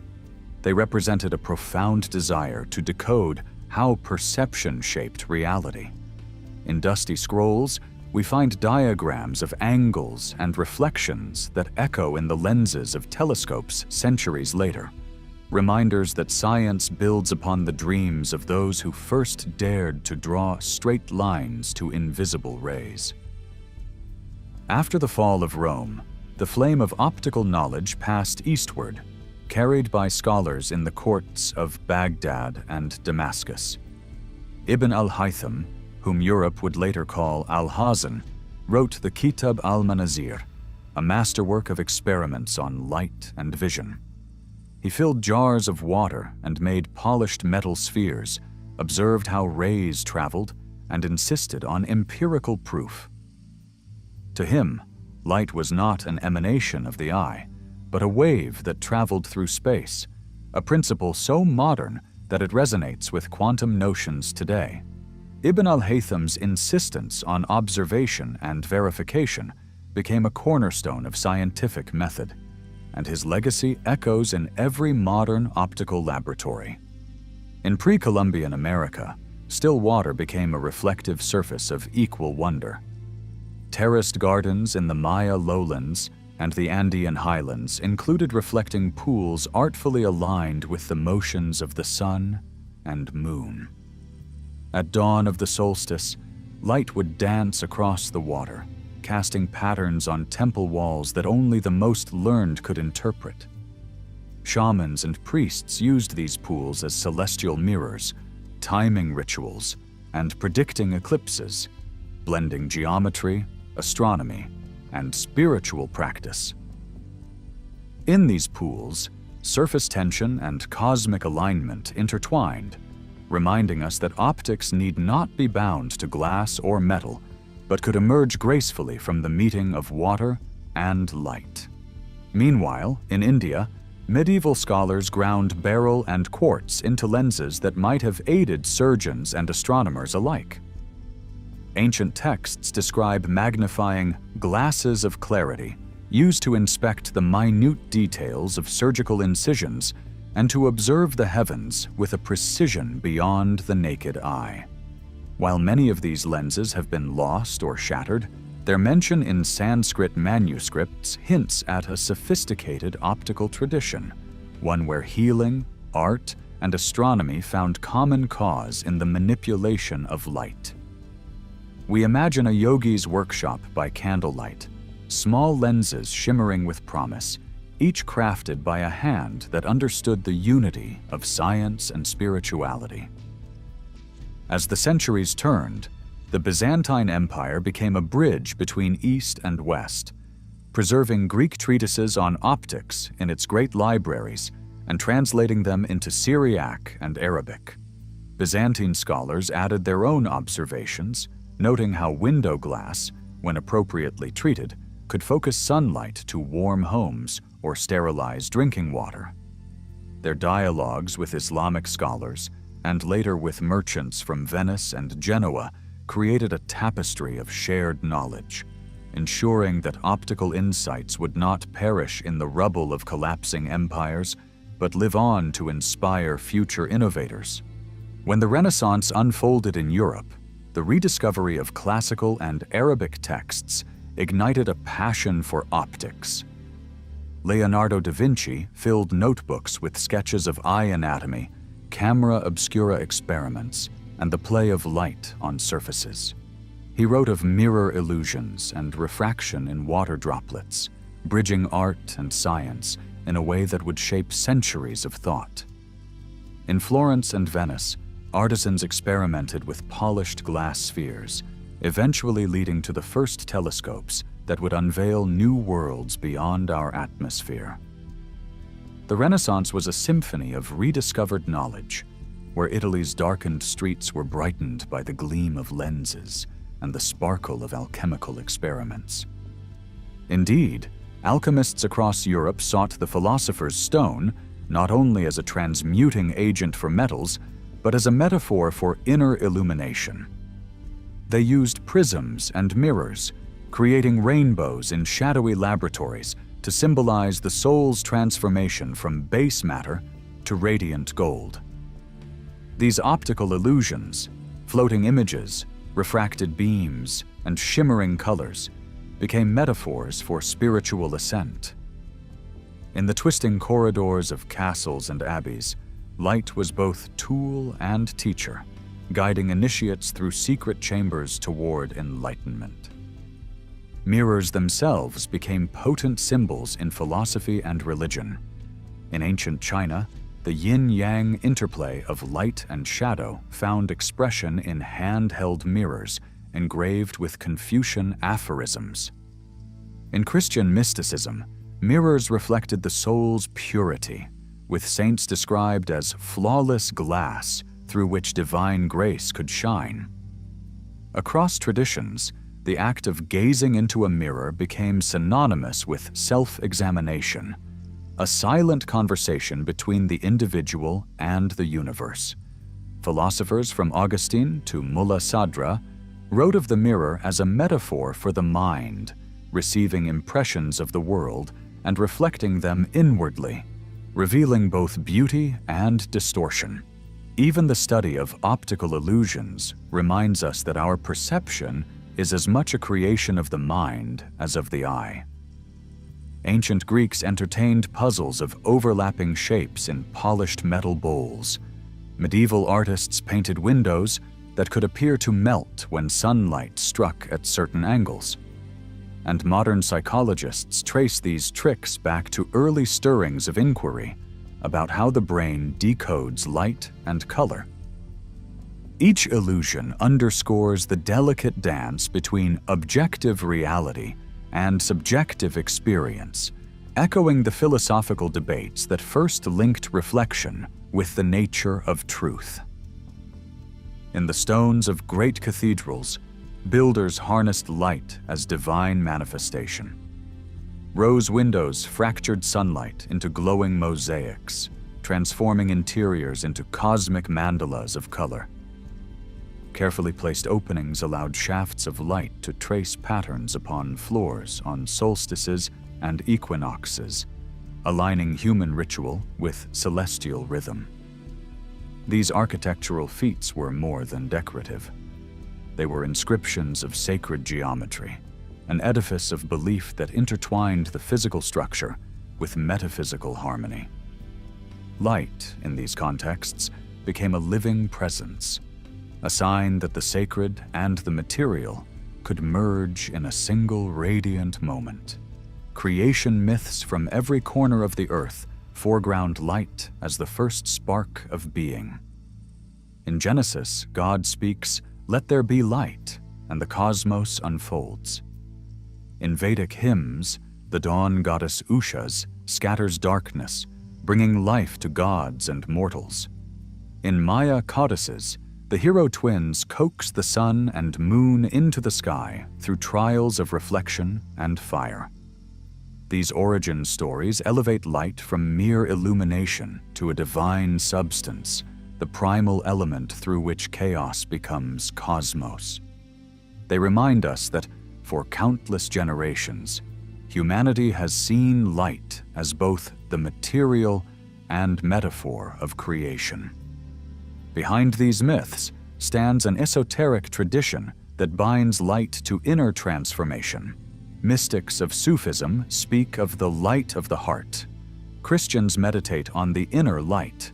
and Buddhist yogis visualize radiant energy channels within the body. In these contemplative practices, optics becomes inward. The pupil becomes a gateway not just to the world outside, but to the luminous depths of consciousness. Mirrors and lamps in meditation halls serve as focal points, guiding practitioners beyond ordinary sight into realms where the boundaries between self and cosmos dissolve in luminous unity. The dual nature of light, its dance between wave and particle, finds uncanny echoes in ancient philosophies. The yin-yang polarity, the interplay of Shiva's dance of creation and destruction, the Mayan concept of twin cosmic beams, each speaks to a recognition that light can shape form, even as form shapes light. Although modern physics would only articulate these dualities centuries later, the ancients intuited them through symbolic language and ritual practice, reminding us that scientific insight need not wait for instruments, but can arise through careful observation of nature's play. And so, as we contemplate the array of mirrors, lenses, and burning devices scattered across time, we are faced with a profound question. Did we once possess a science of optics richer than our own, then lose it to the chaos of centuries? Or is this tapestry of discoveries and legends simply a testament to human curiosity, appearing in disparate places, yet each time rediscovered anew? The fragments left behind, obsidian discs, polished crystals, arcane manuscripts, invite us to shine the light of modern scholarship into dusty corners, to piece together patterns that might yet rekindle an ancient flame. In the end, the story of light and its manipulation is not merely a chronicle of tools and theories, but a reflection of our eternal quest to pierce the darkness, to reveal hidden worlds, to transform ourselves through knowledge. As dawn follows night in an endless cycle, so will the exploration of optics continue, weaving past wisdom into future revelations. Beneath every polished surface, and within every prismatic beam, lies the promise of discovery, the alchemy of seeing, which is also the alchemy of becoming. In that silent, lingering glow, we find not only the echoes of empires and scholars long vanished, but the living spark of wonder that guides us still.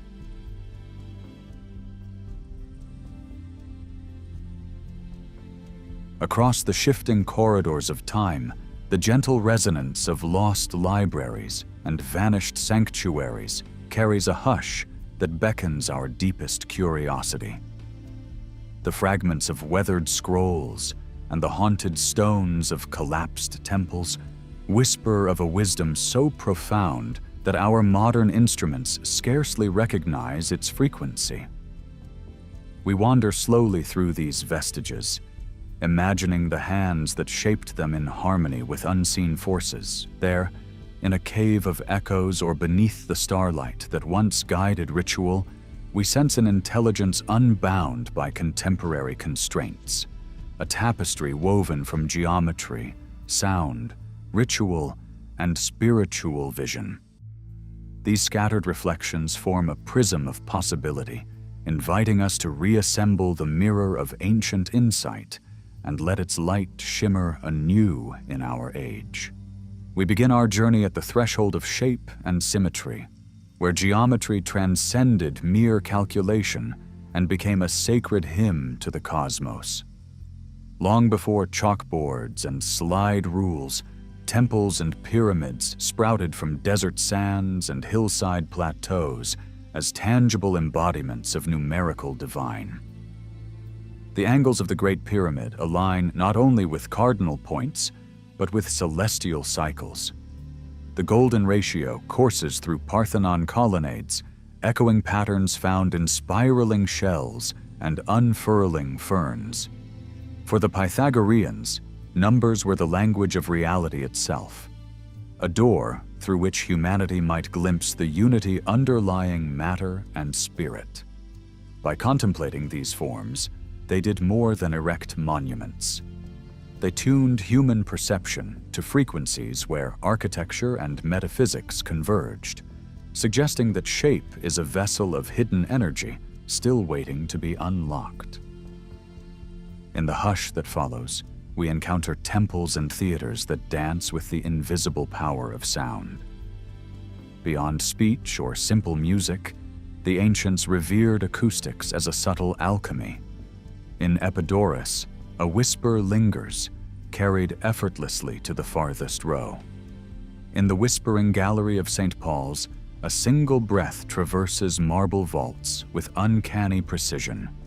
Legends speak of chambers in the Great Pyramid, where silence itself sang, amplifying human consciousness into ecstatic states.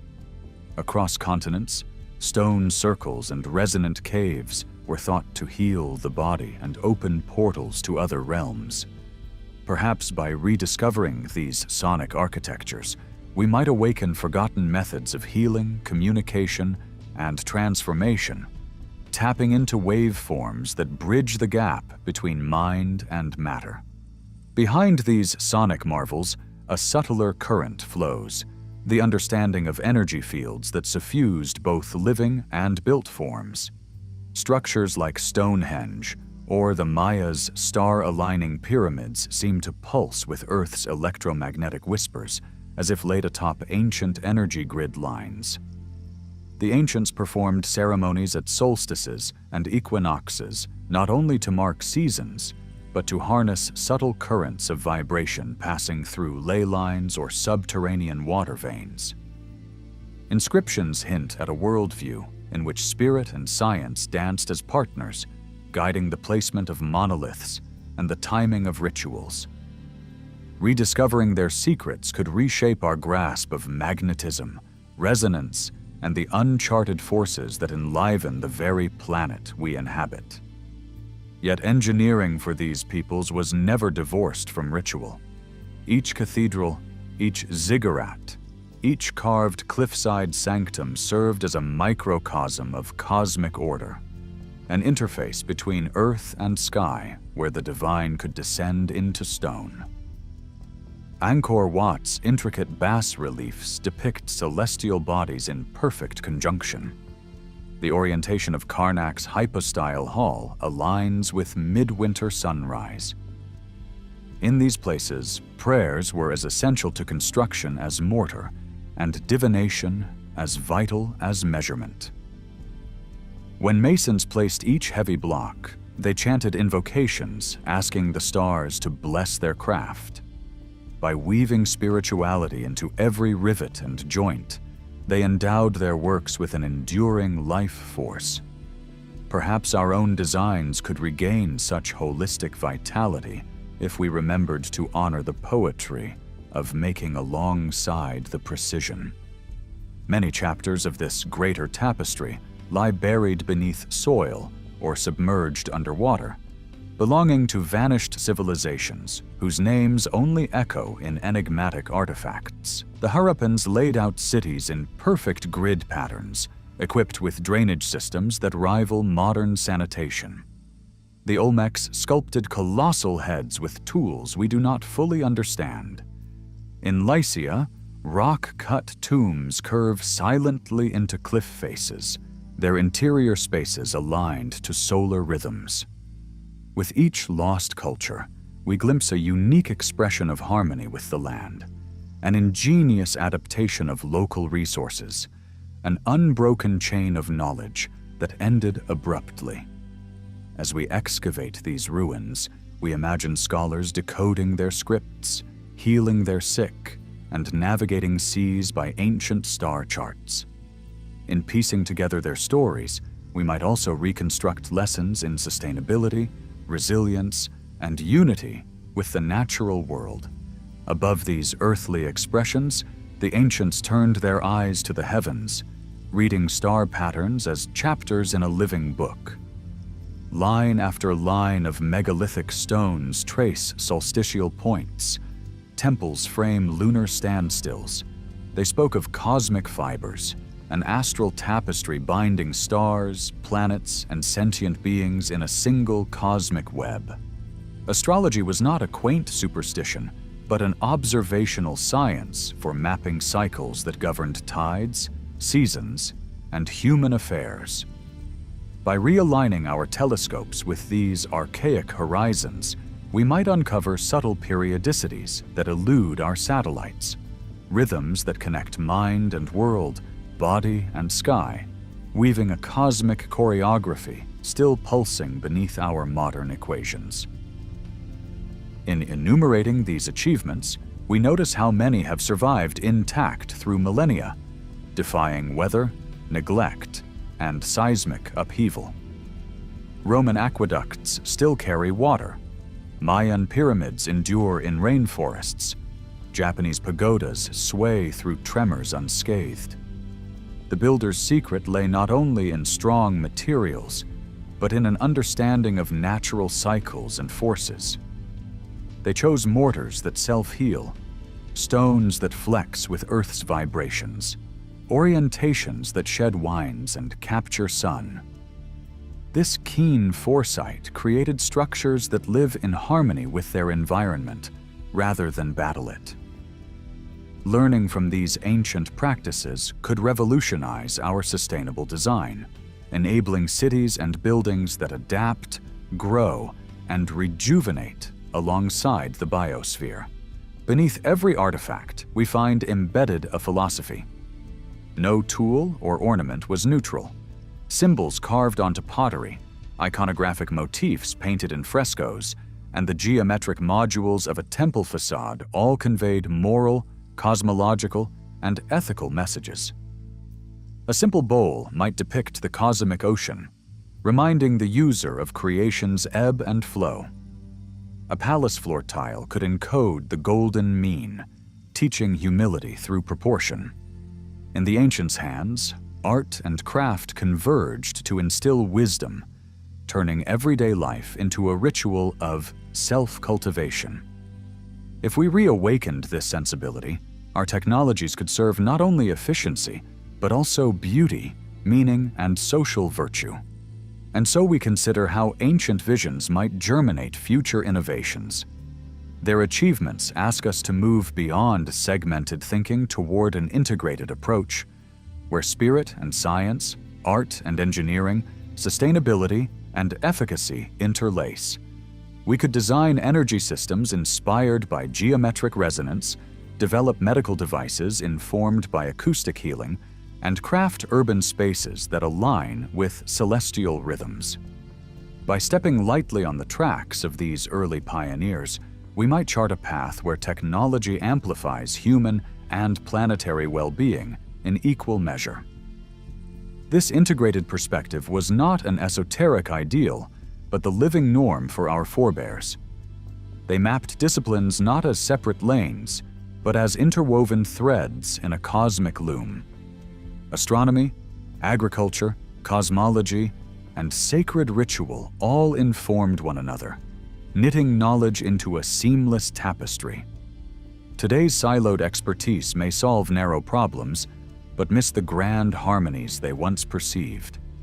Reuniting these fields in a holistic paradigm could yield more robust, resilient solutions, each breakthrough resonating with the depth of a worldview that embraced the entire web of existence. Now, recall how myth and science once flowed through the same channels. Stories of gods forging mountains or shaping humanity carried encoded instructions on metallurgy, hydraulics, or celestial phenomena. The tale of Icarus warns of boundaries built by hubris. At the same time, it carries the wonder of flight. Legends of fire stolen from the heavens are allegories of harnessing energy. By reading these narratives as layered documents, blending symbolic meaning with technical insight, we might retrieve craft secrets and philosophical cautions blended in equal measure, guiding our inventions toward wisdom rather than recklessness. The ancients did not simply build monuments and shape myths. They walked in sacred groves, honoring trees as kin, and weaving ecological covenants with every harvest. A grove might mark a temple's precinct, placing the divine in the living embrace of forest. Seasonal rites taught respect for soil fertility and water cycles, embedding sustainability at the core of social life. In the present age of ecological crisis, these practices illuminate a path toward rebalancing humanity's partnership with the earth. If we weave their ecological art into modern policy and design, we find models for regenerative agriculture, reforestation, and community stewardship that honor Gaia's wisdom. Beyond fields and cities, the ancients embarked on journeys inward, cultivating altered states of consciousness to access hidden realms. Through meditation, ritual drumming, plant sacraments, and breathwork, they traversed dimensions that today's neuroscience is only beginning to chart. These experiences were not fringe curiosities, but integral to their quest for knowledge. Noetic voyages that revealed the nature of mind and cosmos as inseparable. Re-engaging these practices harmlessly and ethically could expand our understanding of cognition, healing, and creativity, unveiling doors to modes of intelligence yet unrecognized by conventional science. Amid all this lived the language of symbols, a universal script etched on clay tablets, carved into stone, or woven into textiles. From Vedic yantras to Mayan glyphs, these emblems carried layers of meaning, cosmological maps, mathematical matrices, and spiritual mantras compressed into a single sign. They formed a meta-language that transcended dialect and geography, encoding sophisticated insights into gravity, cycles, and consciousness. By unraveling their semantic architecture, we may rediscover principles of information theory, cryptography, and visual communication that anticipate our modern digital codes, inviting us to speak once more in the unified tongue of human ingenuity. Even the stones themselves seem to have been imbued with living purpose. Temples were designed not only for worship, but as resonant instruments, acoustic chambers, psychoactive gardens, cosmic sundials. The lines of an Egyptian portal, the sweep of a Greek column, the spiral of a Mesoamerican stairway, all participated in a grand choreography of energy and intention. To rebuild in their spirit, our architects might consider each structure as a sentient partner, oriented to sun, wind, water, and sky, fostering spaces that nourish body, mind, and soul in unison. Time, to the ancients, was not a relentless arrow, but a cyclical song, each season a stanza in an ongoing hymn. Their plows pivoted with solar arcs, their calendars synced to the moon's passage. Festivals and feasts responded to equinoxes and solstices, weaving civic life into the cosmic ballet.